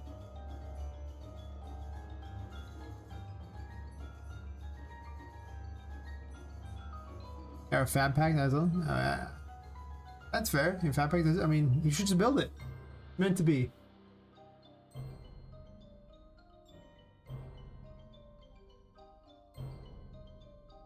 I chuckle because someone's like, yeah, it was really inexpensive to make. It was only 5.5 million. I was like, barely even money. Barely even money.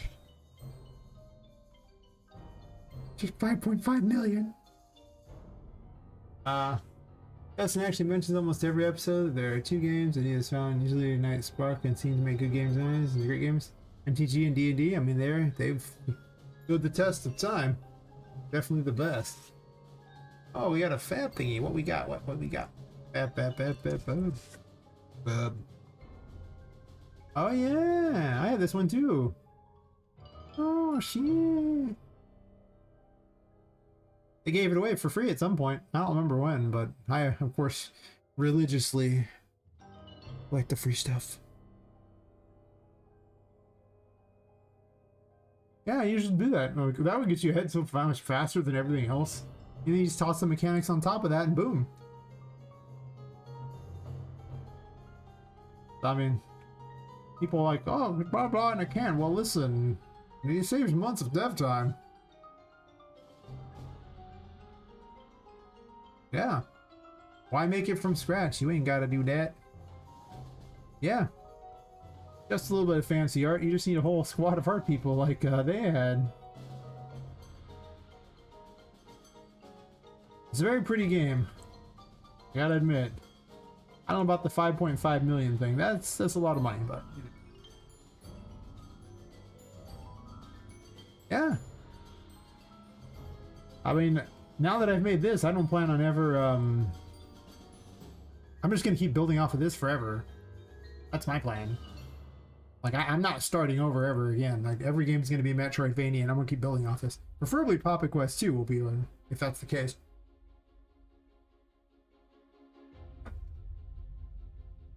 I can make them, I can use them. Yep. I mean, I don't see anything wrong with using templates at all. You're obviously going to add your own mechanics to it, probably, but I don't see any world where that's a bad thing. I mean, You know, if you just sell the templates, you could do that. Like, I mean, there's nothing wrong with that. People pay for templates. Like, don't even think it's a bad business strat, to be honest, because you get to market a lot faster. Well, you could take stuff out and sell your template once you had this, anything that you could legally sell, right? True. But the question is, how much extra work is it to turn it into a game versus how much extra work is it to turn it into a template you can sell? And once you turn a template you can sell, you can still use it for a game.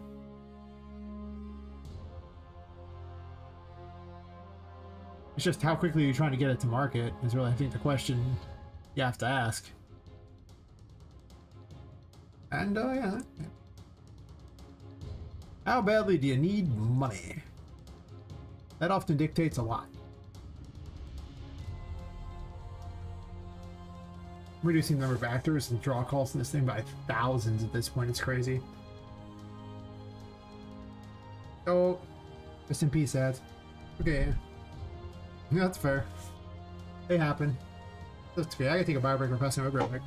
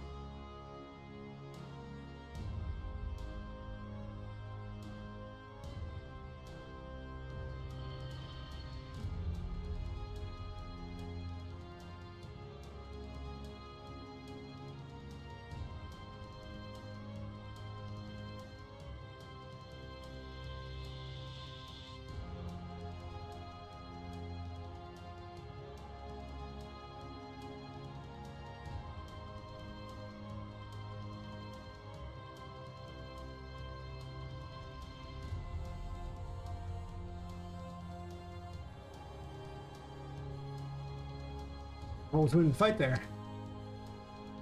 Yep. Let's see. Nah. Yeah. The ads are, I have questions. I have so many questions. The ads are always so stupid, and I have no idea anymore.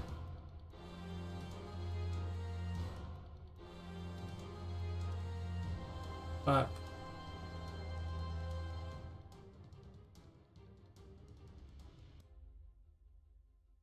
yeah, pretty much just, I think, I don't know, apologizing. Definitely got up to use the restroom. The chair was definitely taking my place. The alcohol was winning the fight. And, hard at it. I don't care. You can spam away. Go ahead. Oh no. Don't comment a whole bunch of times. Damn, whatever will I do?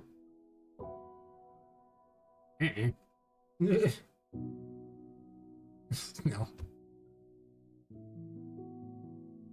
You're welcome to say lots and lots of messages. I don't care. I don't even have any protections on it. Whatever.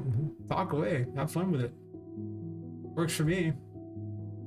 I wish more people chatted, because there's a lot of times where I'm just like, I mean, you know, if I got someone to talk to, that's sweet, but otherwise, like, okay, well, okay. Yes.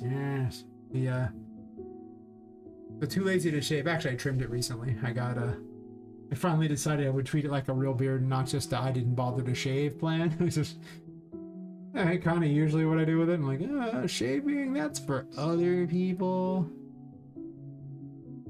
This is the pump room, right? Yeah. Ain't no room anymore. Yeah, pump room. Pretty much. I don't know. Once summer rolls around, I might, because it routinely gets over 110 degrees here, and it's rough. Like, it is hot. So we will see if it survives the summer or not. Like, during the winter, it's cold, so I'm like, yeah, sure, I'll never shave, but in the summer, I'm like, just dying over there. I'm like, this is terrible. Why?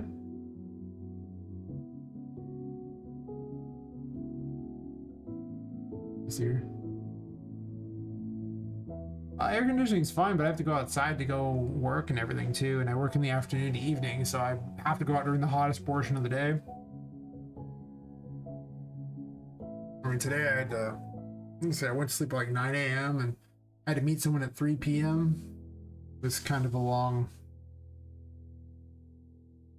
it was a long day. I got back here, I think it was like 8:45 when I got back here. Slept for like half an hour, got up, ate some food, and then went back to streaming. It was rough.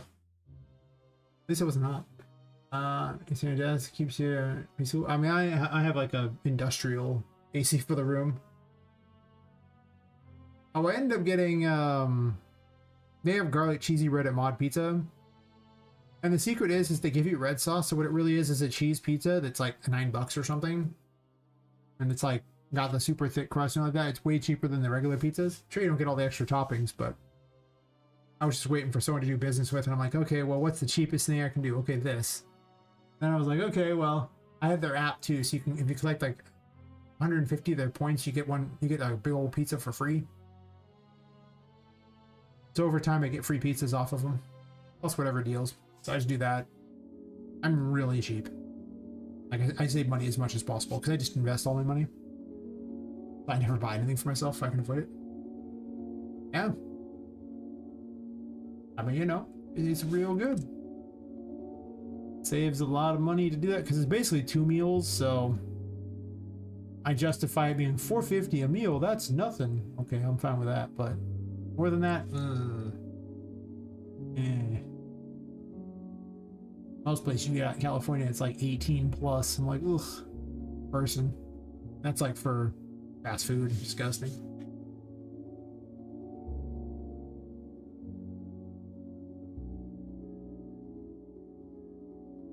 Yeah, that is nice. Free is good. Thankfully, my bestie friend Epic gives me all kinds of free games all the time, so if I ever need to play a game, my bestie Epic's got my back. Got my back with assets for the game too. Epic loves me. I love Epic. Yes. Oh. Yep. These are my favorite thingy that has shown up recently. I mean, you saw them in the photobomb, actually.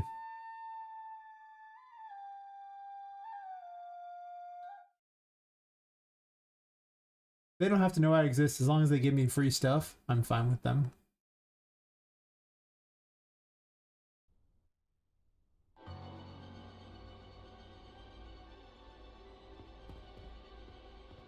Aren't these wonderful? My photobombing things? The FPS is terrible because I have a bunch of crap open, but I can fix that.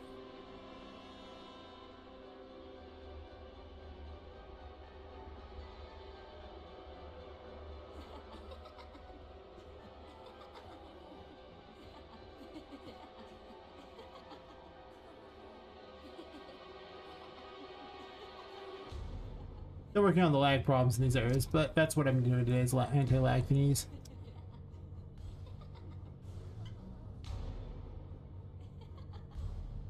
The sun's over here now.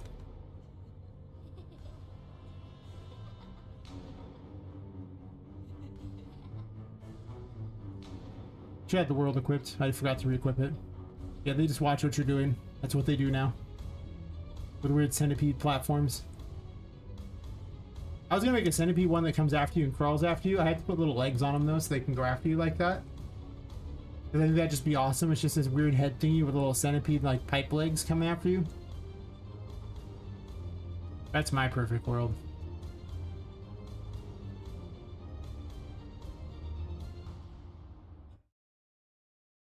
My perfect world indeed. Yes.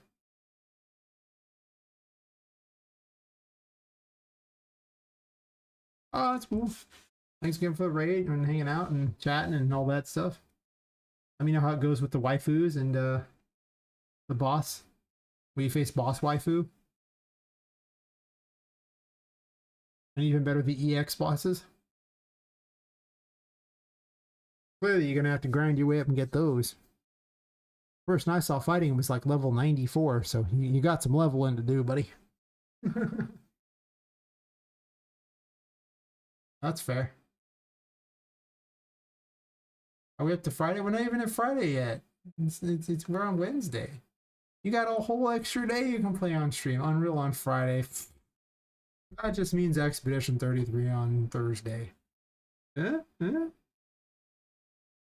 of time to get all the swimsuits and fight the EX bosses.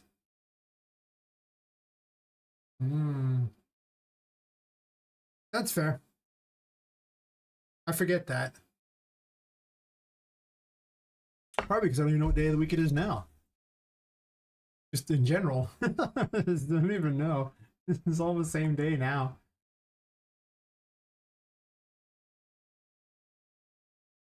So many questions. Yeah. Why real life gotta get in the way of game dev? Just want to game dev all the time.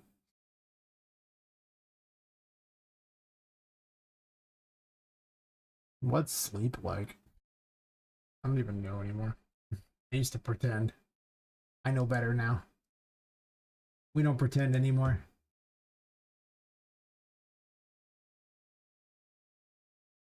Yeah. Okay, I need to spend, I need to make some YouTube videos this week, and I gotta build YouTube subs. Oh my god. I just gotta get like 650 more or something so I get monetized on YouTube. I don't have any plans for sleep this weekend. Nope.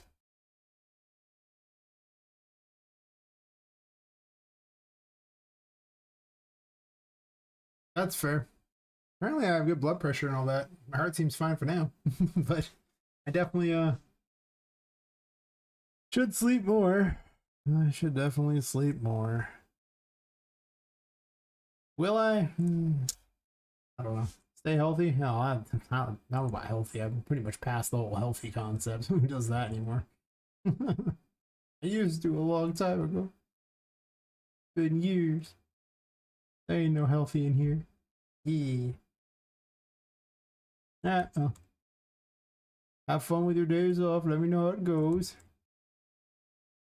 We'll be back to merging actors so I can reduce the number of things in the world and up the FPS of the game by a huge amount. And then deciding what to do for the upside down world. The upside down world is very cool. I'm stealing something from Symphony of the Night. Yeah, I hate this track.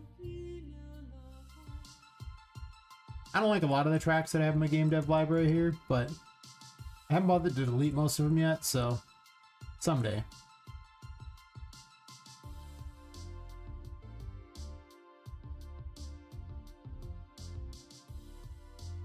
I need the merge thingy because I closed it.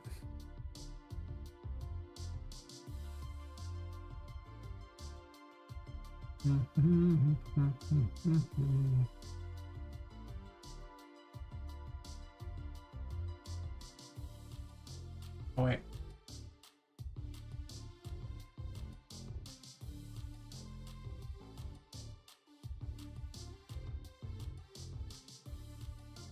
Almost forgot about this one. There's still a lag problem going on with these that I'm not 100% certain on yet, so a problem that will eventually be solved as I optimize everything under the sun until I find what's causing it. That's true. I'll just remove every spline mesh in the thing. These rooms usually have pretty good FPS though. It's the central rooms that don't have the best FPS. There's really nothing below to cause bad FPS either, as far as I could tell.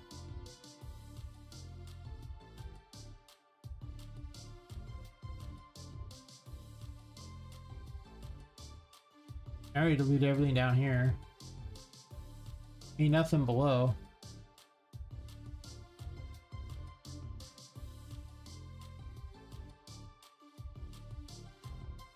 There's a hole in this floor. I just put a thing over the top of it because I'm a terrible person.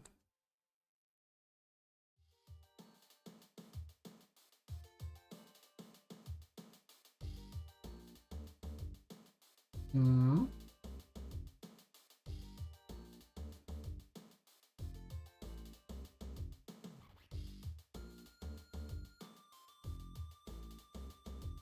Not gonna lie though, I have reduced the draw calls in the game by thousands, so anytime you can reduce draw calls by thousands, that's pretty solid. I could definitely think of worse things to do with my time than reduce it by thousands. There's not much draw calls in here to really deal with. I mean, I think I merged these already. Maybe I didn't. I mean, I guess I'm okay with them as they are. I'm probably not changing the sinks out.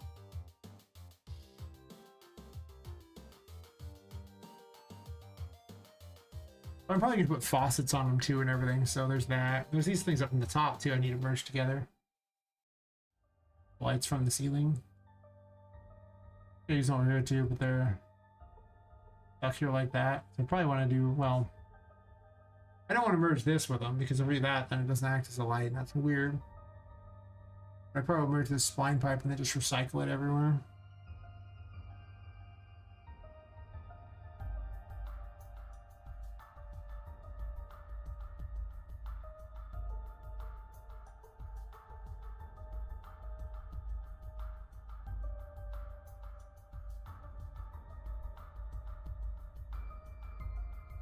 Vent light pipe, I guess? I don't know. There's only one. I'm tired of the spline messages, and like I say, I'm starting to question if those were part of the problem. Well, that's like way in the middle of nowhere too. I hate that. Ugh.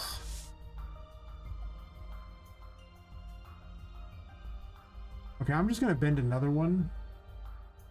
Just because I hate where this is at.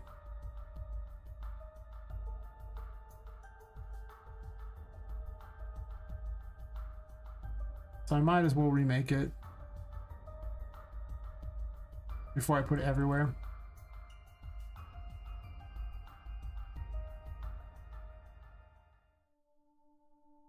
Definitely not a 20. It might be like a 15 or something. Honestly, probably like a 12.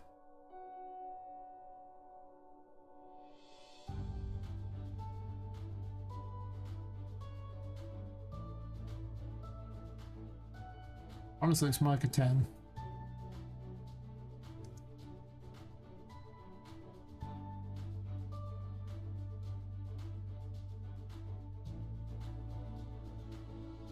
You know, rather than have some weirdo bent pipe, I guess it looks kind of good in the in there, sort of, does it? I don't know. I was like, do I want to do another kind of special pipe for it? But I don't know if that's true. Also, I was looking through the ceiling when I put this up there. Don't judge, or you can if you want. It's fine. You probably should judge. I do a lot of weird, so when you do a lot of weird, yeah, you probably get judged. I'm square with it.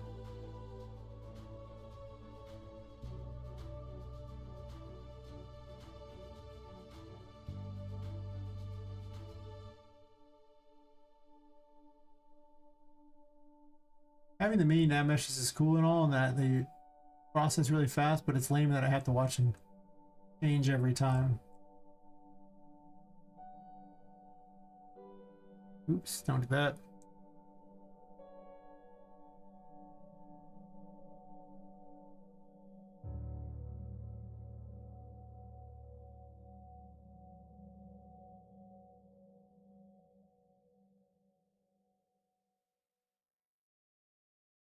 Make it slightly different just because I don't care if it's absolutely the same.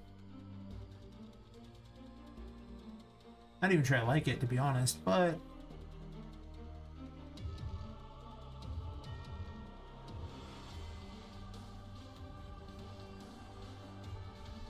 I can always add to it later. Doesn't matter.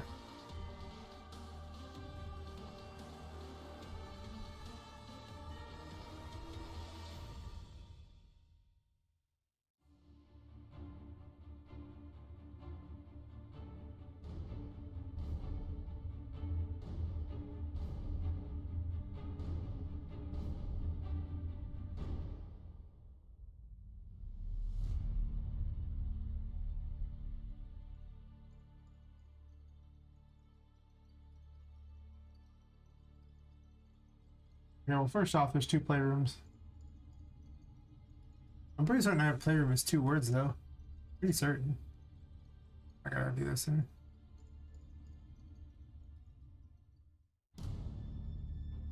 I gotta delete this one if I'm gonna do that.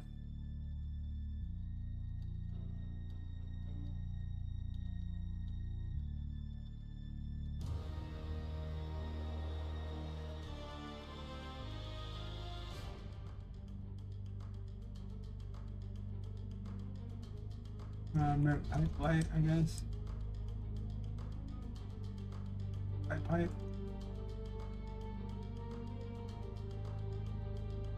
Sure. We call it a fixture or something. I don't know. I didn't think about it when I was writing it. Whatever gets the job done is fine. Migrate over here.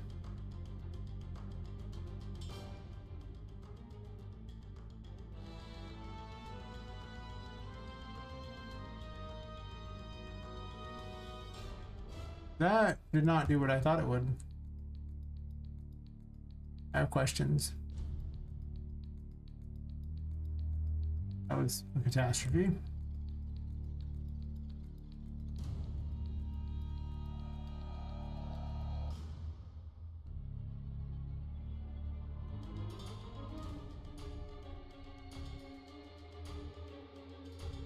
I want to delete that nav mesh so bad, but it's a real pain to put them back in there because they're the size of the room, so I didn't realize I'd be redoing some stuff. Since I am, I guess that's just what I'm doing now.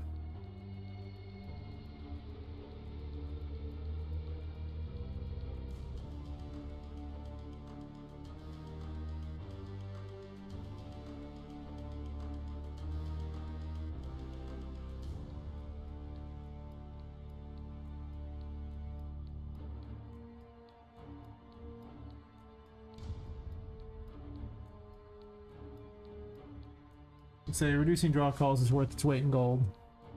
I don't know why I split that off. I don't need to split it off. I only have one left to do.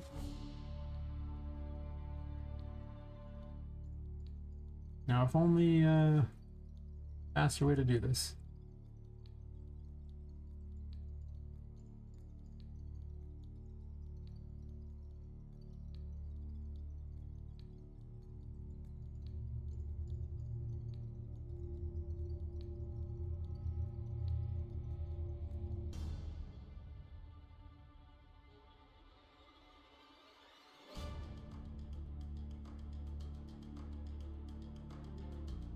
Pretty much worth a redo. Having to deal with the thing being way off is pretty bad. You can mess with it and move it, but to permanently move it's a lot more work than what I just did, which is really I think the difference here.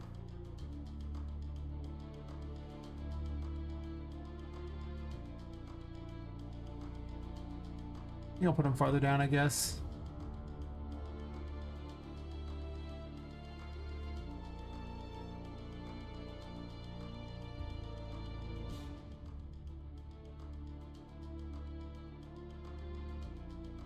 What I'm gonna do is I'm just gonna delete the other ones there and just drag it over, so I don't gotta position them all the other ways. I just position this one a lot.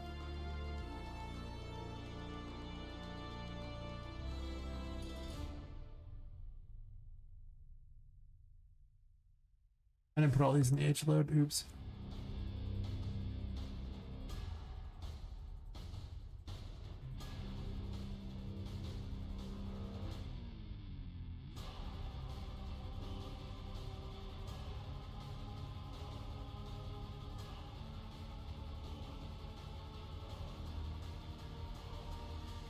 Wish I could merge all these, but I'm pretty sure these are in the... I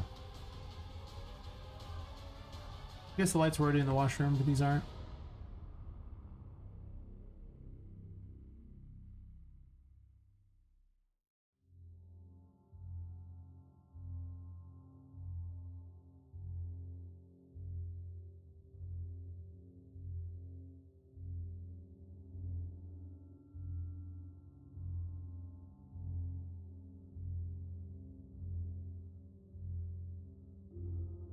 Yeah, the Wally's just sitting here.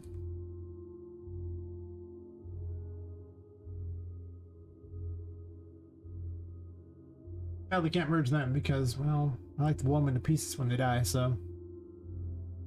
I did get more doll pieces to add to the things. That's kind of cool.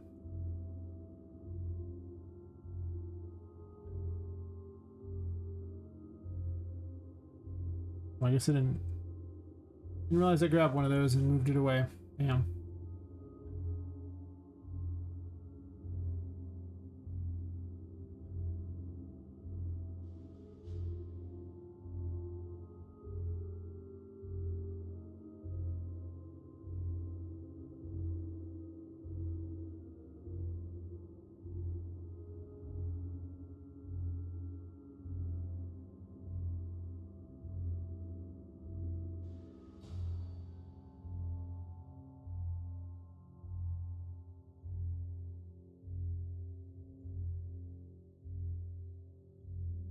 Well, I'm gonna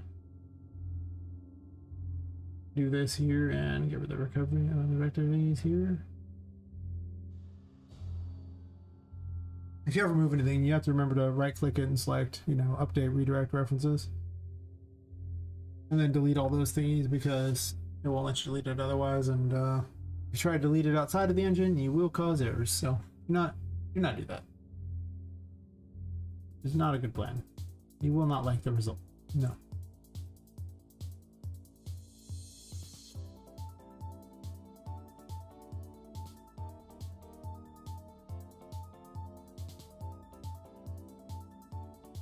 Kind of running out of things I can actually merge together here.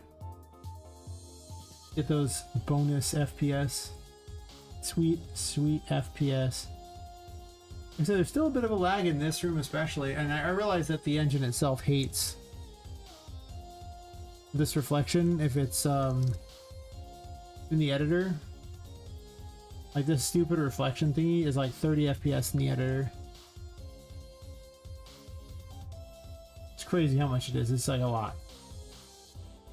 But if you load into the level, it actually plays out faster than if you are in the editor. It's one of the few times I've ever seen this behavior where it's like just infinitely faster.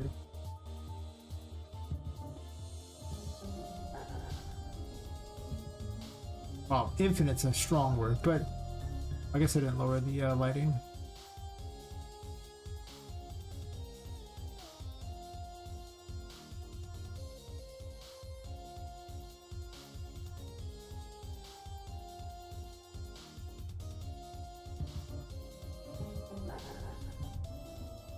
It's actually just faster than it was, but deleting it doesn't usually help that much.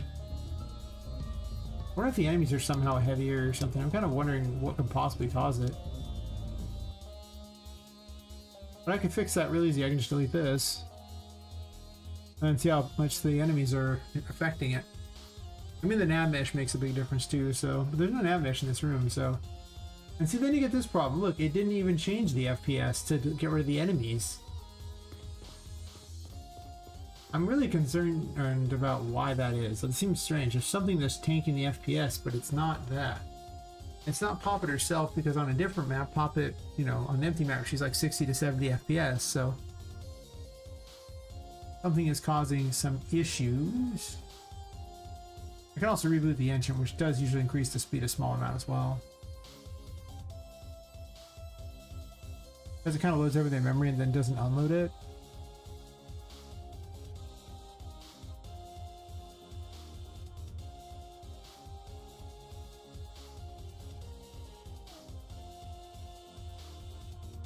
There's still cords in there I can turn into things too, but I think that's most of the really egregious stuff. There's this here, but I need to probably get rid of this, honestly. I was going to use it, but I don't think I'm going to anymore.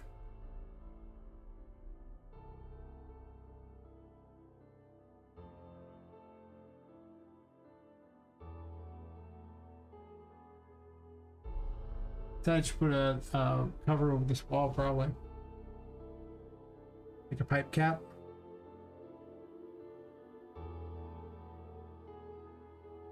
I don't want to remake the wall. Now the pipe cap will just be weird. Just fine.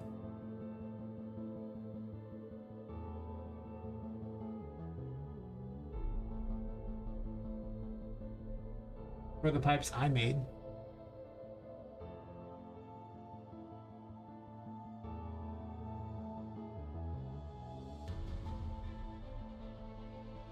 all these steampunk things, and I made the pipes because they had no good ones.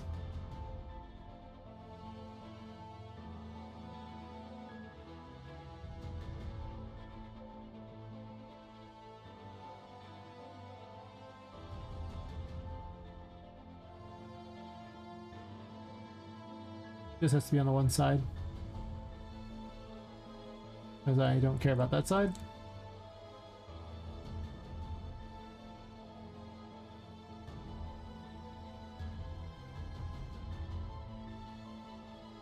There's also a spline. This spline goes way over here for no apparent reason. I don't even care. I can just get rid of these. Right?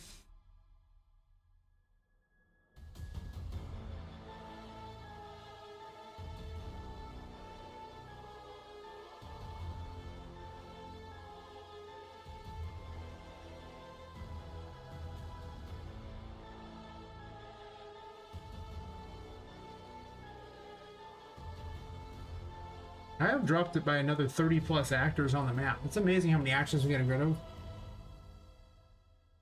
Maybe at some point I'll be able to put all the maps together again. Well, relatively, not the upside down map obviously, but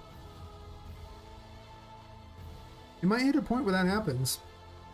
Also, there's the painting world where I can go through and fix all those too. Because, you know, that's a thing. But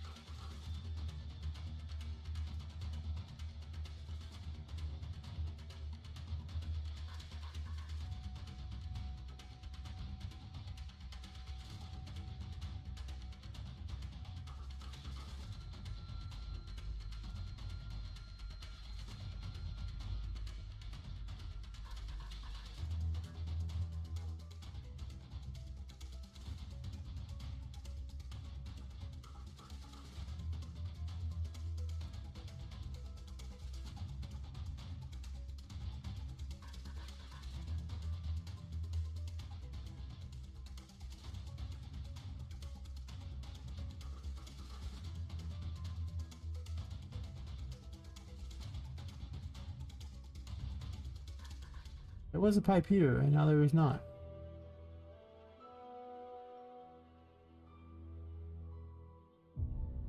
I wonder where you went.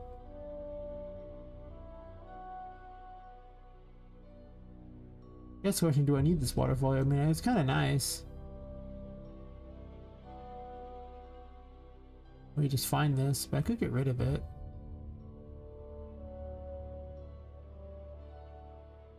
I actually have more plants here too, for that matter.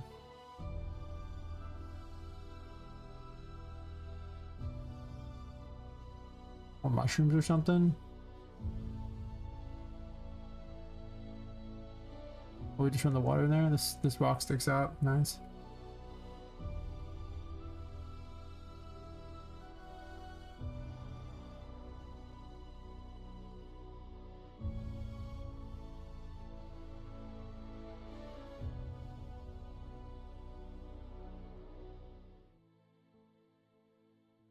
Here.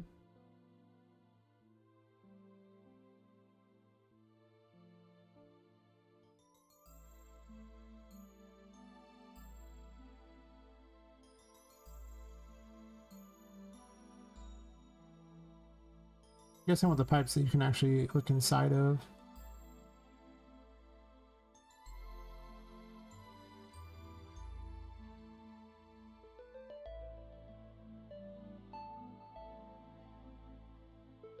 Explain.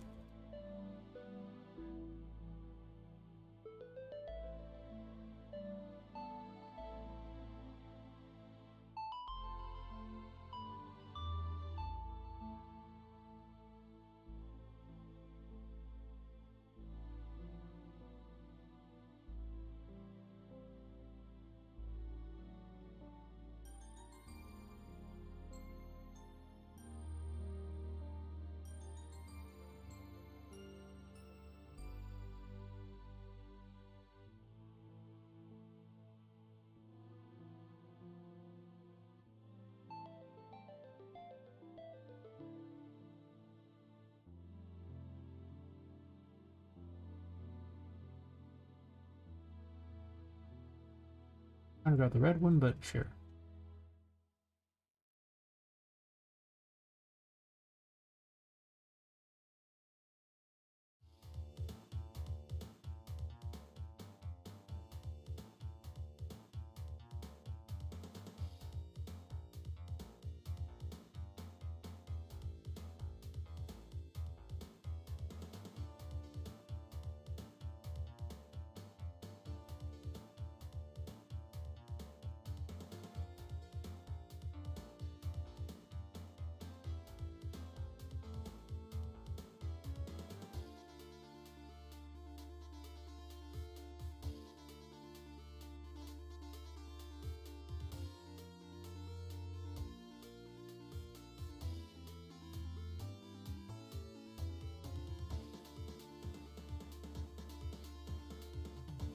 I'll probably do.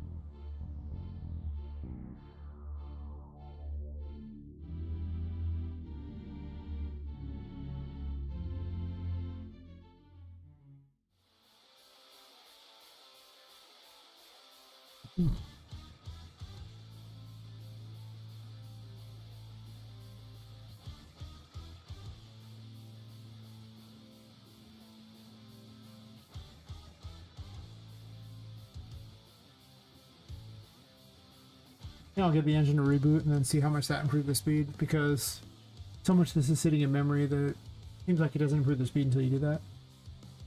Oh, we'll do that real fast.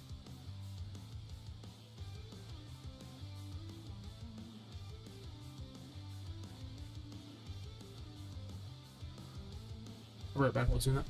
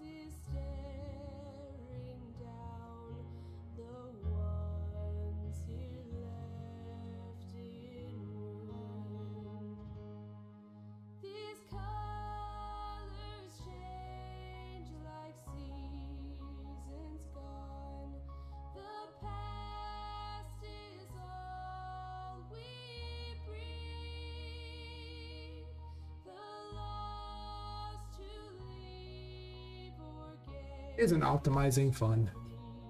It's like definitely rough.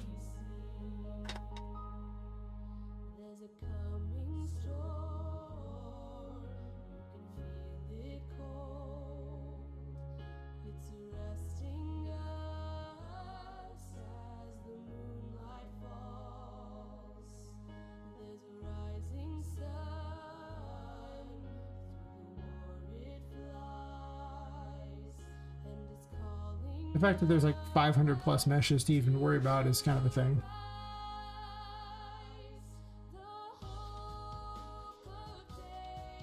I haven't H-loaded things either.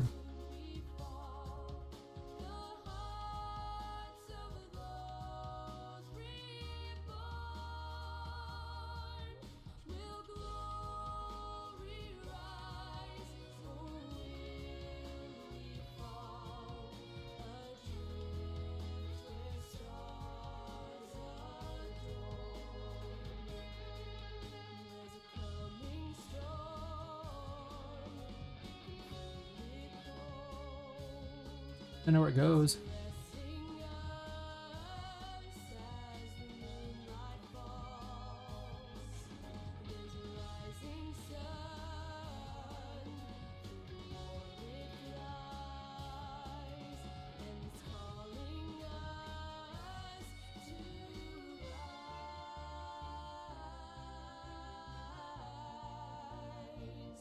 This is ones I didn't get.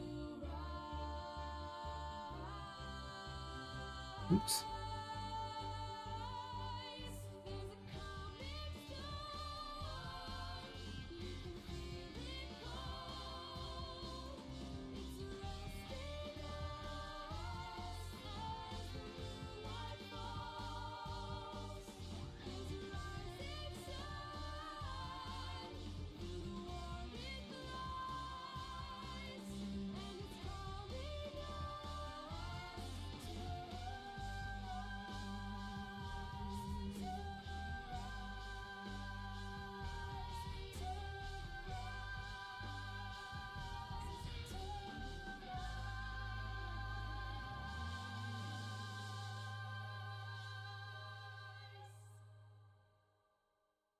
The other ones have a merge. This has an instance. I might have merged. It's better. Oh, one. Actually, it's just the only one for that anyway, so it's.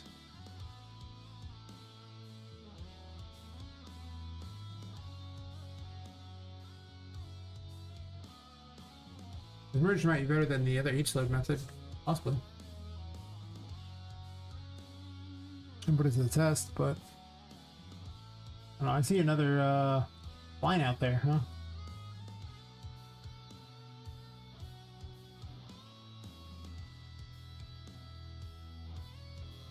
Oh, more pipe splines, huh? I forgot the city might have them too. Yeesh. Well.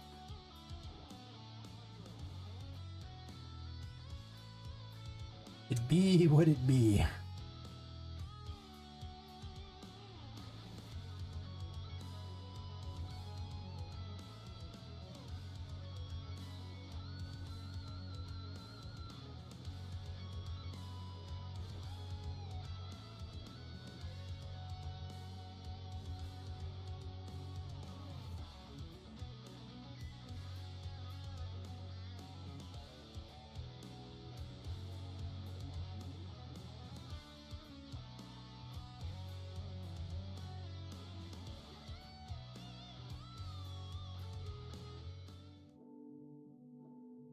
Click that real fast, then click it again so it's spatially loaded on everything.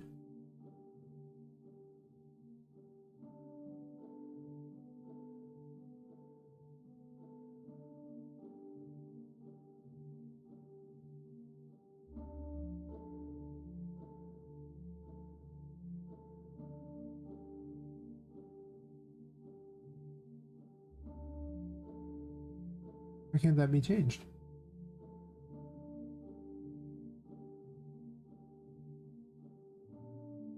Weird.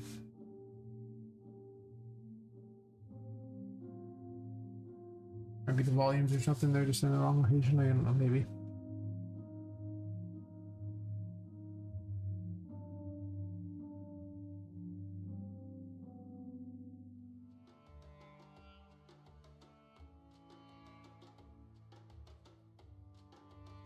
wonder if merge might be better though.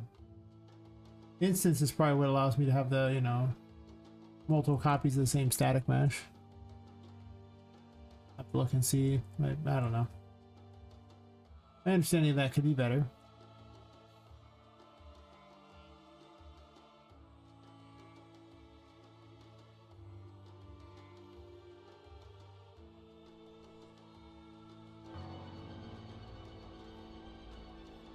Oops.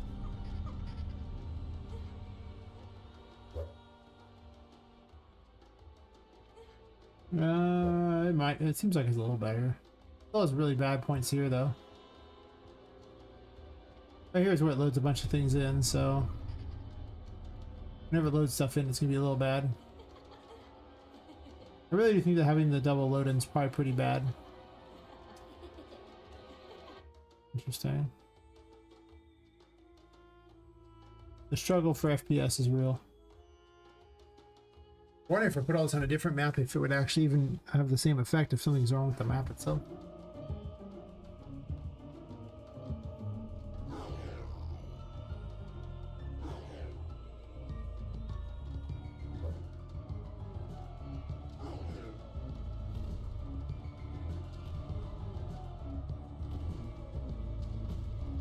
Most maps, you know, above 30 FPS, so that's good. There was a time when it was below 20. It was below 20 over near this room.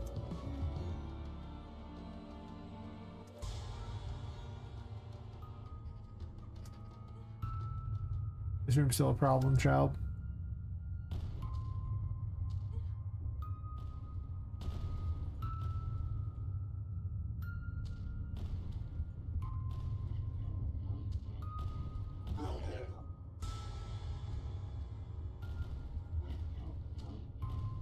I was wondering about those dolls too, like the head turning ones. I think they're a problem.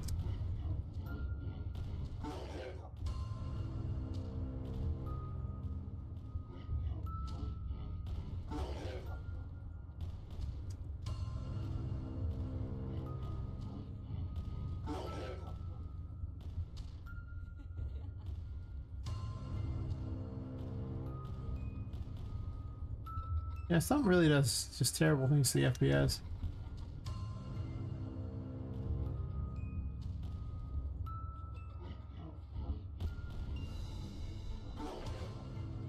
By merging so many things and removing so many actors. There's a surprising amount of not so great going on here.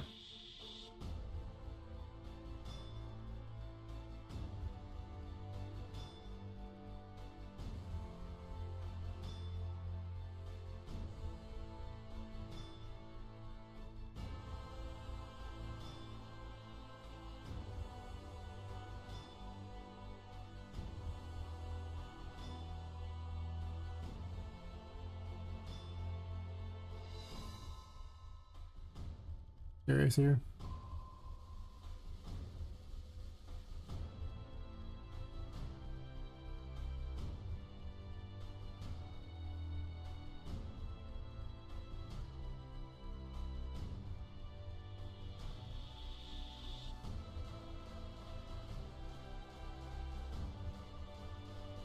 With all of them.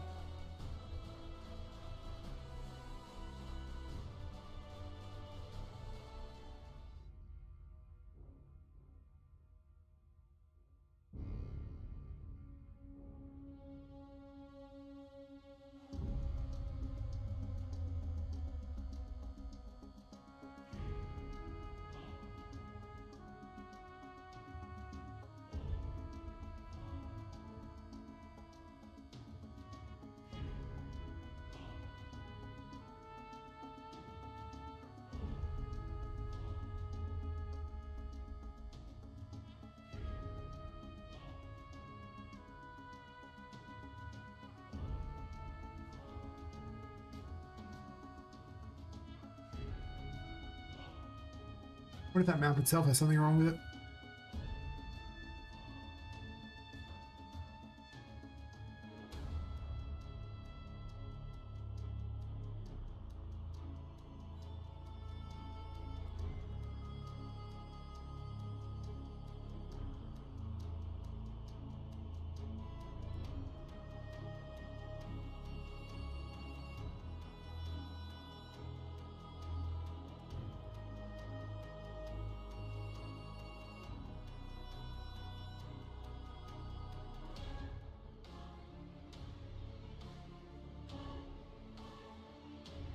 I not? Okay, I did. I was like, wait a minute.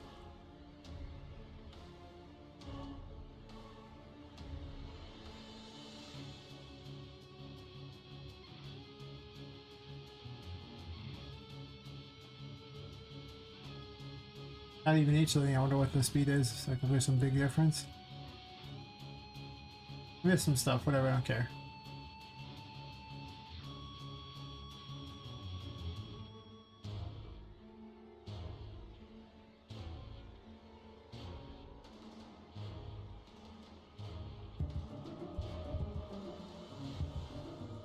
Not really. They're not H loaded anyway, so it's not a big deal. I was checking.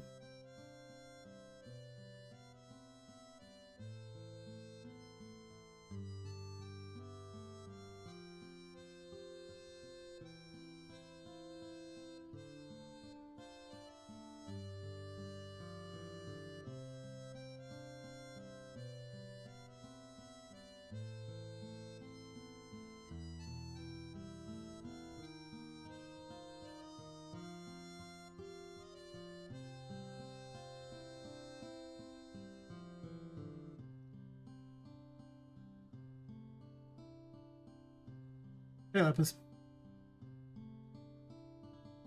There's some working on my game dev. Nice, nice.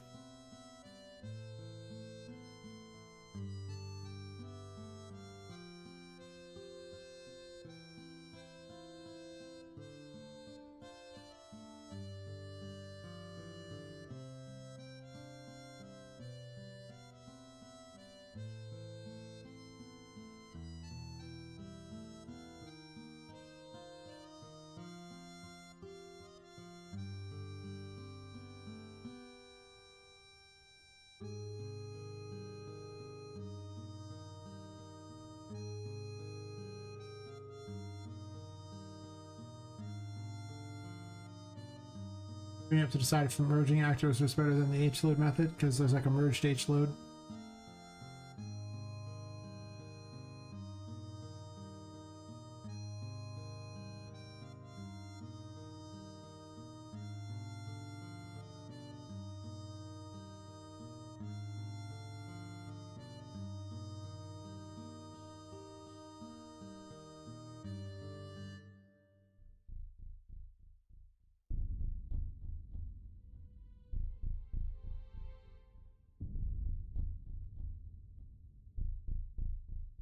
No, maybe I should give that one a try.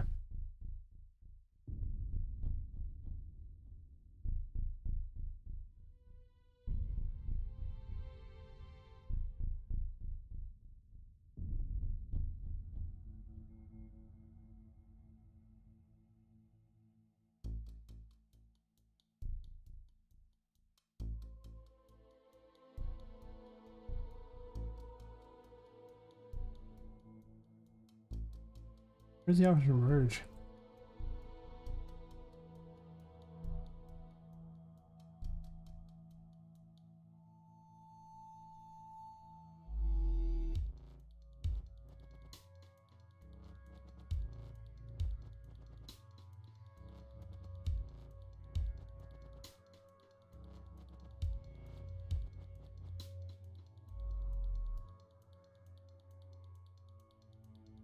Oops.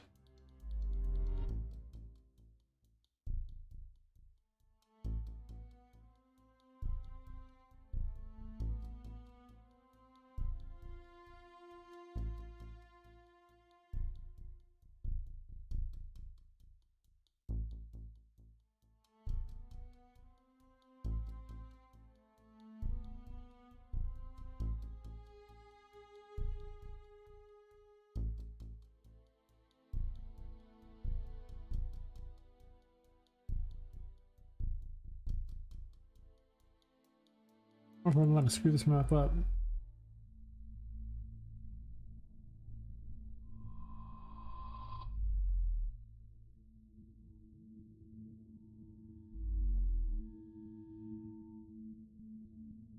And find a way to add more inputs in UI. Key down function seems to be the only way. It's fair.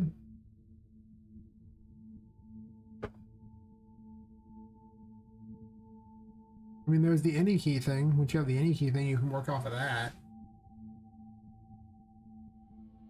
Say the map. It changes. I don't know if I like them.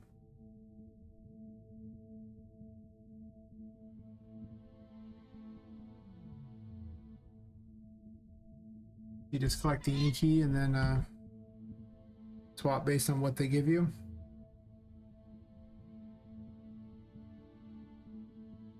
You convert the any key to a string and then switch on string too. Probably just a switch on key though.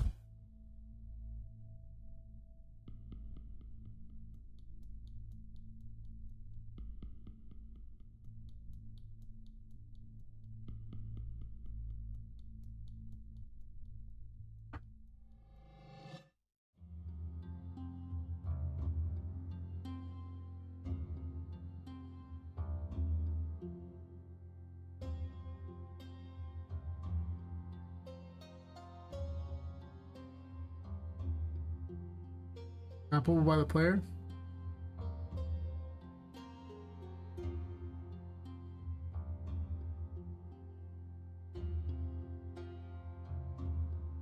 Or you can do the input thing either like that. You can swap the different inputs there. The input keys for input system like that, so you can like go, okay, well, I have these inputs here, and if they push this button, it triggers this input thingy. The what are they called? I can know the name.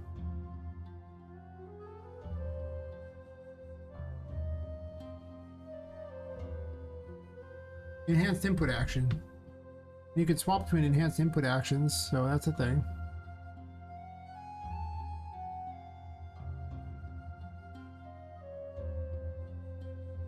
But you can just load a different input action. Like when you do this thing here, you can load a different mapping context there. And then these can be changed. Like which ones trigger what.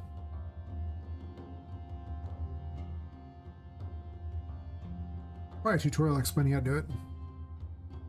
And do a, like, you know, swap between what button is what.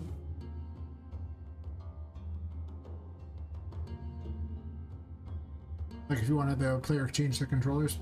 Offhand, I don't really know what it is, but probably exists.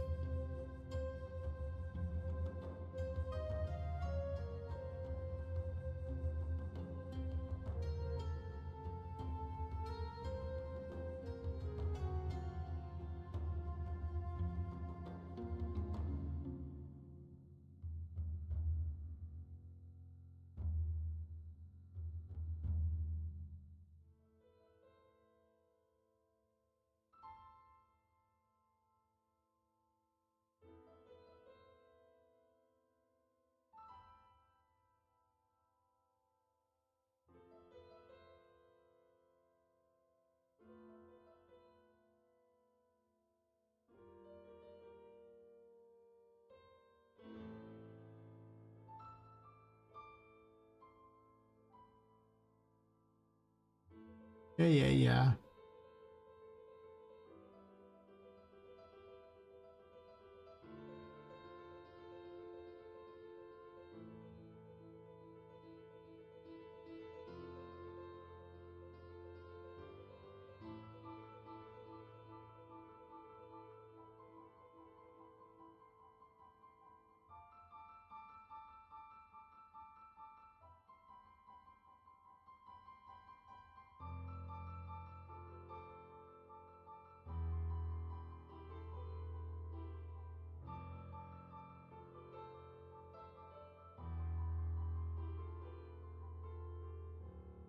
This one goes under a hash set, the normal one there. Okay, so this says the merge setup.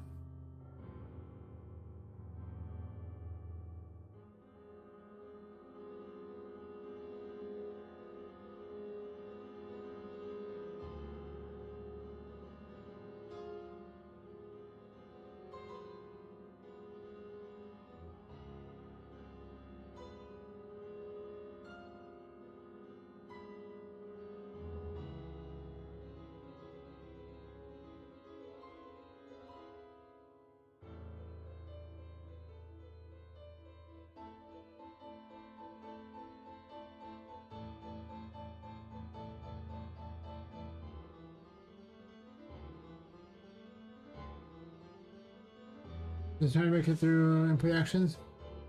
I'm gonna do it yet. I'd say look up a tutorial on how to pull that one off. How to probably some tutorial on how to set up custom controllers. Options menu, change input mapping or something along those lines.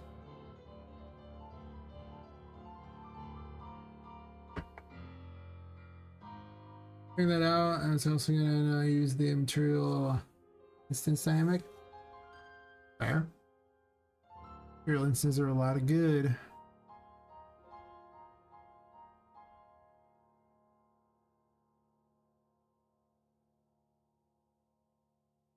I gotta know if this works because this might actually be way better than the HLOAD method for how I do this.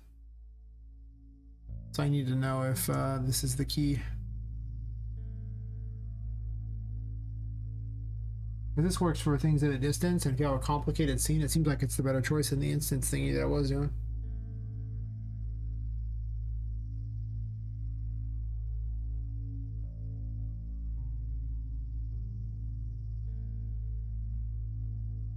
It also be stupid. It can easily be stupid, but I gotta test because I have no idea.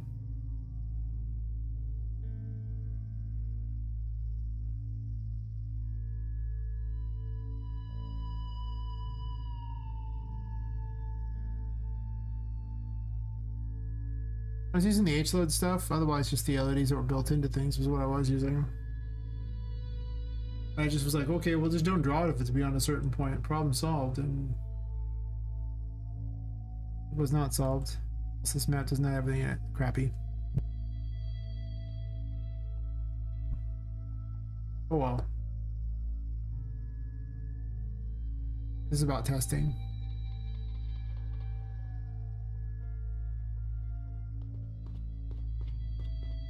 Oh.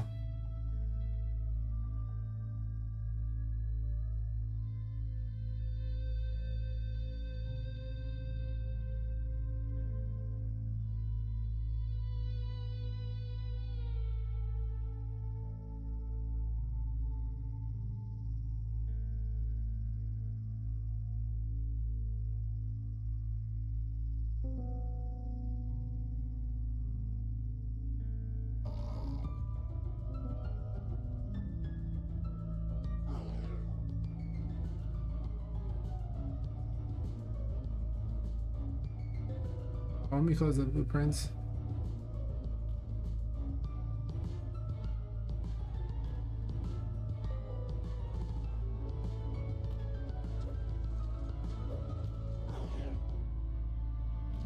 Okay, something on this map is so heavy, it's incredible.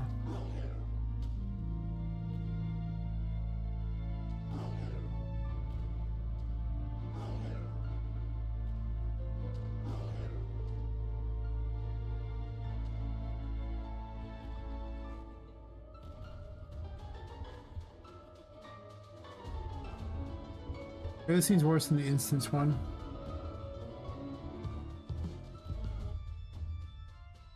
By a lot.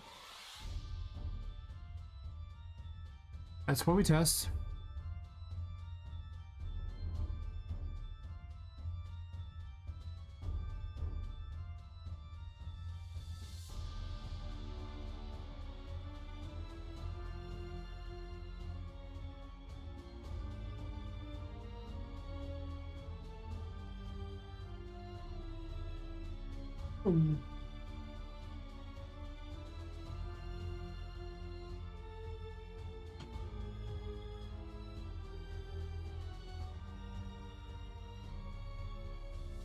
What's up with this map?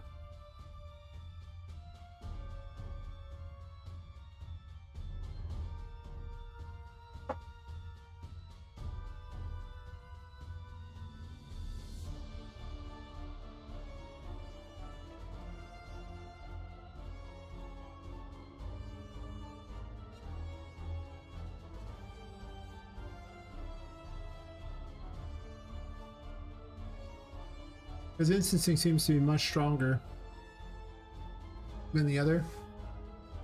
It's weird that deleting most of the map does not improve the speed. Like, why? What is up with this map that I could delete like 2/3 of it and the city and still get the same speed?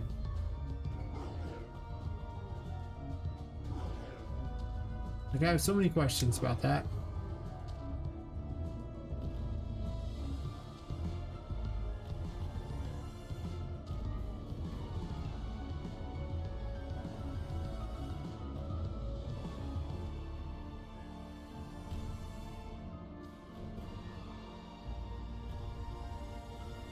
I mean, at some point there's just, I have to run it while streaming too, and I haven't packaged it, so for packaging it'll be awful, and something that I'll do off stream because nobody wants to sit there and watch it cook crap and take 400 years to really, you know, do what it needs to do. Yeah, I guess I just have to accept that it's going to be slow for the moment. I'm running out of things to do that with. I guess I'm running out of easy optimizations.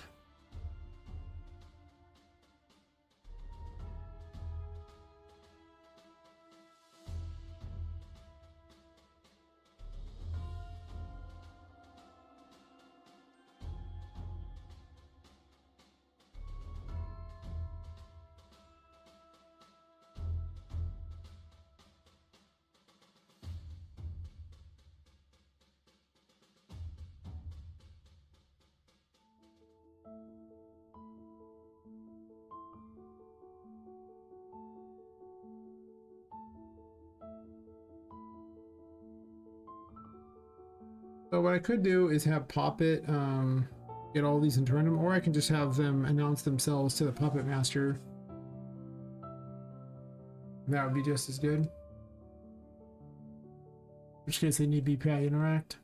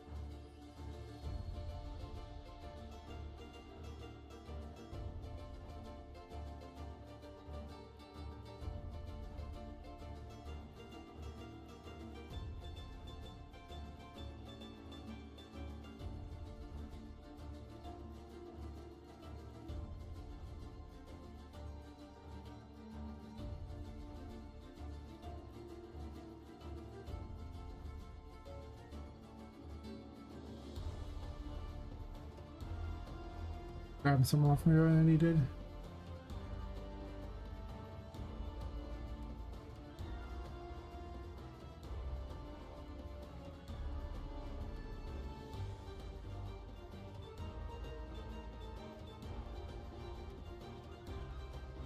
Oops, putting things in the way here. Don't mind me.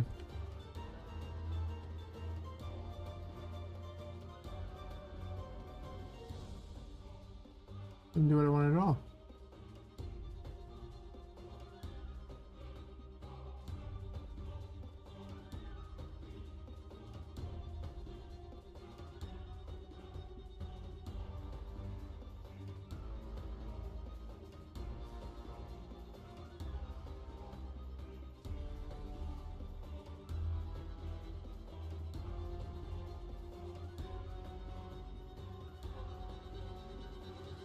Screw it later. I probably need a reminder of people to sub on YouTube so I can help get to the 1,000 subs. Google, you configure this button. I configure the button, it doesn't even work. It's like, neat. Thanks, Google. Anyway.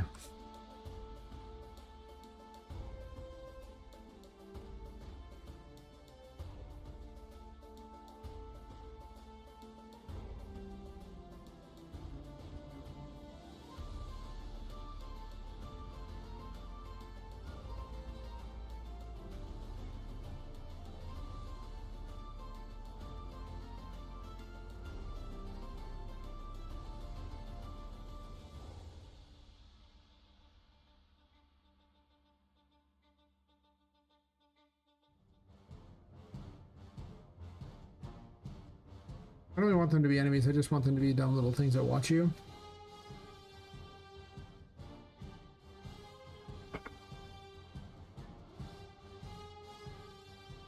That's true.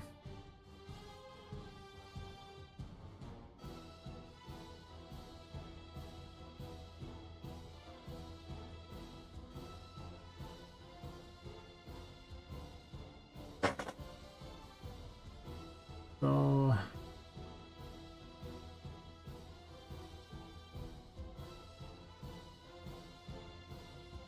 gameplay tags.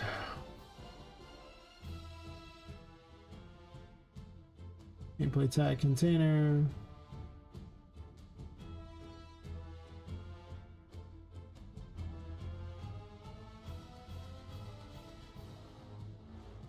Manage tag. It's probably be under interactables anyway. Call it a doll face.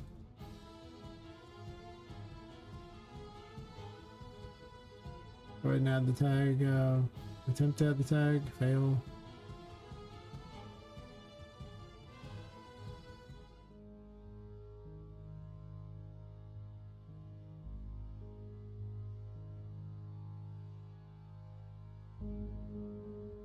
I think I'm destroyable too.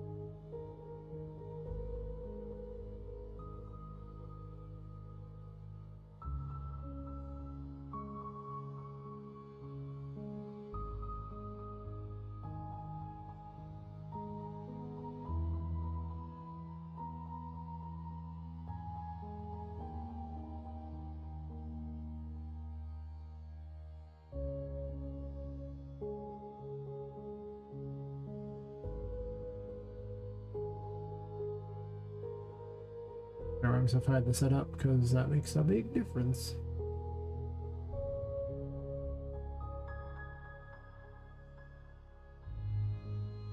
Mostly the command puppet thingy. I had to remember all these stupid things.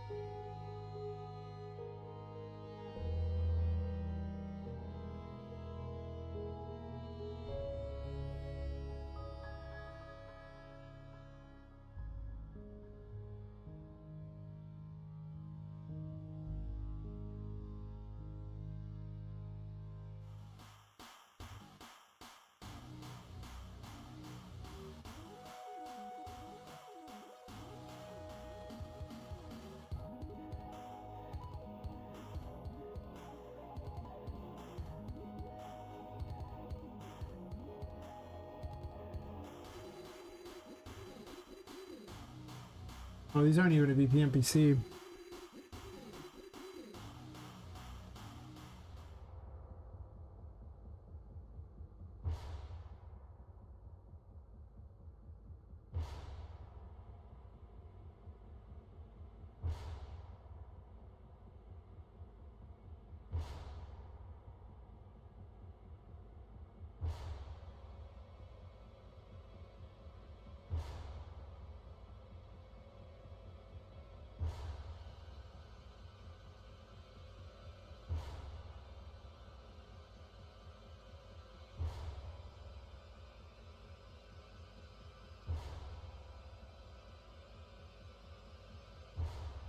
Isn't really calculating all the stuff. Like, the way I had it set with the possessing, it isn't really doing what I want it to do. And looking at this, because then they're all calculating their own crap, so it's not really deciding a whole lot. I don't think it is. Basically just telling it to move around anyway, and it just says move, and that's kind of it. But otherwise, it's not really doing a lot.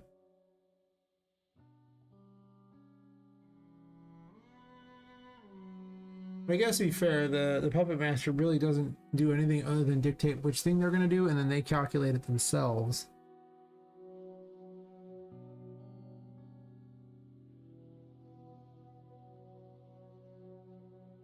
I wonder if I can make it more efficient.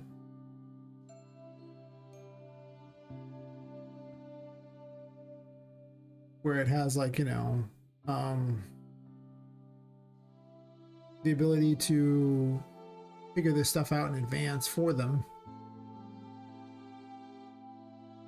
It's not really that good. I don't know if the Puppet Master's even helping at that point.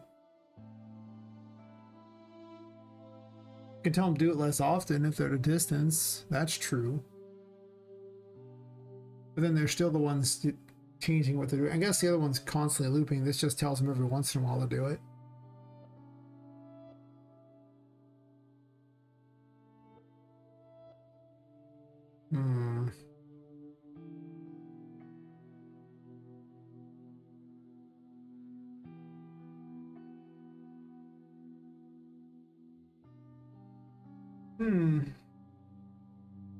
Will it be better?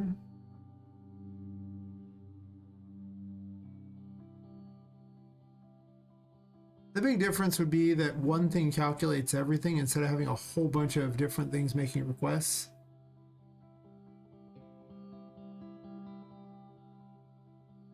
Which is usually more efficient, in my experience, right?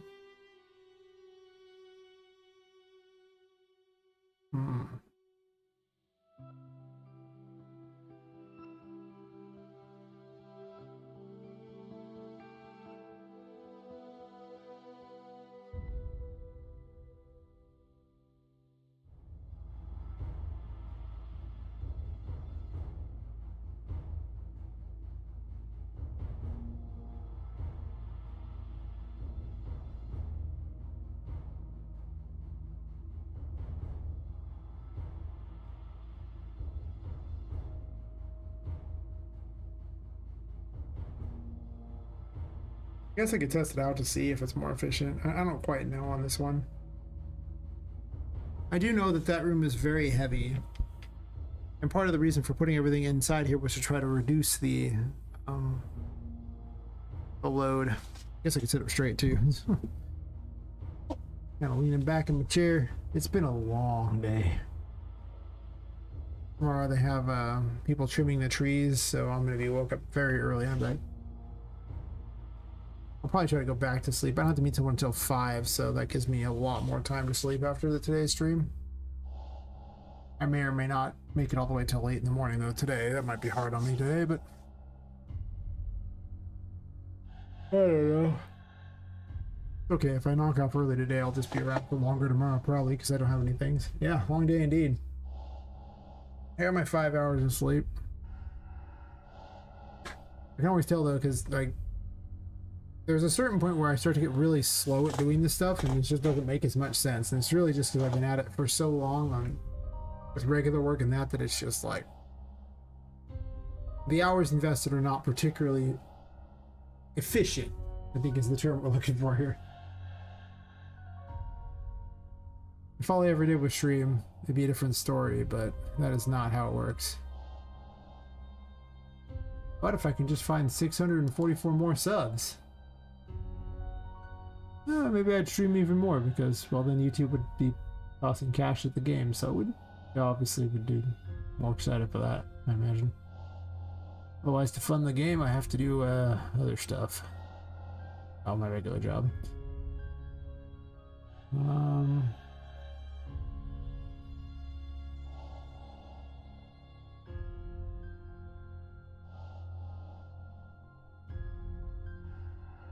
Like, instead of telling it to move, I could command it to do things here. It has access to the target. It has access to basically everything. What it doesn't have access to is moving things around.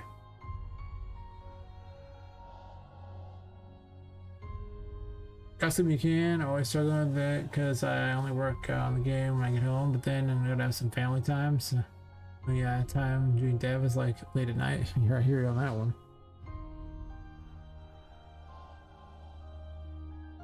My options are early in the morning or extremely late at night. About the only places, and I have a hard time deving when I first wake up in the morning. It's just not that I get up in the morning, but I don't feel very creative in the morning. It'd probably be healthier if I was up in the morning. That's true.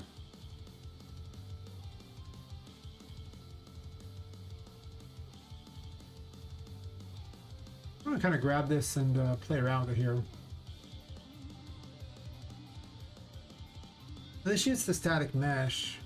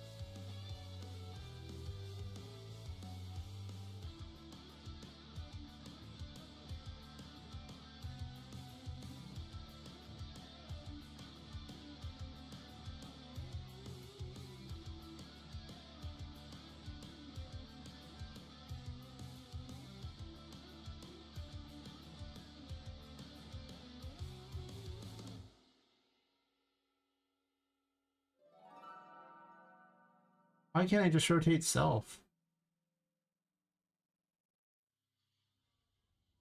Like, why do I need the scene here? I'm curious about this. Like, it seems unnecessary, actually.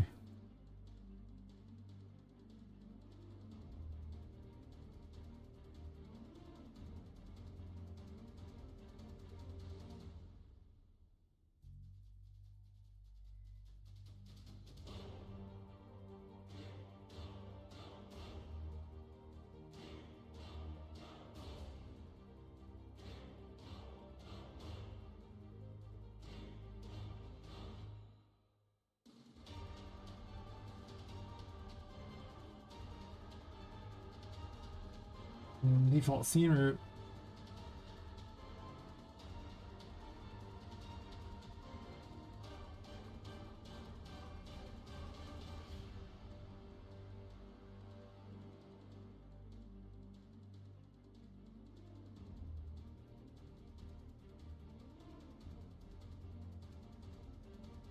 This actual location.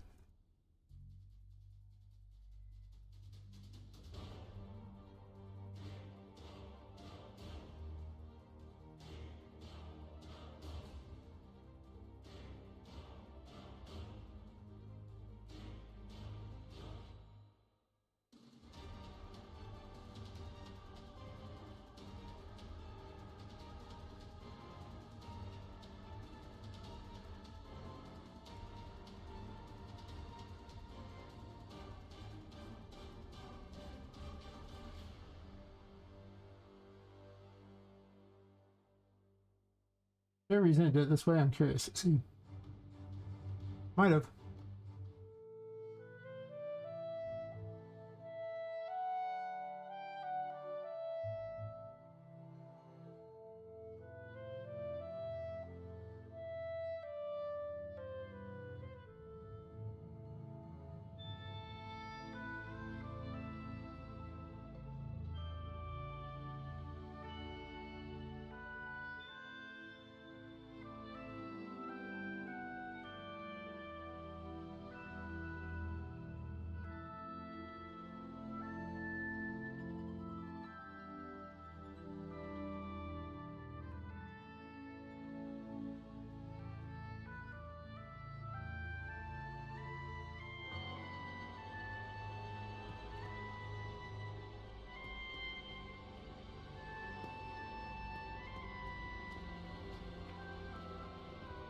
That's interesting. That doesn't. Oh, because I deleted that. That's why.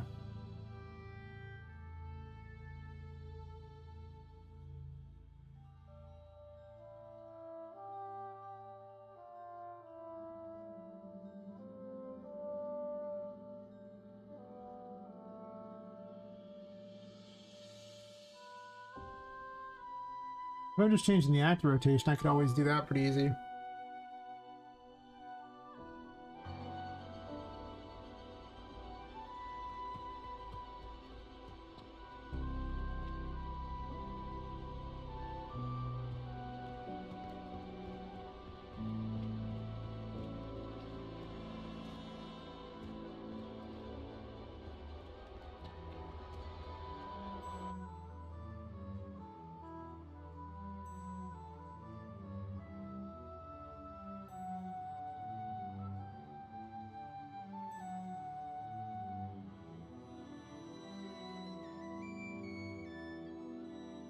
We should test something out here.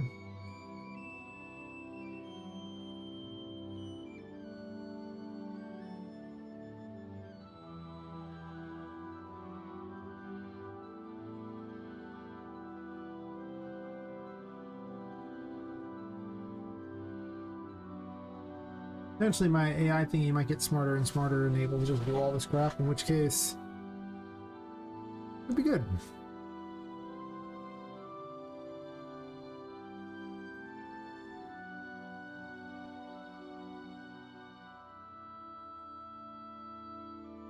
Like, it doesn't have to set a command at all, I guess. A lot of these things could, like, unless there's a reason for a command, it doesn't have to have one. So instead, it can just run the code to run its direction based on the distance to the player.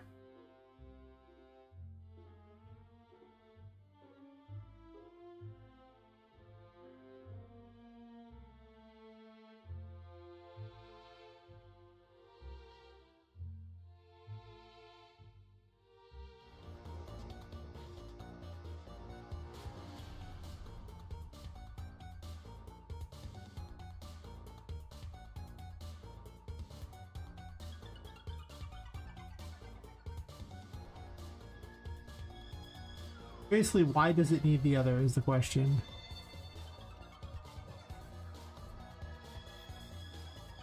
Right? Like, I don't see why it needs any other anything of the sort. And it'll just attempt to turn it without the effort of anything else. And that's one thing that thinks for everything as opposed to others. Oh, we're just removing a tag, right? That was how it works. I don't need a reset connect. That doesn't mean I don't want to make one, though.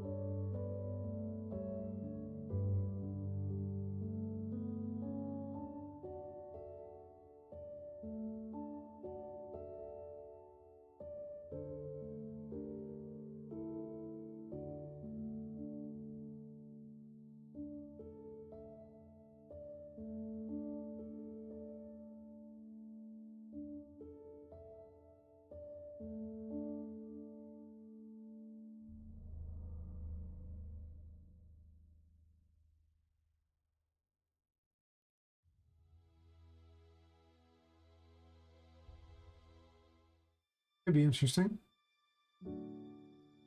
If one thing turning everything is more efficient.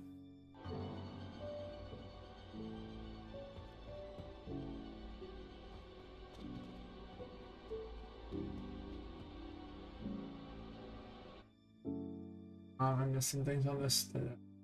I know I made mistakes.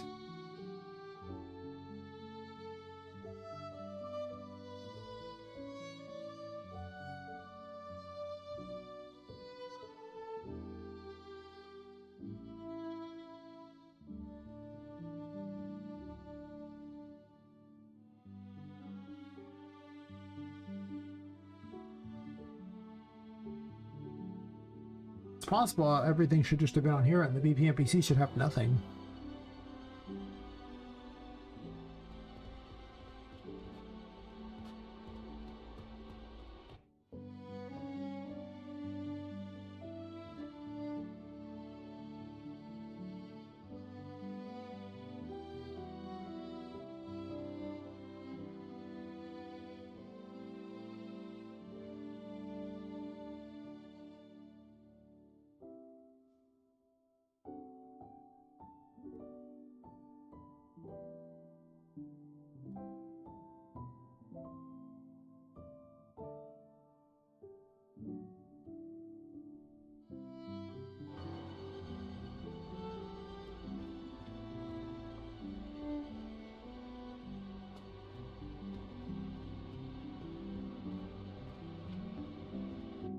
Oh, I know.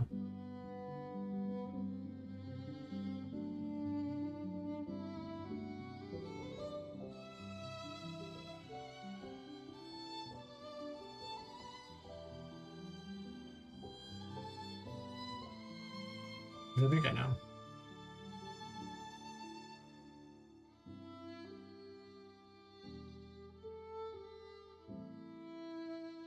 Well, they need the thing to announce themselves too. That's on VPN PC, but not the other. I guess the possessed object probably has the announce too.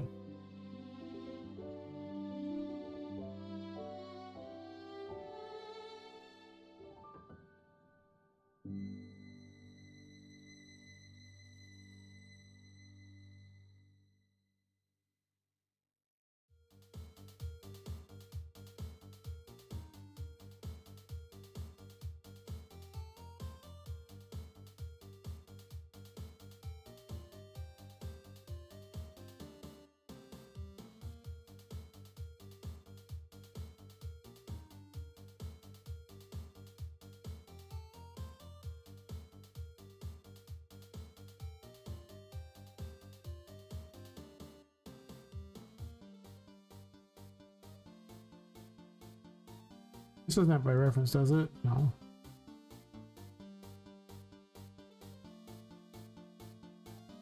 Whatever.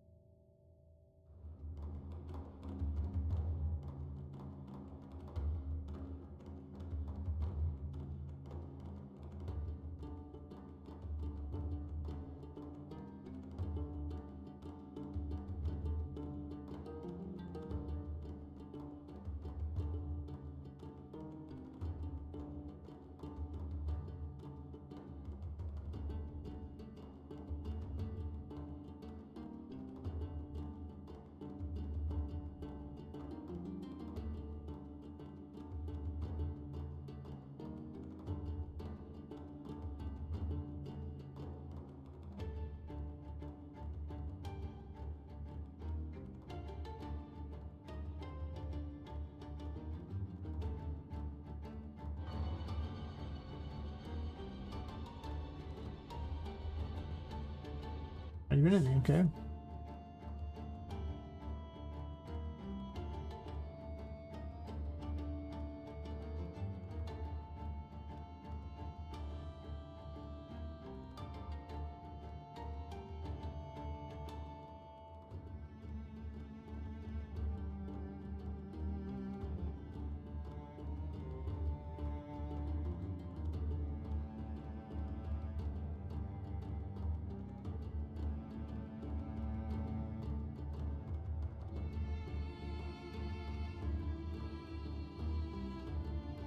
Oh, I know what I'm missing.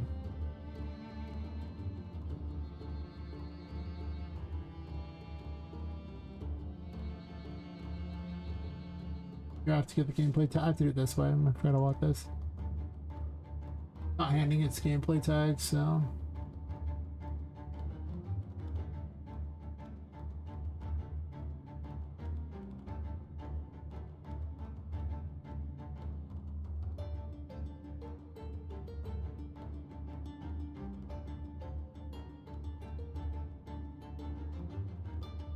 No, I need that, but sure.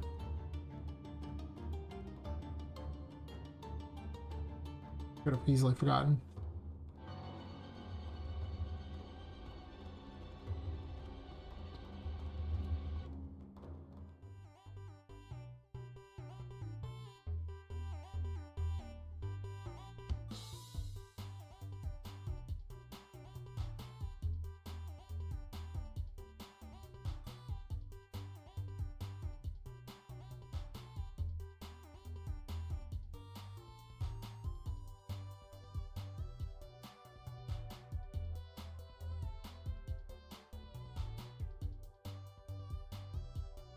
What's missing? Can't act.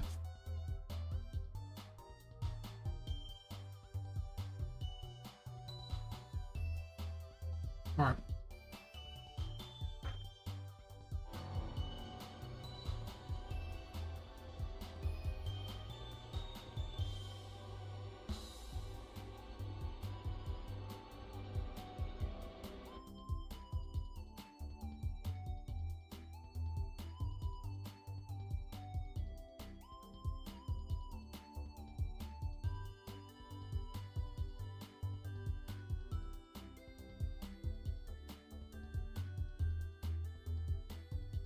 Do a screenshot.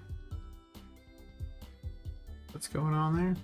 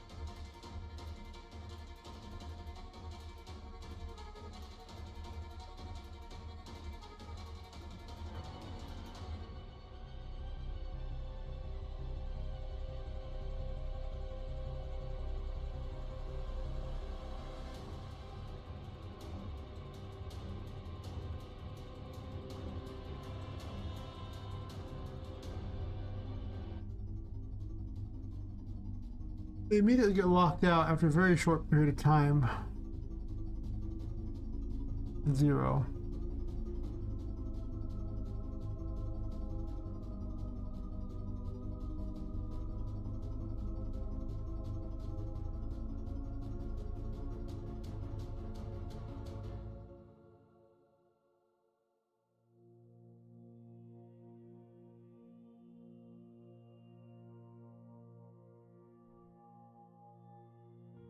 Hey Shara, how's it going?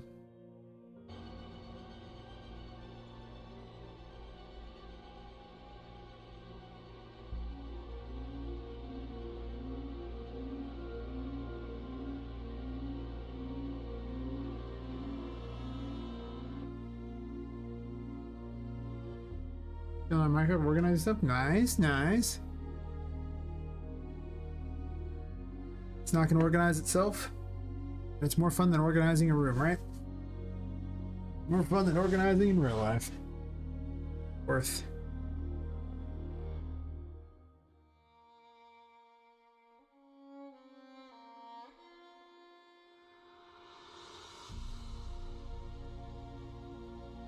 Does it lose the interactable tag somehow?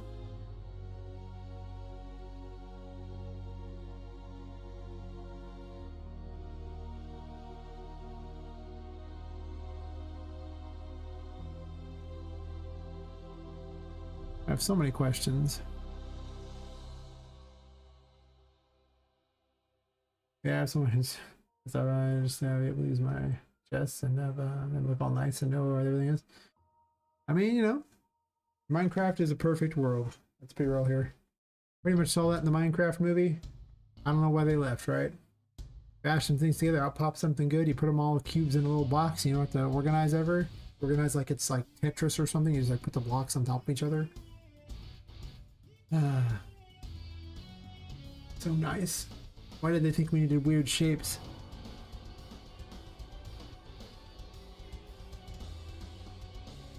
How do you lose the interactable tag? Huh.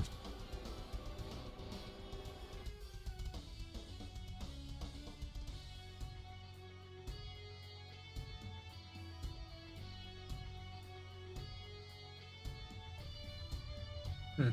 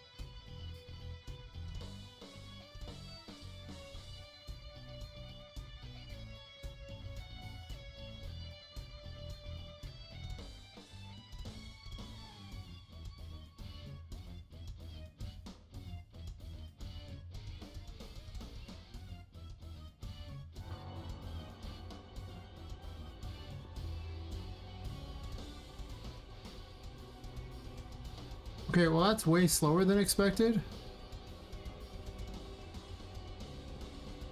I thought it would be smarter than this, but it's not. But they are turning.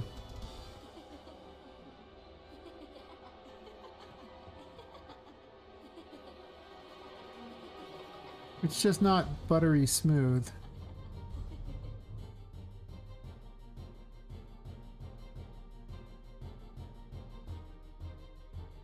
I think because it's not a loop and not perpetually doing it.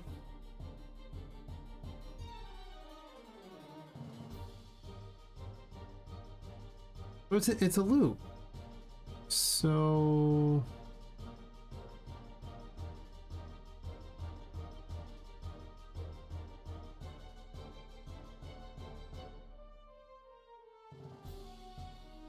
I just have to make my AI better.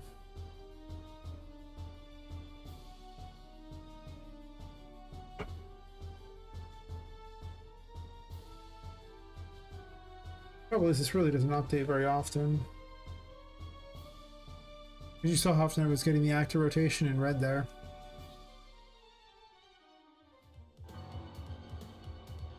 I can just get a bunch of them once.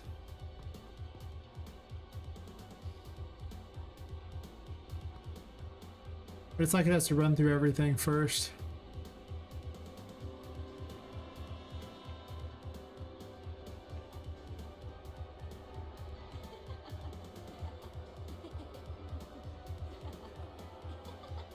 I think this might just be worse.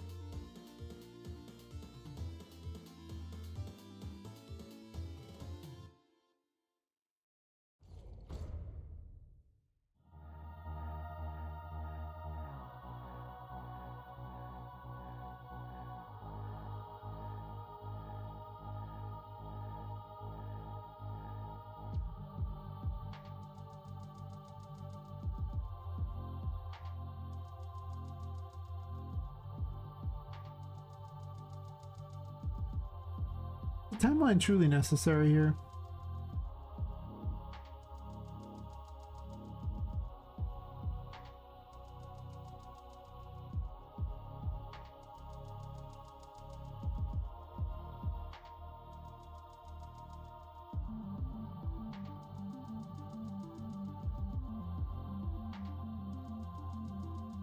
This is me breaking stuff just to see if I can make it do something more interesting.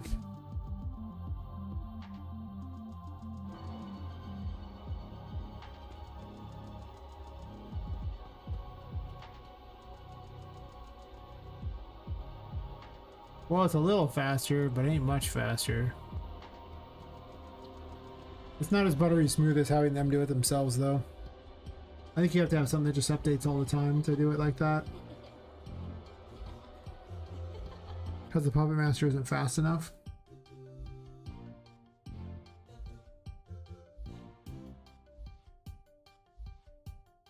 That's only a 0.5 second delay.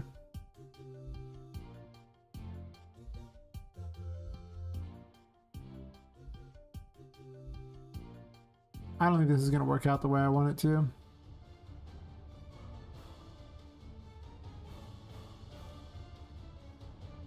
Of course, I have better code right here anyway.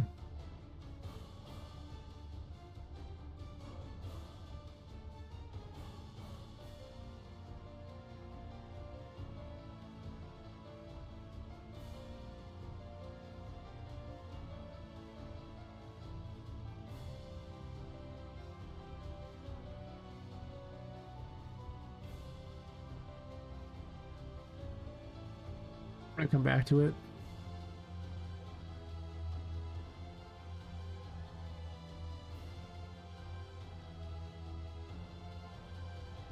Oops.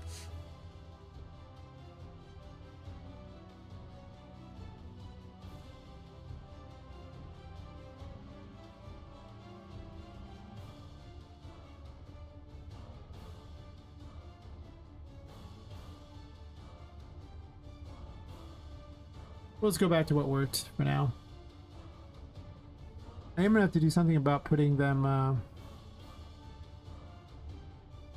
the thing. Like, I'm gonna have to make it where they aren't just all sitting there, probably.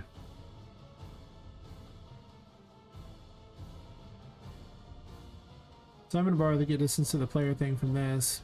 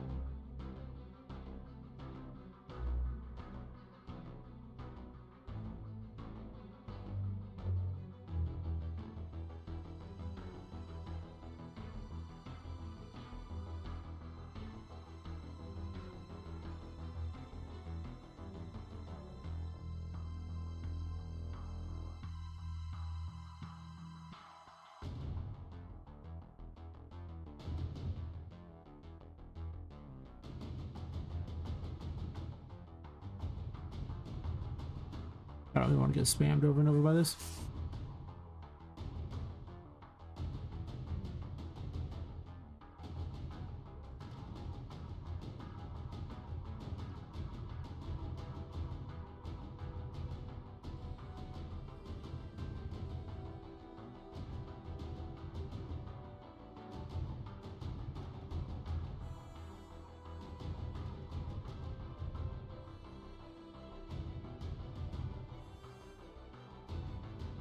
I think I might go take a small break fairly soon here.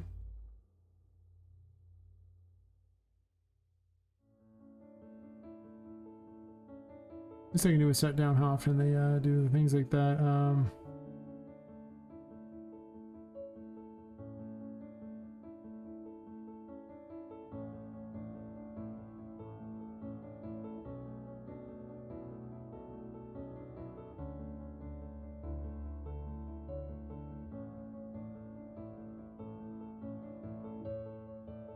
I guess these can look at a distance. 4,000 probably fine.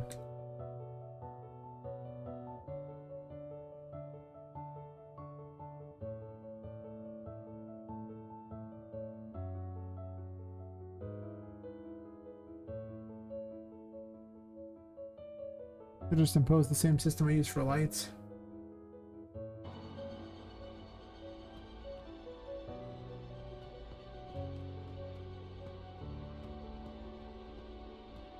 A lot open off to the side, so that's going to cause a lot of slowdown, I'm sure.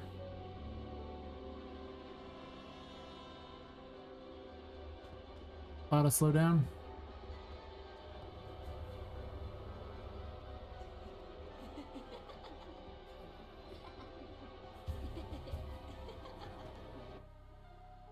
Missed one.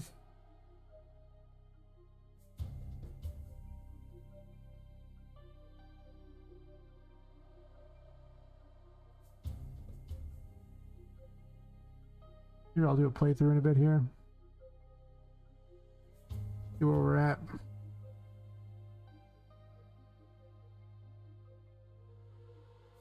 But I don't want this around because it's annoying. There has to be a way to have it direct all the movements, but I guess to be fair, it's pretty hard to pass all the information around. Might not be as efficient. Alright.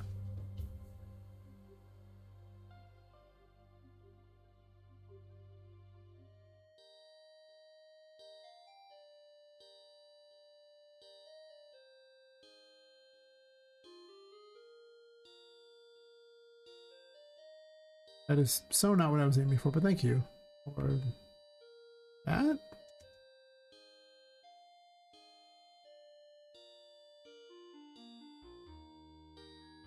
Alright, I will leave everyone to commune with the faces while I take a bit of a break. Happens in here for like 6 hours. It's a while.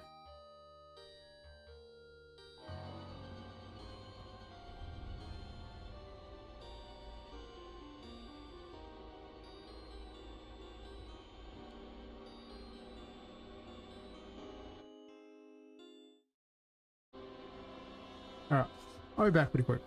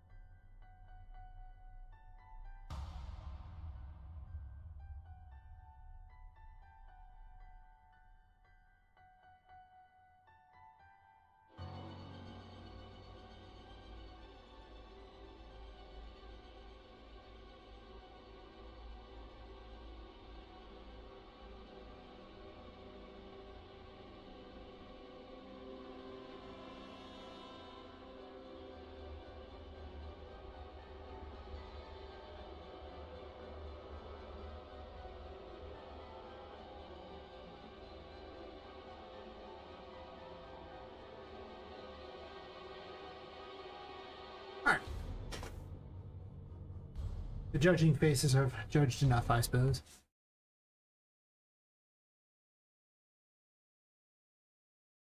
Yeah, I'll do a playthrough, just see what I got going on here. I haven't had mission all the rooms that matter, right? Yes, yes. Not that one, because I'm not doing that one right now, though technically I could put it in there even though it doesn't matter much. But I don't have anything beyond this room anyway, so I figure the demo actually ends not there. It'll actually end after beating Vu, probably. It's kind of sucked that the rescue mechanic didn't work out so hot. But also the little mini version of Poppet wasn't very good in here either because the mechanic played very badly, so those mechanics I just have to let go. Even if it was flavor-wise interesting, just gameplay-wise pretty trash. It's like I have everywhere I need to have purposes of a full test. Which has been quite some time since I've run a full test. I'll go ahead and say it has been a very long time.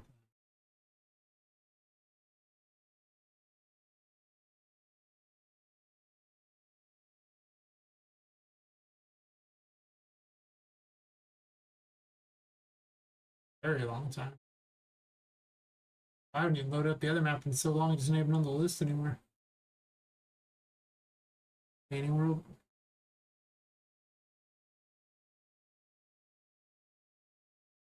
Close up all the extra thingies that I don't need. So this has the right game mode, it most certainly does. The other thing I need to do is I need to actually change out all of Poppet's thingies so she doesn't have all the abilities. I was gonna make a thing so I could quickly do that, so I can quickly enable them too.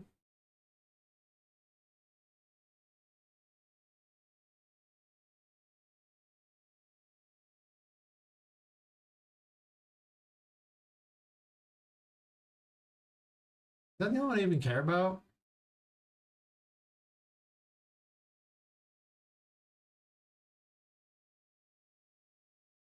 I just want to deactivate all tarot cards, so.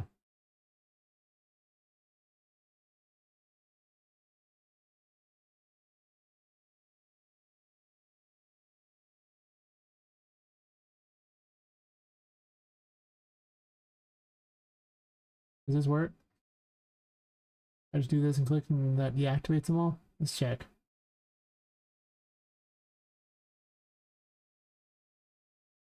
Drop real quick.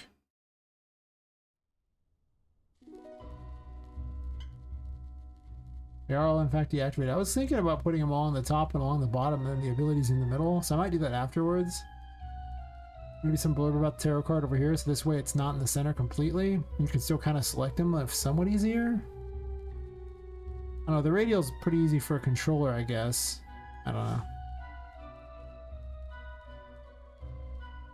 Or even have a different radio for the, I don't know, something. Anyway, it did what I needed to do, and that's truly all that matters. Okay. Close that out. Open the main menu.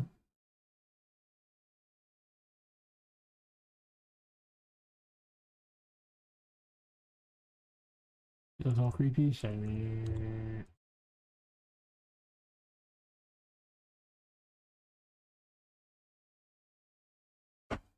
Alright. Let's do this. Is there anything else open? Are we all good? We all good? Seems pretty spice, so let's go. Preparing shaders. You may prepare shaders that will allow this thing. I guess. Or not. I'm gonna go ahead and wait for it to prepare shaders first. Didn't take that long, but here we are. I haven't loaded this map in so long because, to be honest, I don't have much to do with this map yet. I need to rework the options menu. For some reason, it's not selectable anymore. I don't know what happened. Just prepping shaders forever? Is that what's happening? It doesn't take this long to prep shaders. I also don't really care if it prep shaders in this map. Anyway, the community's back in it on Twitch, so let's just play. I don't care if I have to wait on that map. Shouldn't need to prep shaders on this other map, hopefully. Nope.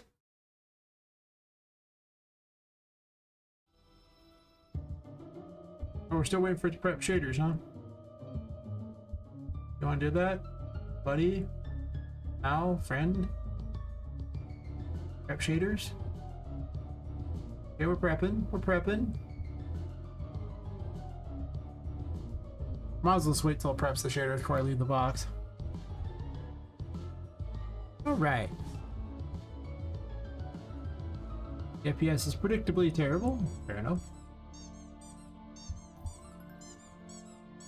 I'm not gonna stare at that the whole time, I don't really care.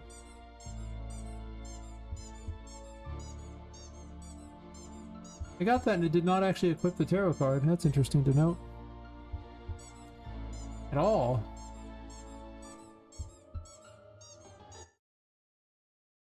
Okay. So that's not work anymore because that's going to make the game impossible. I did make some changes to how things were equipped. I hope they worked though. Seeing how yesterday I was testing the Magician for exactly that purpose. And it was equipping just fine. But... okay. I shouldn't have made all these code differences, I guess. So, nothing here.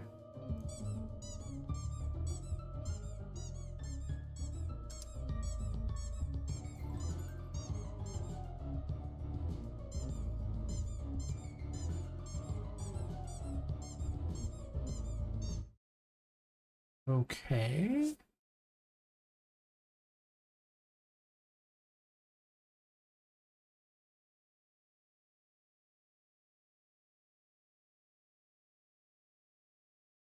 I also noticed it didn't do a tutorial. That's weird. Is the name somehow wrong?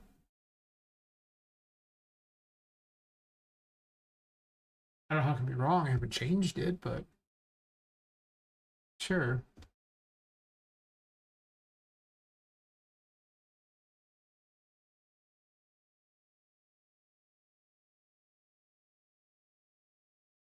Well, I don't know if I want to do this. The activate all tarot cards is pretty bad because just no good. I guess I should have the other way as an option and just do that whenever I want to do it. Because otherwise, I think this will cause some problems. I wonder if that might be the issue too. Oh, but then I won't have to deactivate it anyway. I'll have to deactivate it manually. And I can just use that as a means of activating everything. Rough. These are not easy to deactivate. I could do it from the main menu. I'm gonna remove the full real fast, and then I'm gonna see if I can pick it up and activate it. The Magician was totally working yesterday, so I get it.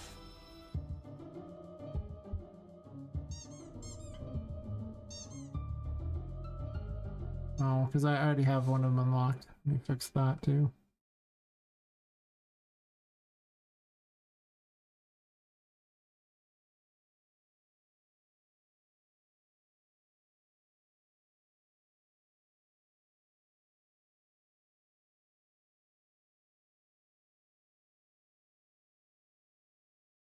I thought I was doing a test. I wasn't aware things weren't working. It's not selected, sure.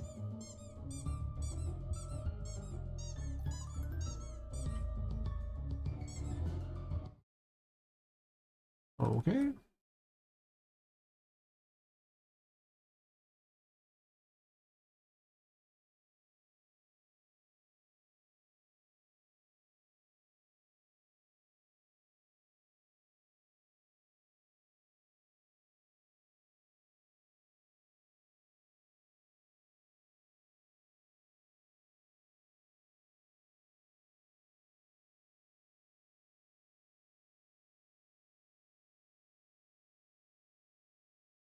An auto equip or anything of the sort.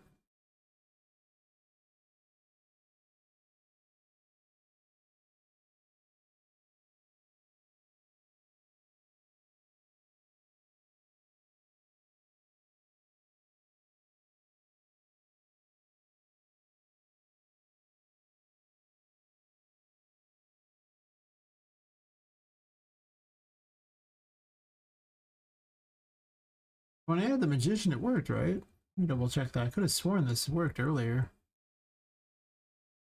I was literally testing the tutorials yesterday to make certain that this worked.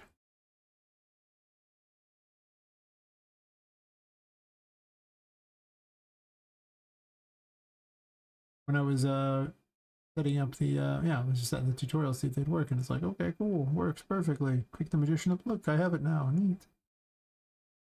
No, I don't. My effort to make it better, I made it worse.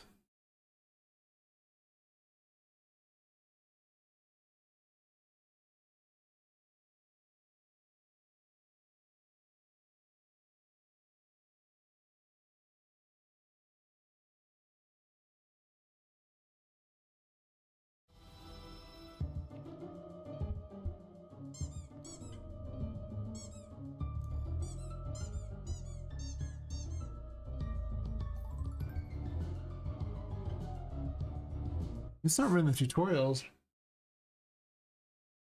Alright, well, let's see where it gets to.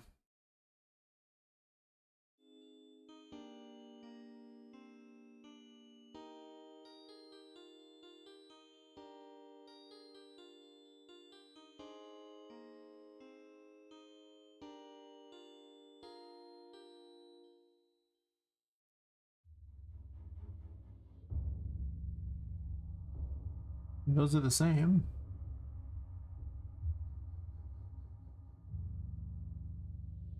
How are you unable to find them?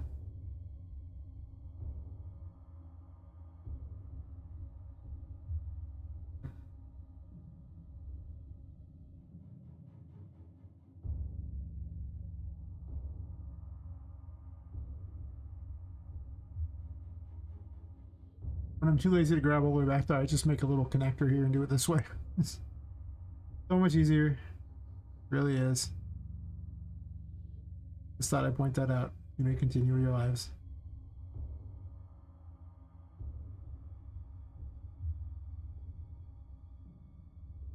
Actually, I might as well put it in the graph. Doesn't make a big difference if I put it there or here, but there's an easy name of item right here, so I can just do that.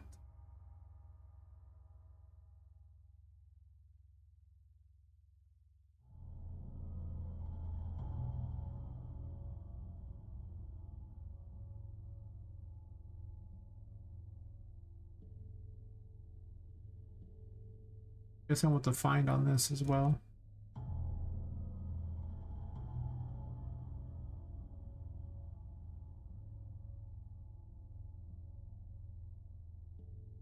don't need to put the other ones in if it doesn't even get to this point. Why not? Why not?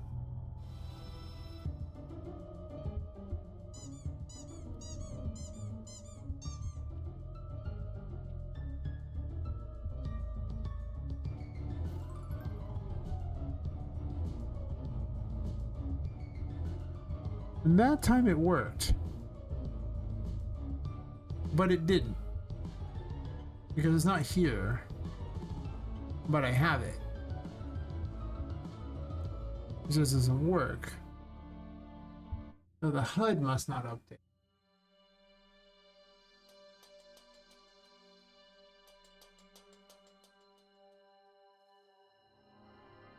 But surely it wasn't equipping either.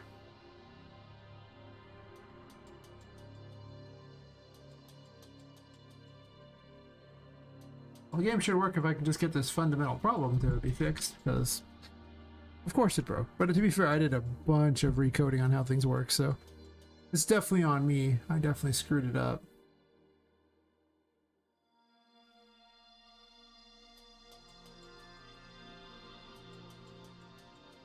Oops, I don't want that.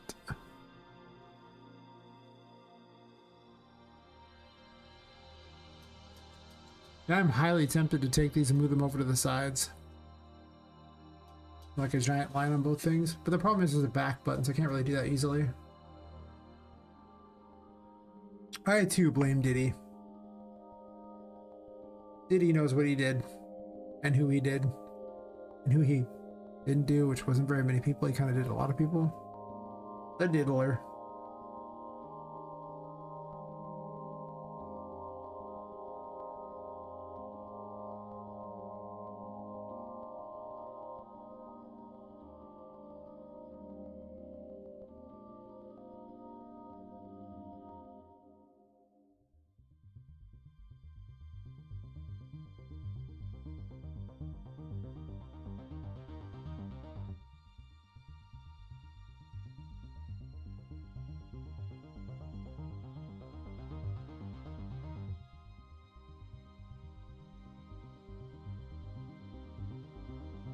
That's true. It does indeed make for a funny nickname.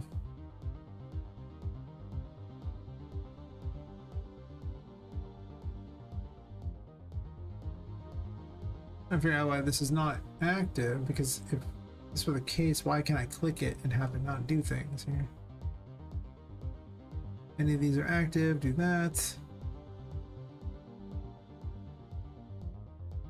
Because that construct happens every time you open the thing.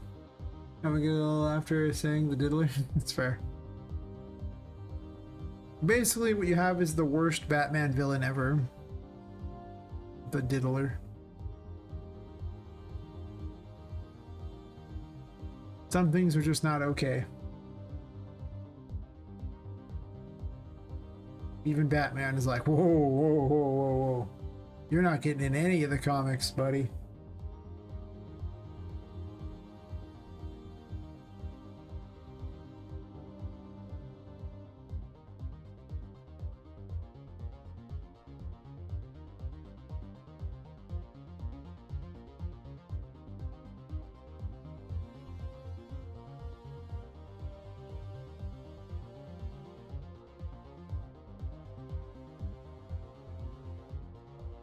Yep.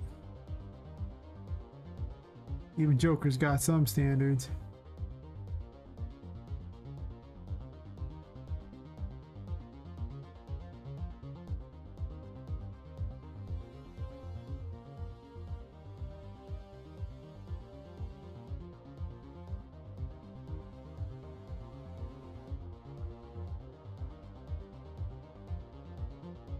Isn't that one of those things where I don't need to do this? Might be. It already defaults to not having one.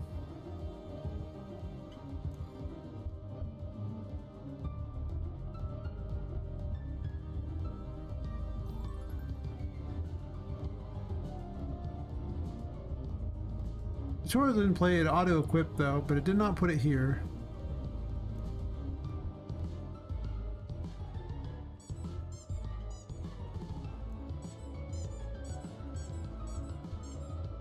I can equip it.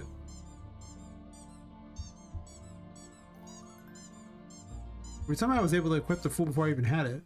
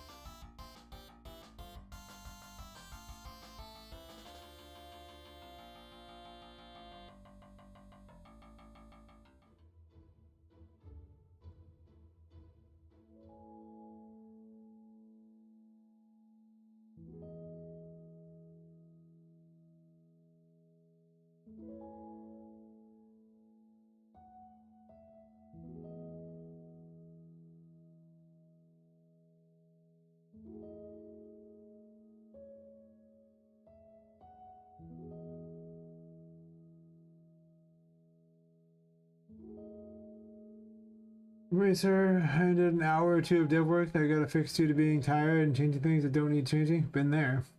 A lot of times right now. Definitely. If I had to stop for the night? Yeah. I should stop for the night, but I haven't. If I make more work for myself? See previous statement. I'm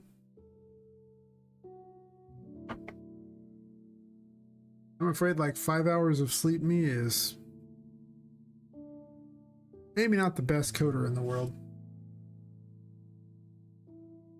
5 hours of sleep me usually does graphic design. Unfortunately, I don't have a lot of graphic design I want to work on right now. Like I'm just mostly polishing stuff, trying to get it to where it needs to be.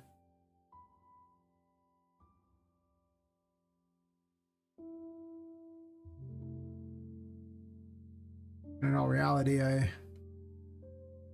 don't know, I mean,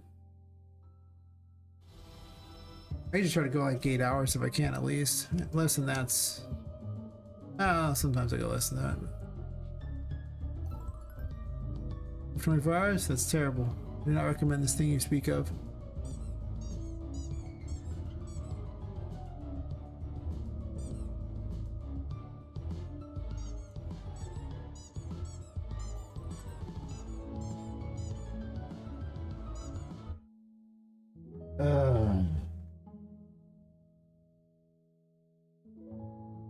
So, Event Construct should be like, yeah, I got this.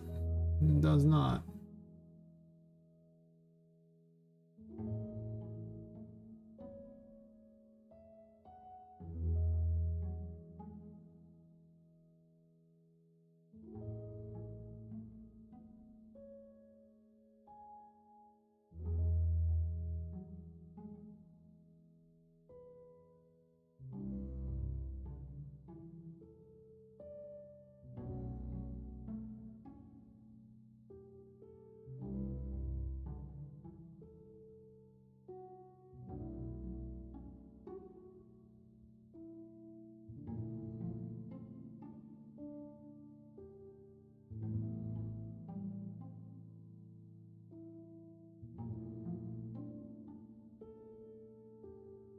What the hell is player character? I don't know, I couldn't find it for a second there.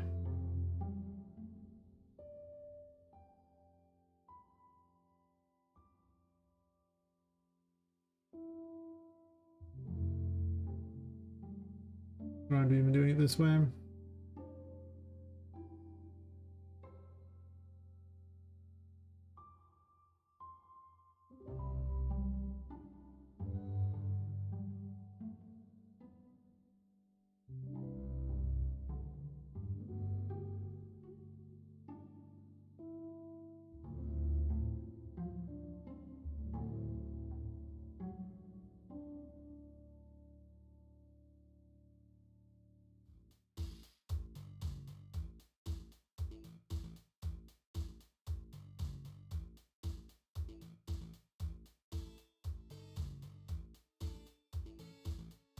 Is that called the HUD ever?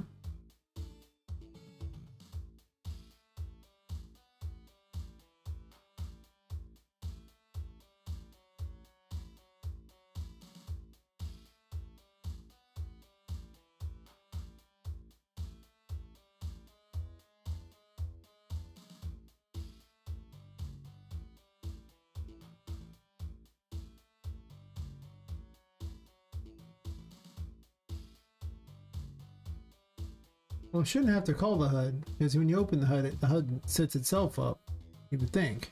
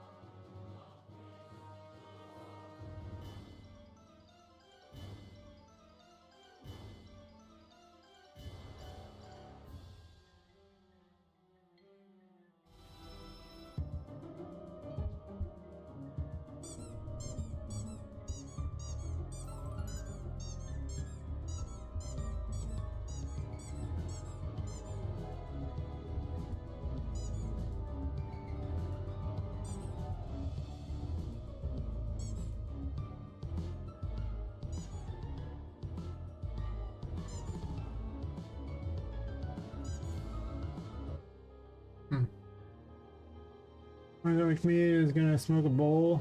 my brain off and get some rest. Today's version of beer, my version of beer. Can't drink because my seizure meds react with it, so I smoking I want to relax and shut my brain off. That's fair. Can't says I blame you. I wonder how long I'll make it tonight. Ugh. Gotta get up early tomorrow because the stupid people are gonna trim the tree out there, so it's gonna be so loud I won't be able to sleep anyway. I meet a guy at 5, and by the time I get back from that, I'll probably have like an hour or two before I have to stream again. Which is gonna be rough. It's gonna be rough.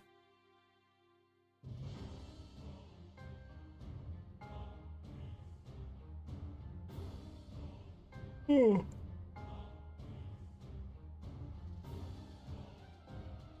But it's not adding to the thing, which is interesting. This happens way after, so it shouldn't be the culprit.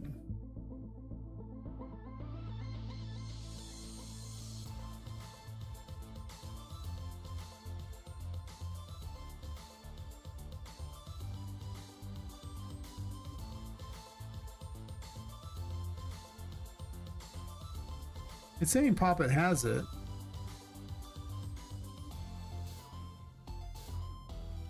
Gotta ship a GPU tomorrow. I got brought my old GPU. Oh, nice. Always exciting.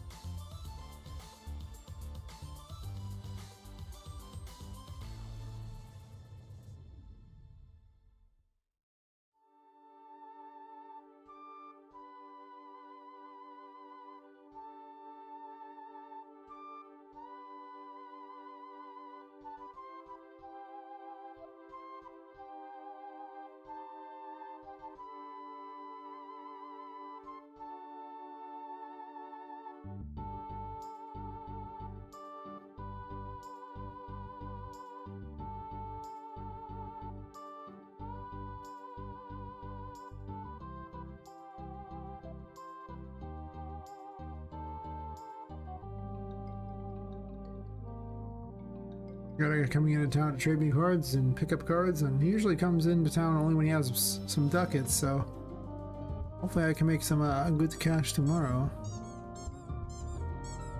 That's my plan. She has it. She literally has it according to that.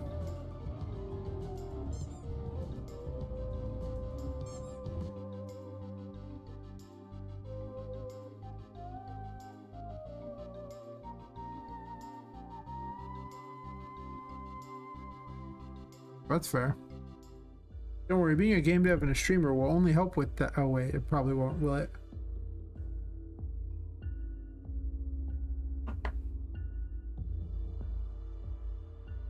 What is statistically the most low-paying job? Probably a game dev. What's the second? Probably your average streamer. I laugh because Streamlabs sent me an email.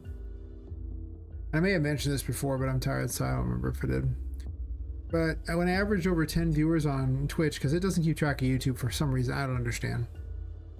It said that I was in the top 25% of streamers.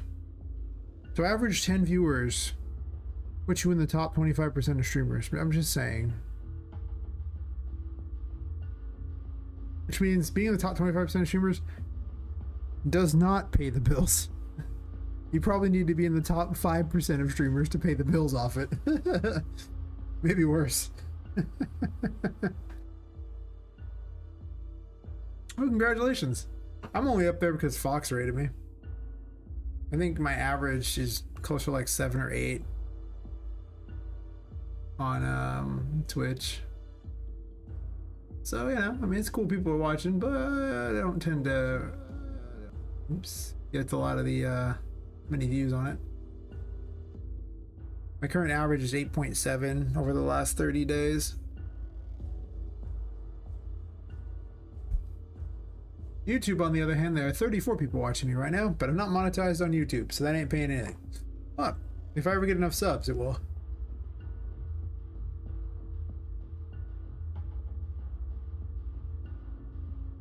I mean, it just takes time and effort, honestly. Keep doing it regularly and you'll get there, I assume. I don't know. You can just keep grinding and trying to be interesting, I guess. Sometimes I fail at that, probably because I'm usually way more interesting when I'm not tired, which is unfortunate because most of the time I'm tired a lot.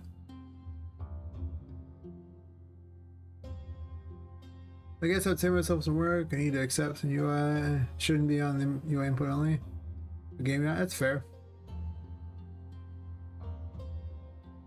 There's definitely real problems with just putting it on UI only. Yeah, being able to consistently stream makes a big difference. You'll get fans that just kind of show up at the same time. Well, hopefully you get fans. I mean, I assume. The category is a good one because people tend to raid in it. I haven't had a lot of raids lately, but when people are raiding, you tend to get a lot more viewers.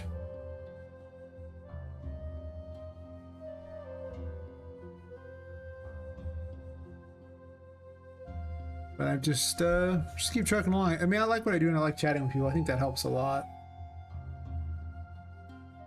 But again, ain't no one quitting their day job. I tend to make about 34 cents an hour, so on streaming. No one's quitting. No one's paying their electric bill on 34 cents an hour. On my electric bill. We talk about Unreal Engine and eating electricity.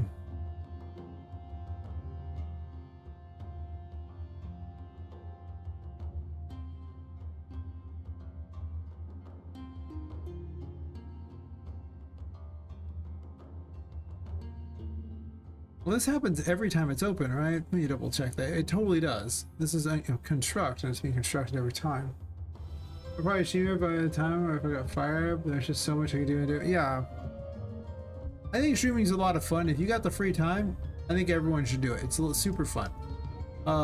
If you need money, okay, well, it's the wrong choice. Like, unless you're just naturally talented, it's whatever you do and you just have all the magnetism in the world, it's probably the wrong choice for money anytime soon. Like, you might get money eventually with hard enough work, but otherwise, oof. The only thing asset I made that I put on UI only is for a keypad. The player clicks. Yep. That's the thing. Whenever you need keys from the player.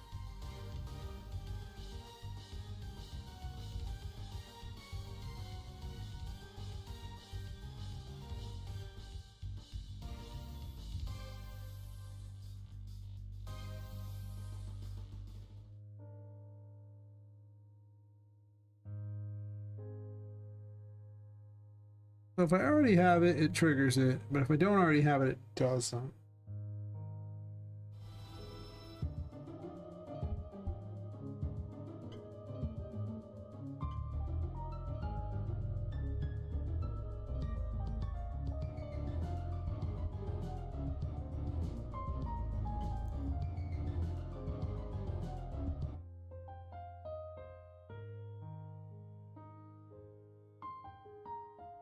When does it get this information from Poppet? I think that could be part of the problem. It's when it's pulling the information. When asked, do I have this right then? It's not even pulling the information from Poppet as far as, you know, her thing. It's just literally doing it right then and there. And this only happens to open it, so she's already collected it by then. There's no world where she hasn't. I can only assume how I collected it is wrong.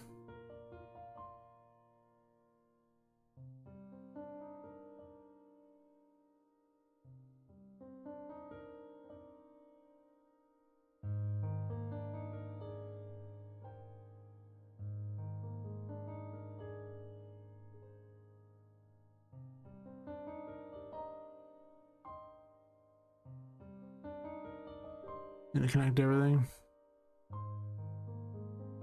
Yep, I know Poppet. Pirates is the good reason for why my game will have good name recognition. Because before Pirates, I highly doubt most people knew what a Poppet was. And to be honest, I highly doubt they know what a Poppet is now either. I think they're just gonna hear the hello Poppet, and that's gonna be good enough for them. They're gonna remember that, and that's gonna be all it takes. Well, okay, this was partially good. It got the tutorial now. That's nice. But they don't have these equipped.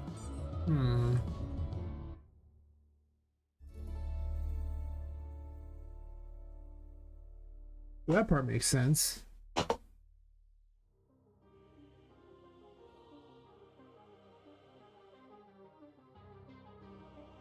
Yeah, I'm probably gonna go 8 hours tonight. I don't think I'm going 10. That's rough tonight. Oh, cool. Well, I mean, you know, when I get around to finishing it, if you're still hanging about, I'm probably gonna hand it out to every streamer I know for the most part and let them try it out. At the very least, especially the demo. I don't have to use the on down key. I think you just use the enhanced input. Works better for me because I want player to be able to map it. Yeah. Definitely. Yeah. I say just keep hanging about, and whenever I get around to it, you know, like who knows when that'll be, but I'll definitely be handing out to everyone who streams and is interested. Because honestly, I'll be handing the demo out to everybody, but as soon as I get the Steam page, basically, I'll probably when the demo happens. Wow, that's wrong. I'll get a Steam page then. After I submit for the Mega Grand, I'll try to get the demo probably.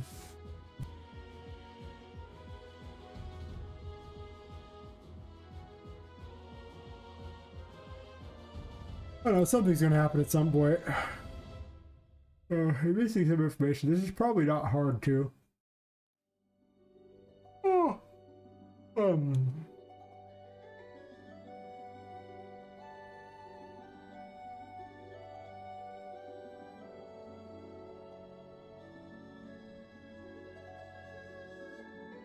Do I have this messed up somehow? I mean, it can't be, because if I auto mark it in advance, I have it, right? Like I auto mark this in advance and I have it.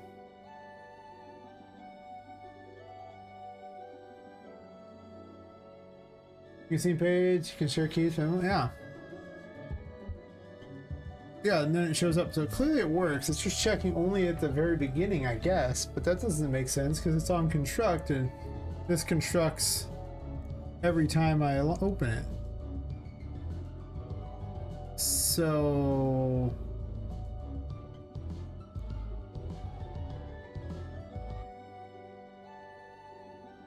in horror games, but next month I plan on doing beta testing for mine. I'm also gonna be handing out on every stream right now. Because I mean, sure, why not? Not like a big horror game fan, but I'll try it out for him. As long as it's stream safe, or it doesn't have copyrighted music. Those are the things that matter to me. Since I should also stream to YouTube, so any copyrighted music it won't go well. It won't go well at all. YouTube does not like copyrighted music one bit.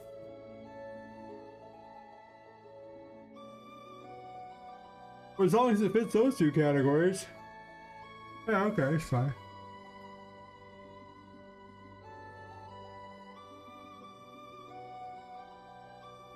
I should have a day a week where I just play a game on stream or something. Swear. This is a timing issue, I know it is, and my brain is just not quite picking up on what I'm missing at the moment, which is awkward, because it shouldn't be this hard.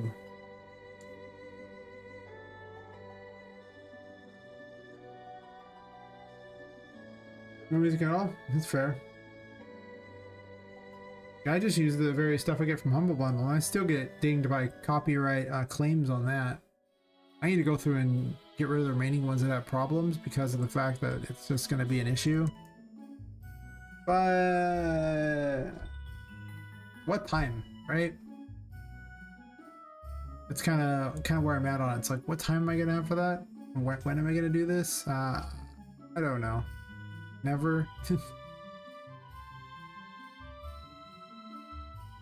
I basically have to let them all play with like a private stream on YouTube, and it just sits there and tells me which ones cause problems, because it'll be on the screen when it's playing, so I'll know which one it is. Otherwise I can't tell because it's just the music. I could also leave a thing playing in the corner.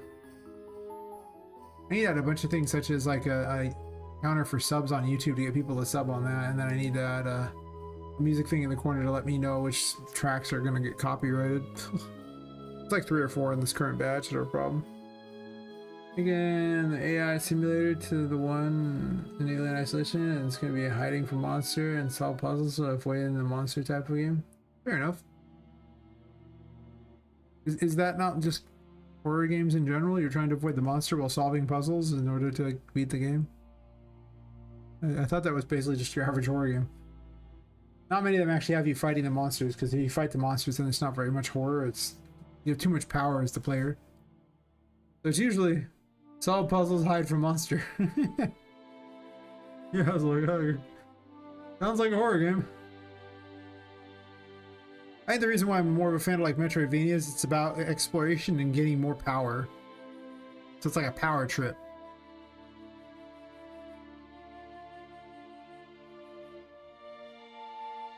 And yeah. Power trip, yeah.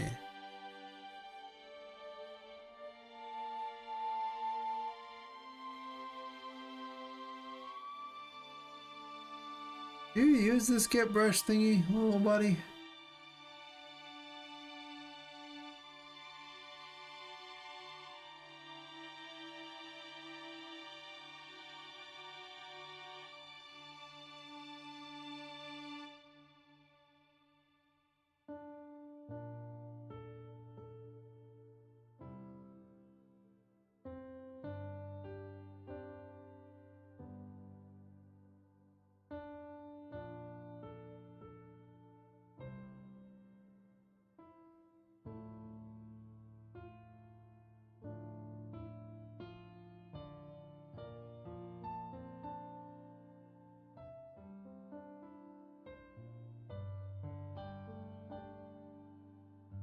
Is this like fail or something here?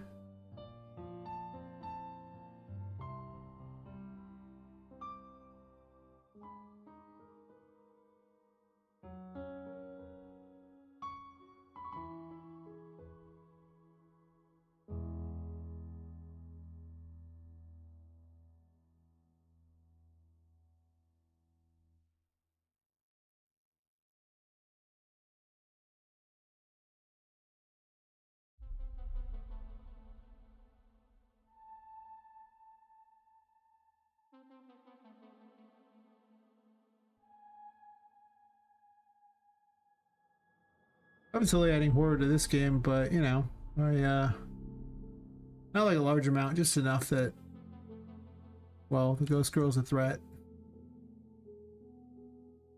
She's a Dahaka basically for all intents and purposes. You know, you're playing a Metroidvania style game, but there's an unkillable monster after you. It said true on the Fool and false on the Magician. Okay, sure.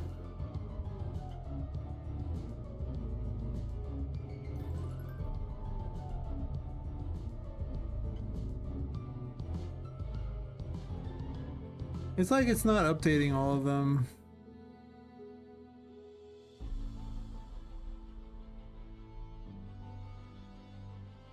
I'm working on the team for about 3 months. When I was working on my longer game for 2 years, but decided to take a break from that so I can make a small spin-off game. If there's something released before my big game launches, it's fair. Longest storyline ties to my larger game I was working on for 2 years. Nice, nice.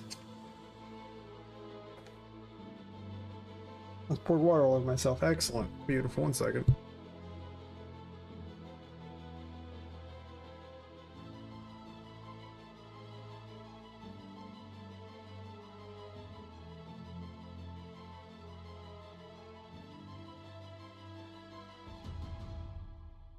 The cup was booby trapped.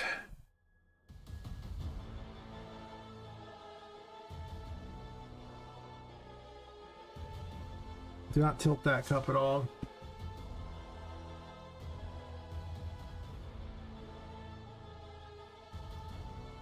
Oops. Exactly equal string.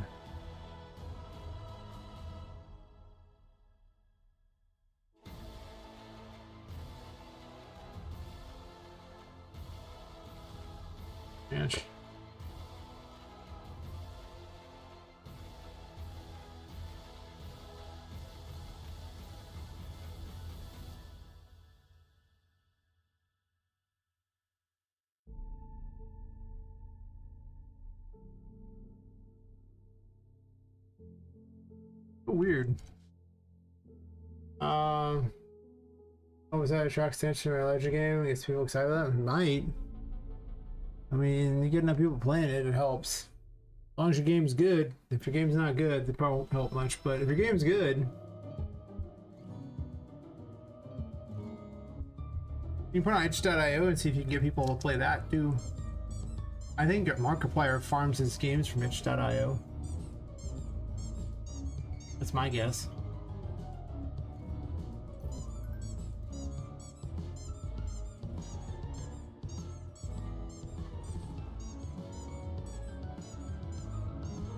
Why?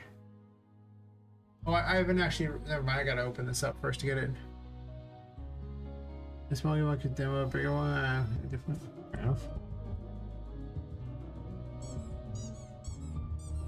Yeah, it's fine. That will make a difference.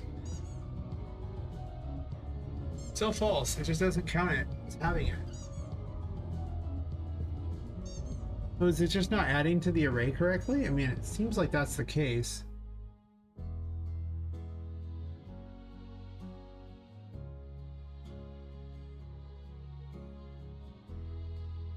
But if it's not adding to the array correctly... okay.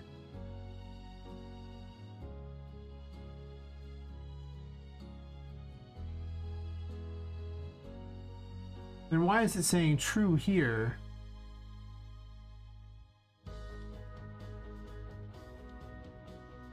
Because do I have item triggers after the fact? So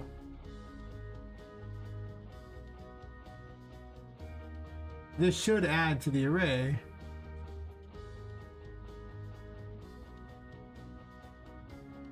Because it's saying it's found.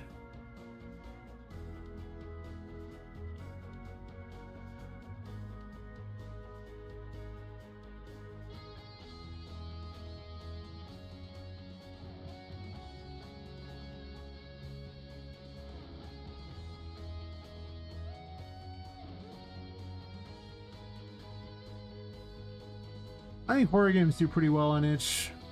I think the game just looks good. It probably does well on itch, but horror games usually pretty easy wins for content creators.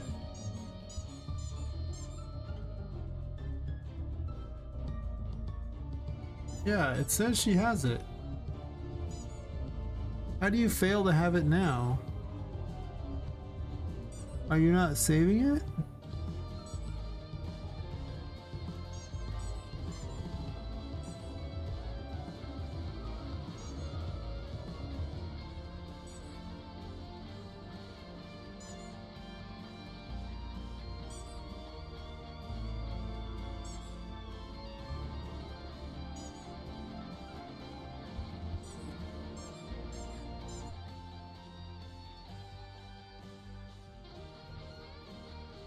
This is puzzling, but last time something was puzzling it was because it was stupid.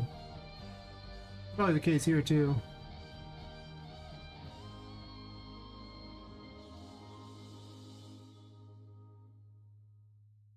As best I can tell, it's somehow getting the information only once and never getting it again.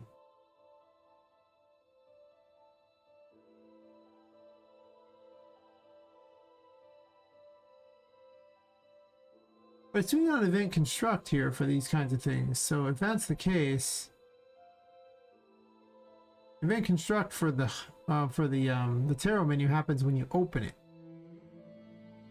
and it's not open until long after I've done that. So event construct should give me the things.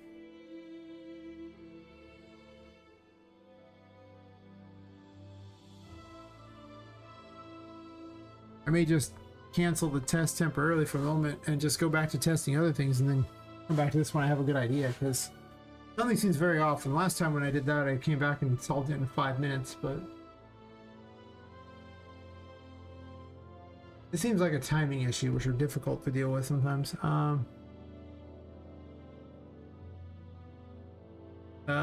Choose a new story game. Games, well, smaller ones is taste for both games. The small game is more in the realm of teaser games. Larger game, that's fair. I think we call that a demo, right? Is that not what we call those?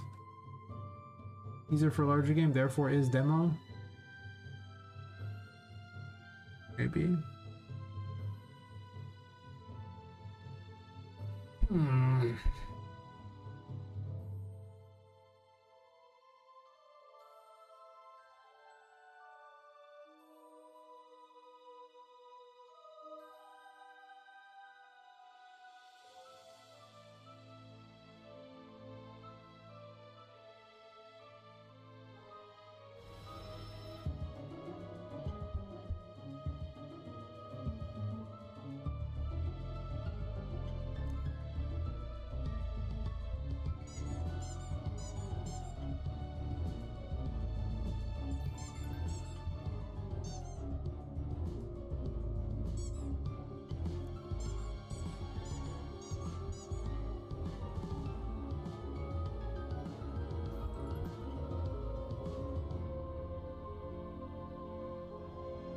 It doesn't show the little orb up either. All it says is make the picture show. I figured that was the case, but where do you collect this?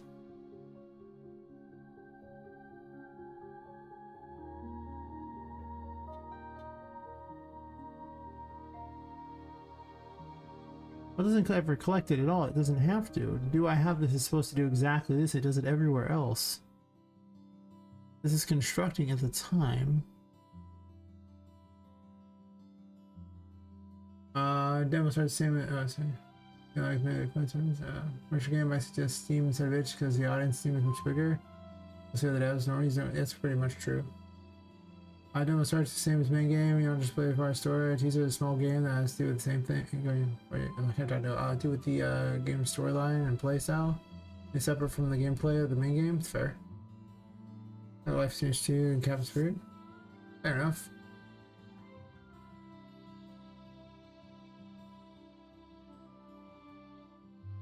Kind of a bit of loss on this one at the moment. Probably lack of sleep. Something on this should be really obvious. But as far as I can tell, it's always doing those in that order. But saying I don't have it though. Tarot menu checks when.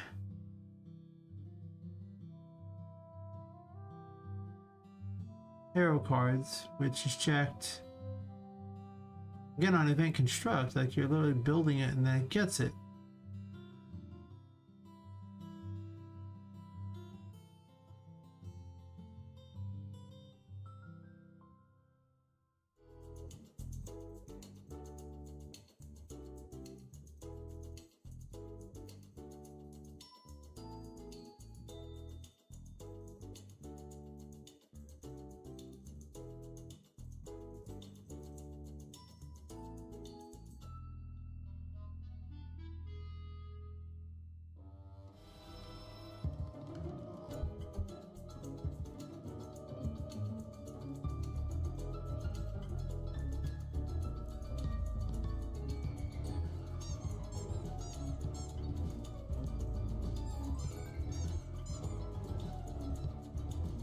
Yeah, it constructs and then it grabs all of those, finds it's false, and then moves on.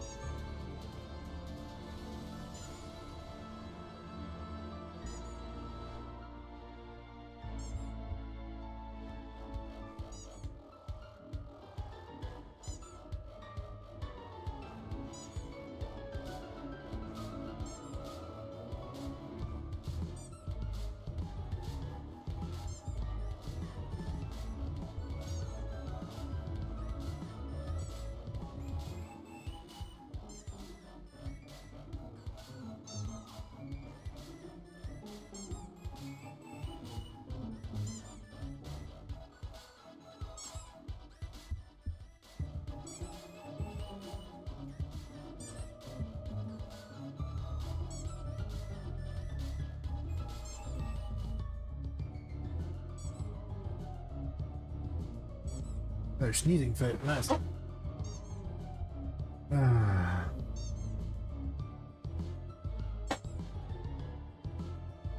So I was taking a picture of this here, and then I sneezed a lot. Business partner is already in the process of making a Steam page thing. I got blocked off by the Krista thing. Business partner is already in the process of getting this page in Steam. It's got a long process for first release. It's gonna take a few months before we have a page up. Really, a few months? I didn't think it was so long. Weird. That was much faster than that.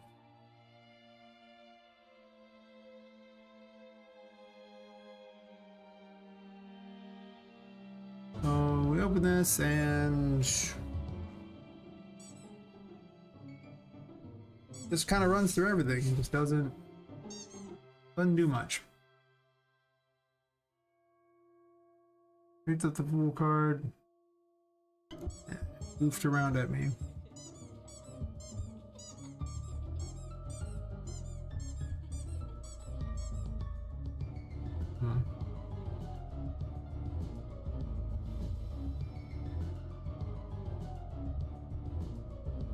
And the picture's completely wrong on the HUD too.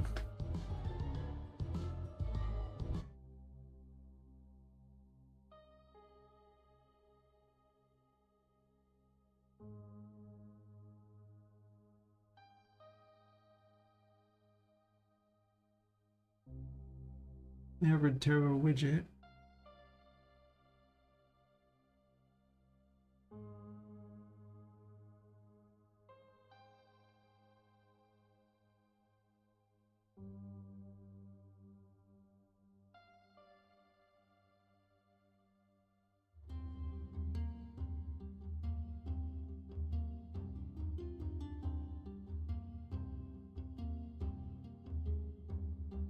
Curious if checking again at this point would make a difference.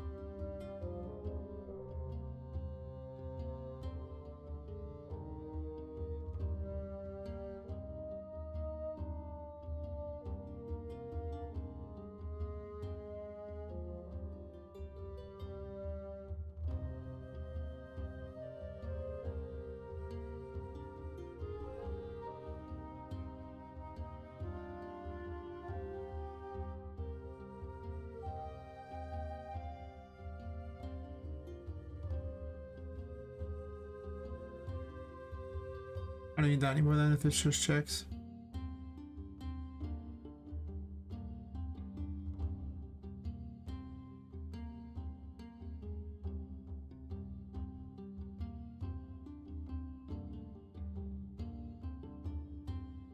Yeah. I wish I'd made a smaller game for releasing on Steam quickly. There's plenty of games I've given up on though, so they weren't very good.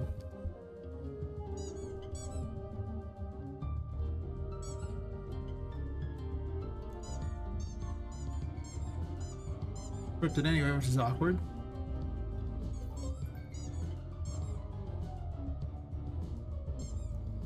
I don't get why it's not picking up the image.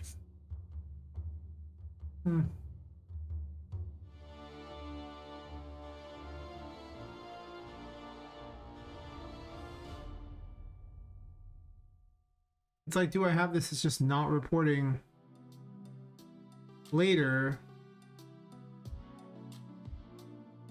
But do I have this has already been updated? It's literally getting the player's thing right then and there. So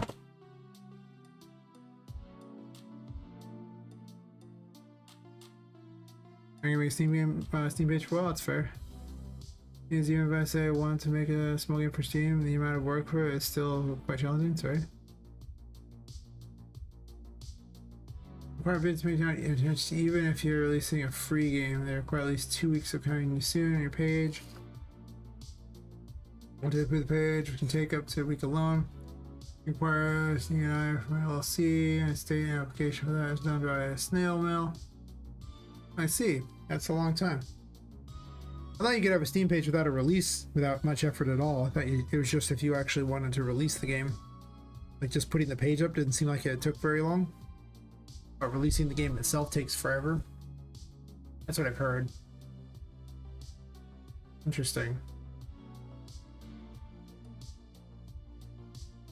That's weird because the tutorials I was seeing on making them were saying you didn't have to do anything other than pay them $100. You just had to make the page and put it up. It's when you released it that they charged the crap out of you. Well, not charge you. They there's all these checks for the release, but interesting. There you go.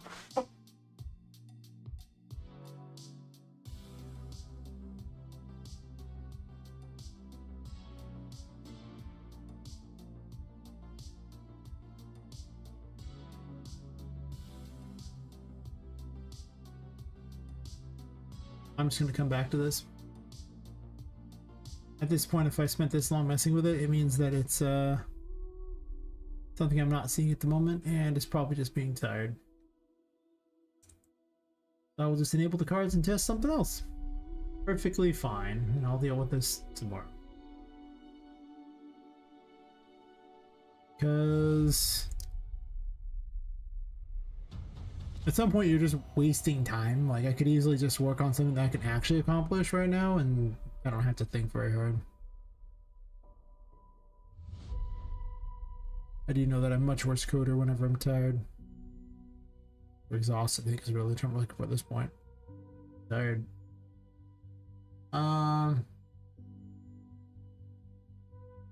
Anything about my business partner told me the massive list of requirements. I see.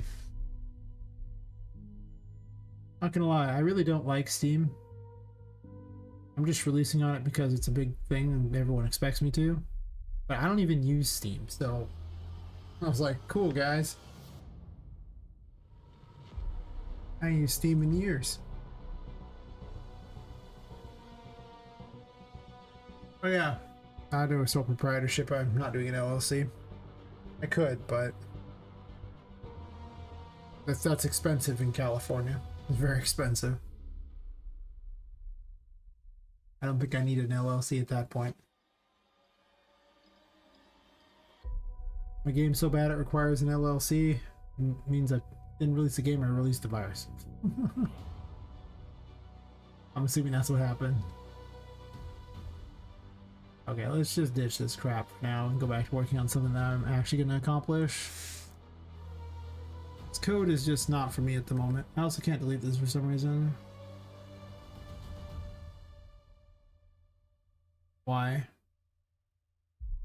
I keep hitting delete, but delete's not doing anything. Interesting.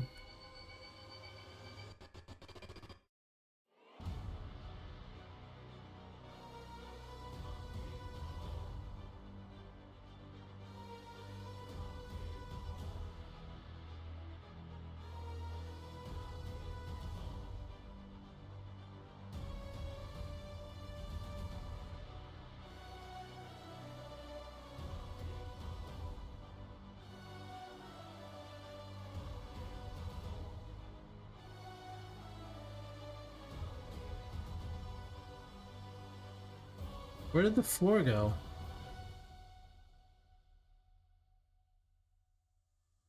What happened?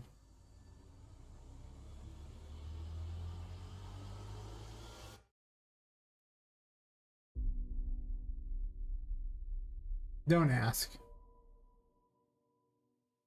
Apparently in editing all these things to remove all those extra thingies, it somehow deleted the floor. I don't want to know. I don't care. I just don't care. It's fine. It's all good.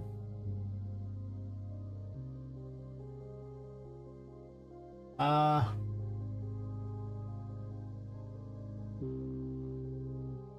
yeah, I did lots of print strings. So I just went on to try to figure out where the problem was. Took a lot of effort on that one. It's true, sole proprietors don't.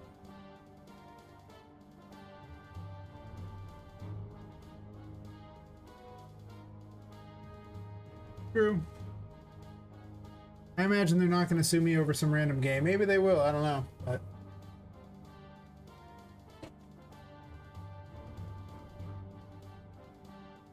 are you planning on being sued for releasing a game? It seems like a lot. Maybe, seems just not that likely. Yeah, I don't think Nintendo's suing me. You're not capturing monsters in the game, so, you know, there you go. Oh, that's fair. I figure once my studio, once I get to the point where I'm actually big, then it'll be a different story entirely. But I think for my first game, I'm not too worried about it.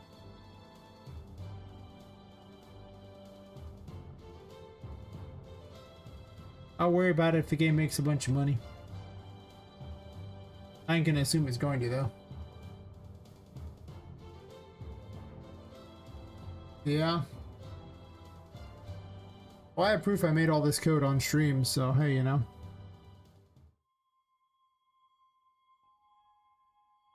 Have fun with that.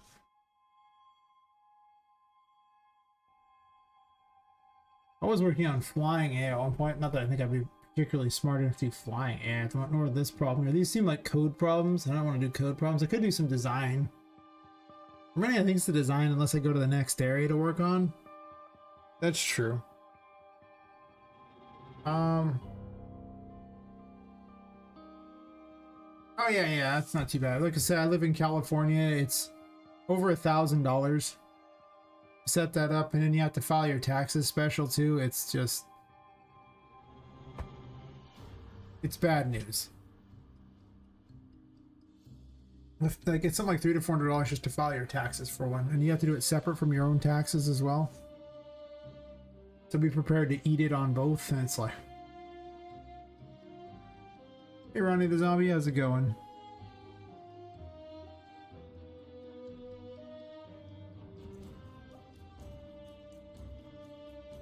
You're just in time for us to discuss LLCs, basically. It seems like what we were doing.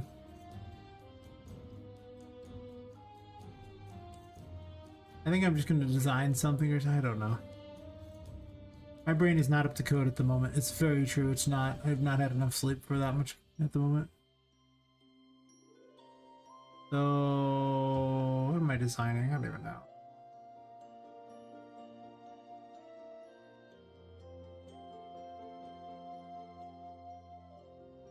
I forgot what to do with this room. Let's turn the lights on. I can't see crap anyway.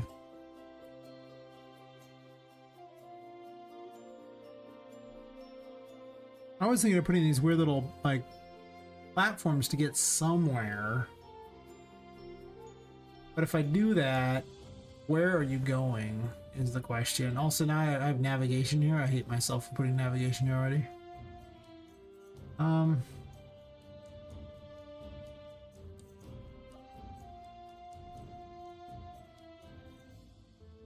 My game Poppet Quest. I've been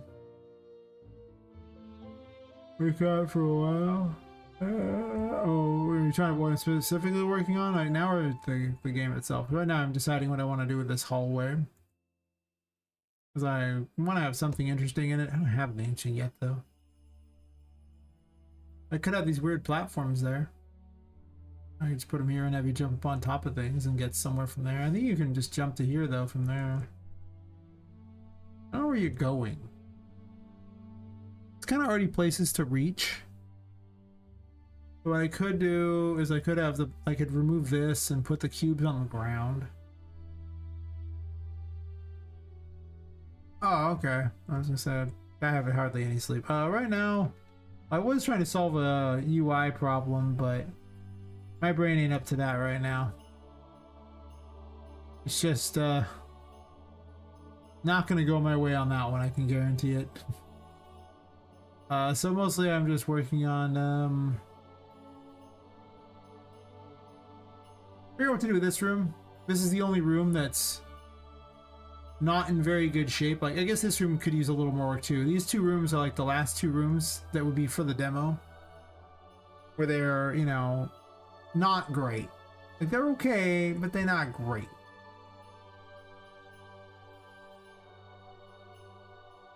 So I kind of wanted to be better.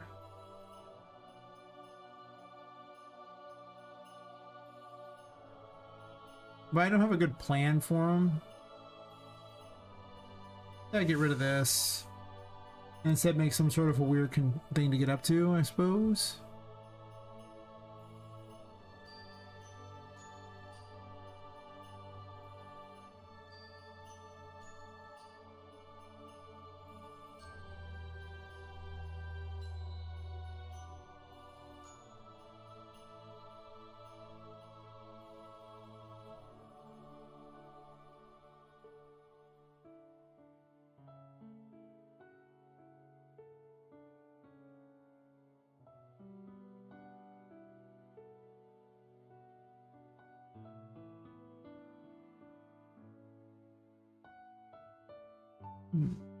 Delete this one actually.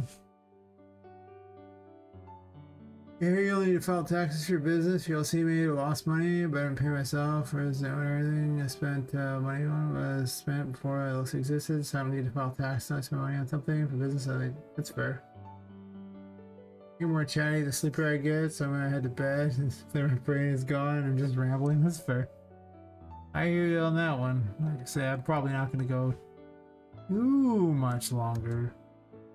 As I can tell, my usefulness has gotten significantly lower.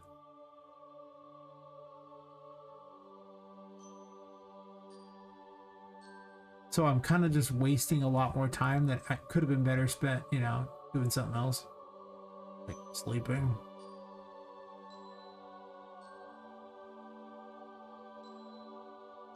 As long as I'm designing something, I can design things and be a lot less like, I don't have to be as into it, but, or like as, there, but if I'm doing code, I usually have to be there pretty well. You too, Ascending Go Games. Sleep well, and, I'll be on tomorrow. I plan to be on, I'm usually on in all the weekdays, so I will be here. Hopefully more refreshed than I am today. Today I'm not very refreshed. Usually it's like Thursday by the point where I'm just like, ah. But today did not work out in my favor. Thanks. Say that'll be that much longer. I may knock off a little earlier tonight, as much as I enjoy streaming a lot. Man, I am definitely a little too tired.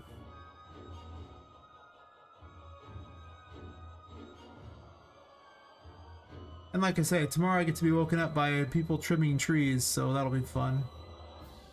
And they're going to start trimming those trees in just over 6 hours, so that's cool, right?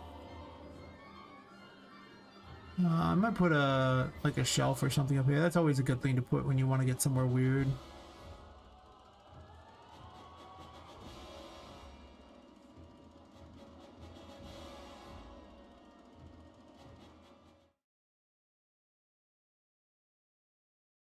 Well, that's a shelf.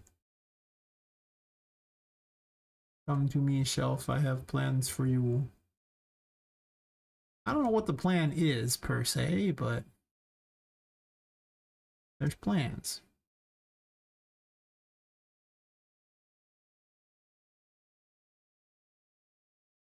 I don't know if they're good plans, but they're plans.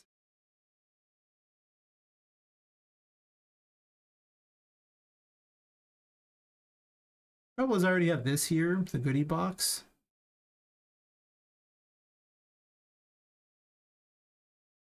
There's no good place for the goodie box besides there, unless I want to put it over here. Which is fine, I could do that.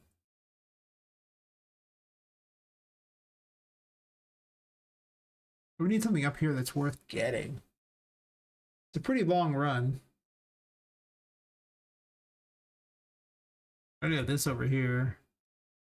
Where did the thingy go? Did I delete it? Am I missing something here? Was there not a grandfather clock?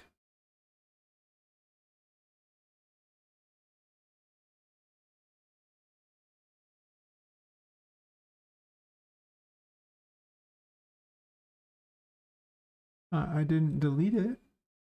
Unless it was way back here. I don't know. I'm just gonna go grab the grandfather clock. Drag one over. I don't understand.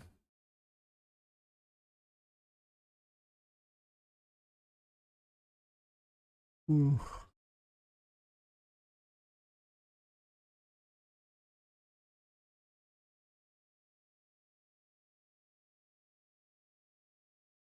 All I know is it vanished.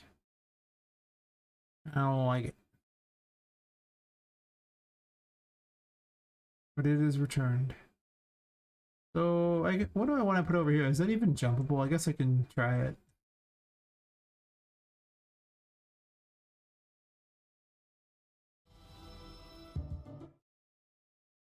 Yeah. Also, I have a collected thingy on still.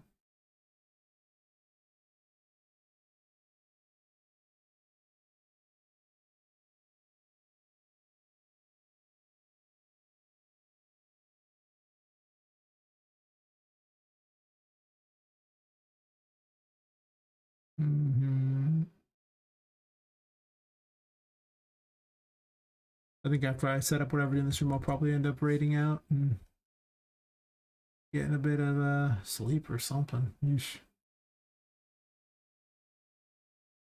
And then come back tomorrow much more refreshed and stream like, many hours. Yeah. Ow, he shot a lot. Also really bad.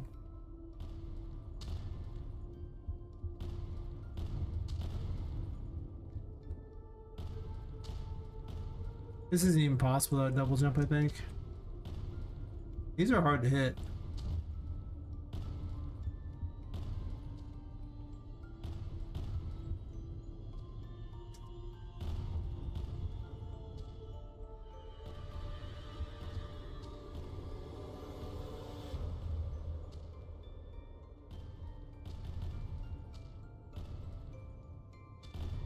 Yeah, first one you gotta have something to jump on, so I'll need another one probably.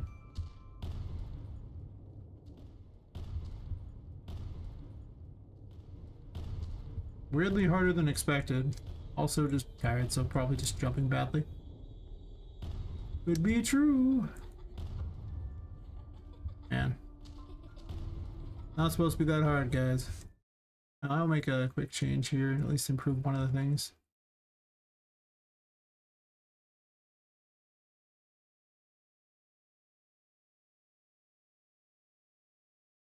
I can move this up a little bit. Over a little bit.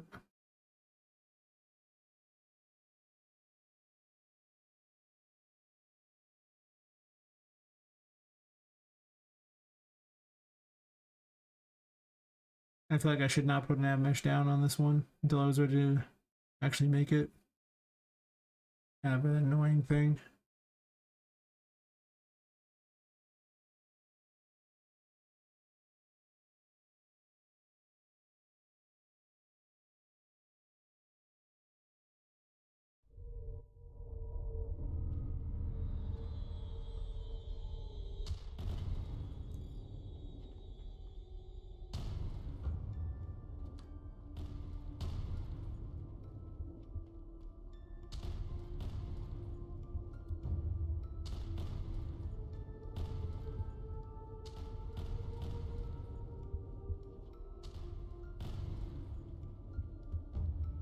I just remember she doesn't have double jump at this point. Also, it's pretty easy to miss this jumps. What I can tell.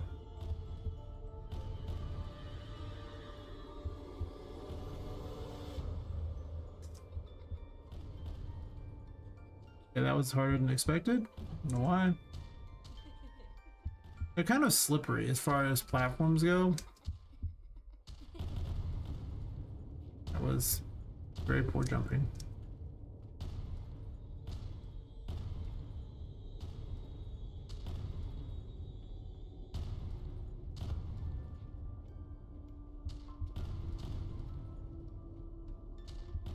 I might change the playroom a little bit too, though it's a Hierophant puzzle, so I don't know if I'm going to or not.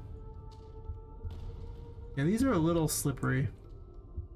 Like there's not as much range on them as you think there will be. Like right there, she just kind of runs off it because it kind of bounces you a little, making them kind of hard platforms. I don't know if I like that. I mean, don't get me wrong, I'm not like the world's greatest platformer, that's true, but there's a kind of weird bounce. It's just, I don't know. I need to change that. I remember the ones in Charlotte's Room are very hard too, and they're larger than these. That's okay, there can be things that are hard for no apparent reason other than they're just hard. It's probably actually really easy, and I'm just terrible at the moment too.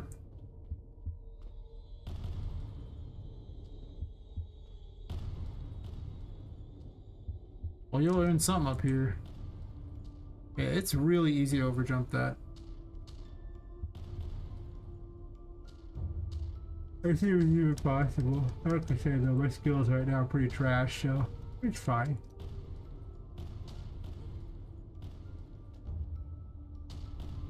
I don't think it's because it's impossible to do. I think it's just bad.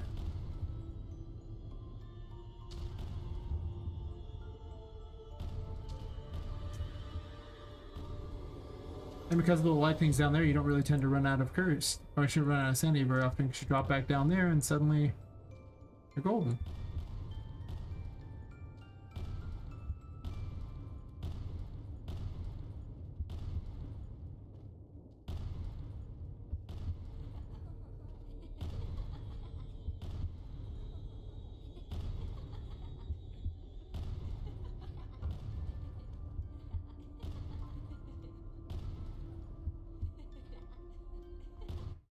We can get up here. And honestly, I can just give you some sort of thing for that. Even this might be better up there.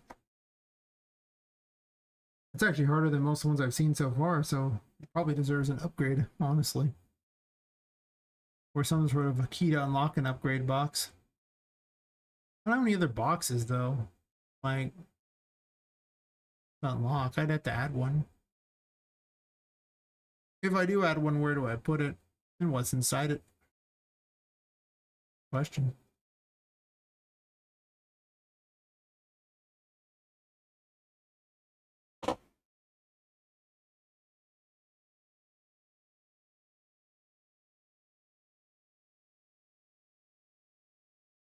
Oh, it's a tomorrow problem. I think I'm gonna call it earlier tonight at mere 7.5 hours instead, so I can get a bit of sleep before the tree people show up and wake me up.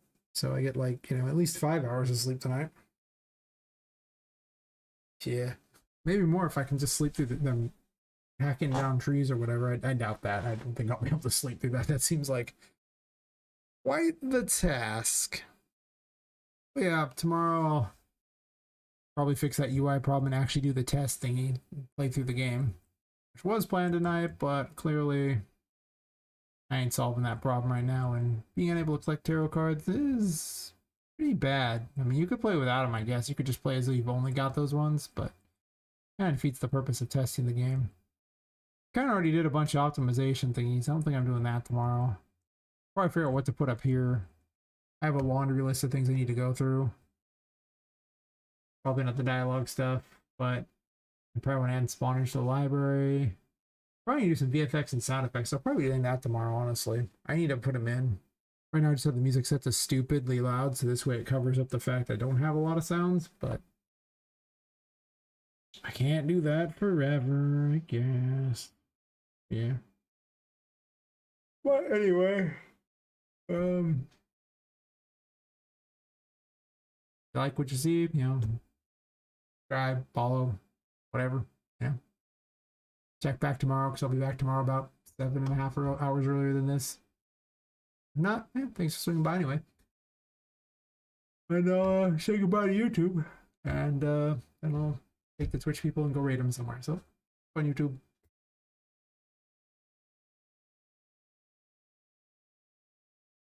And then it's just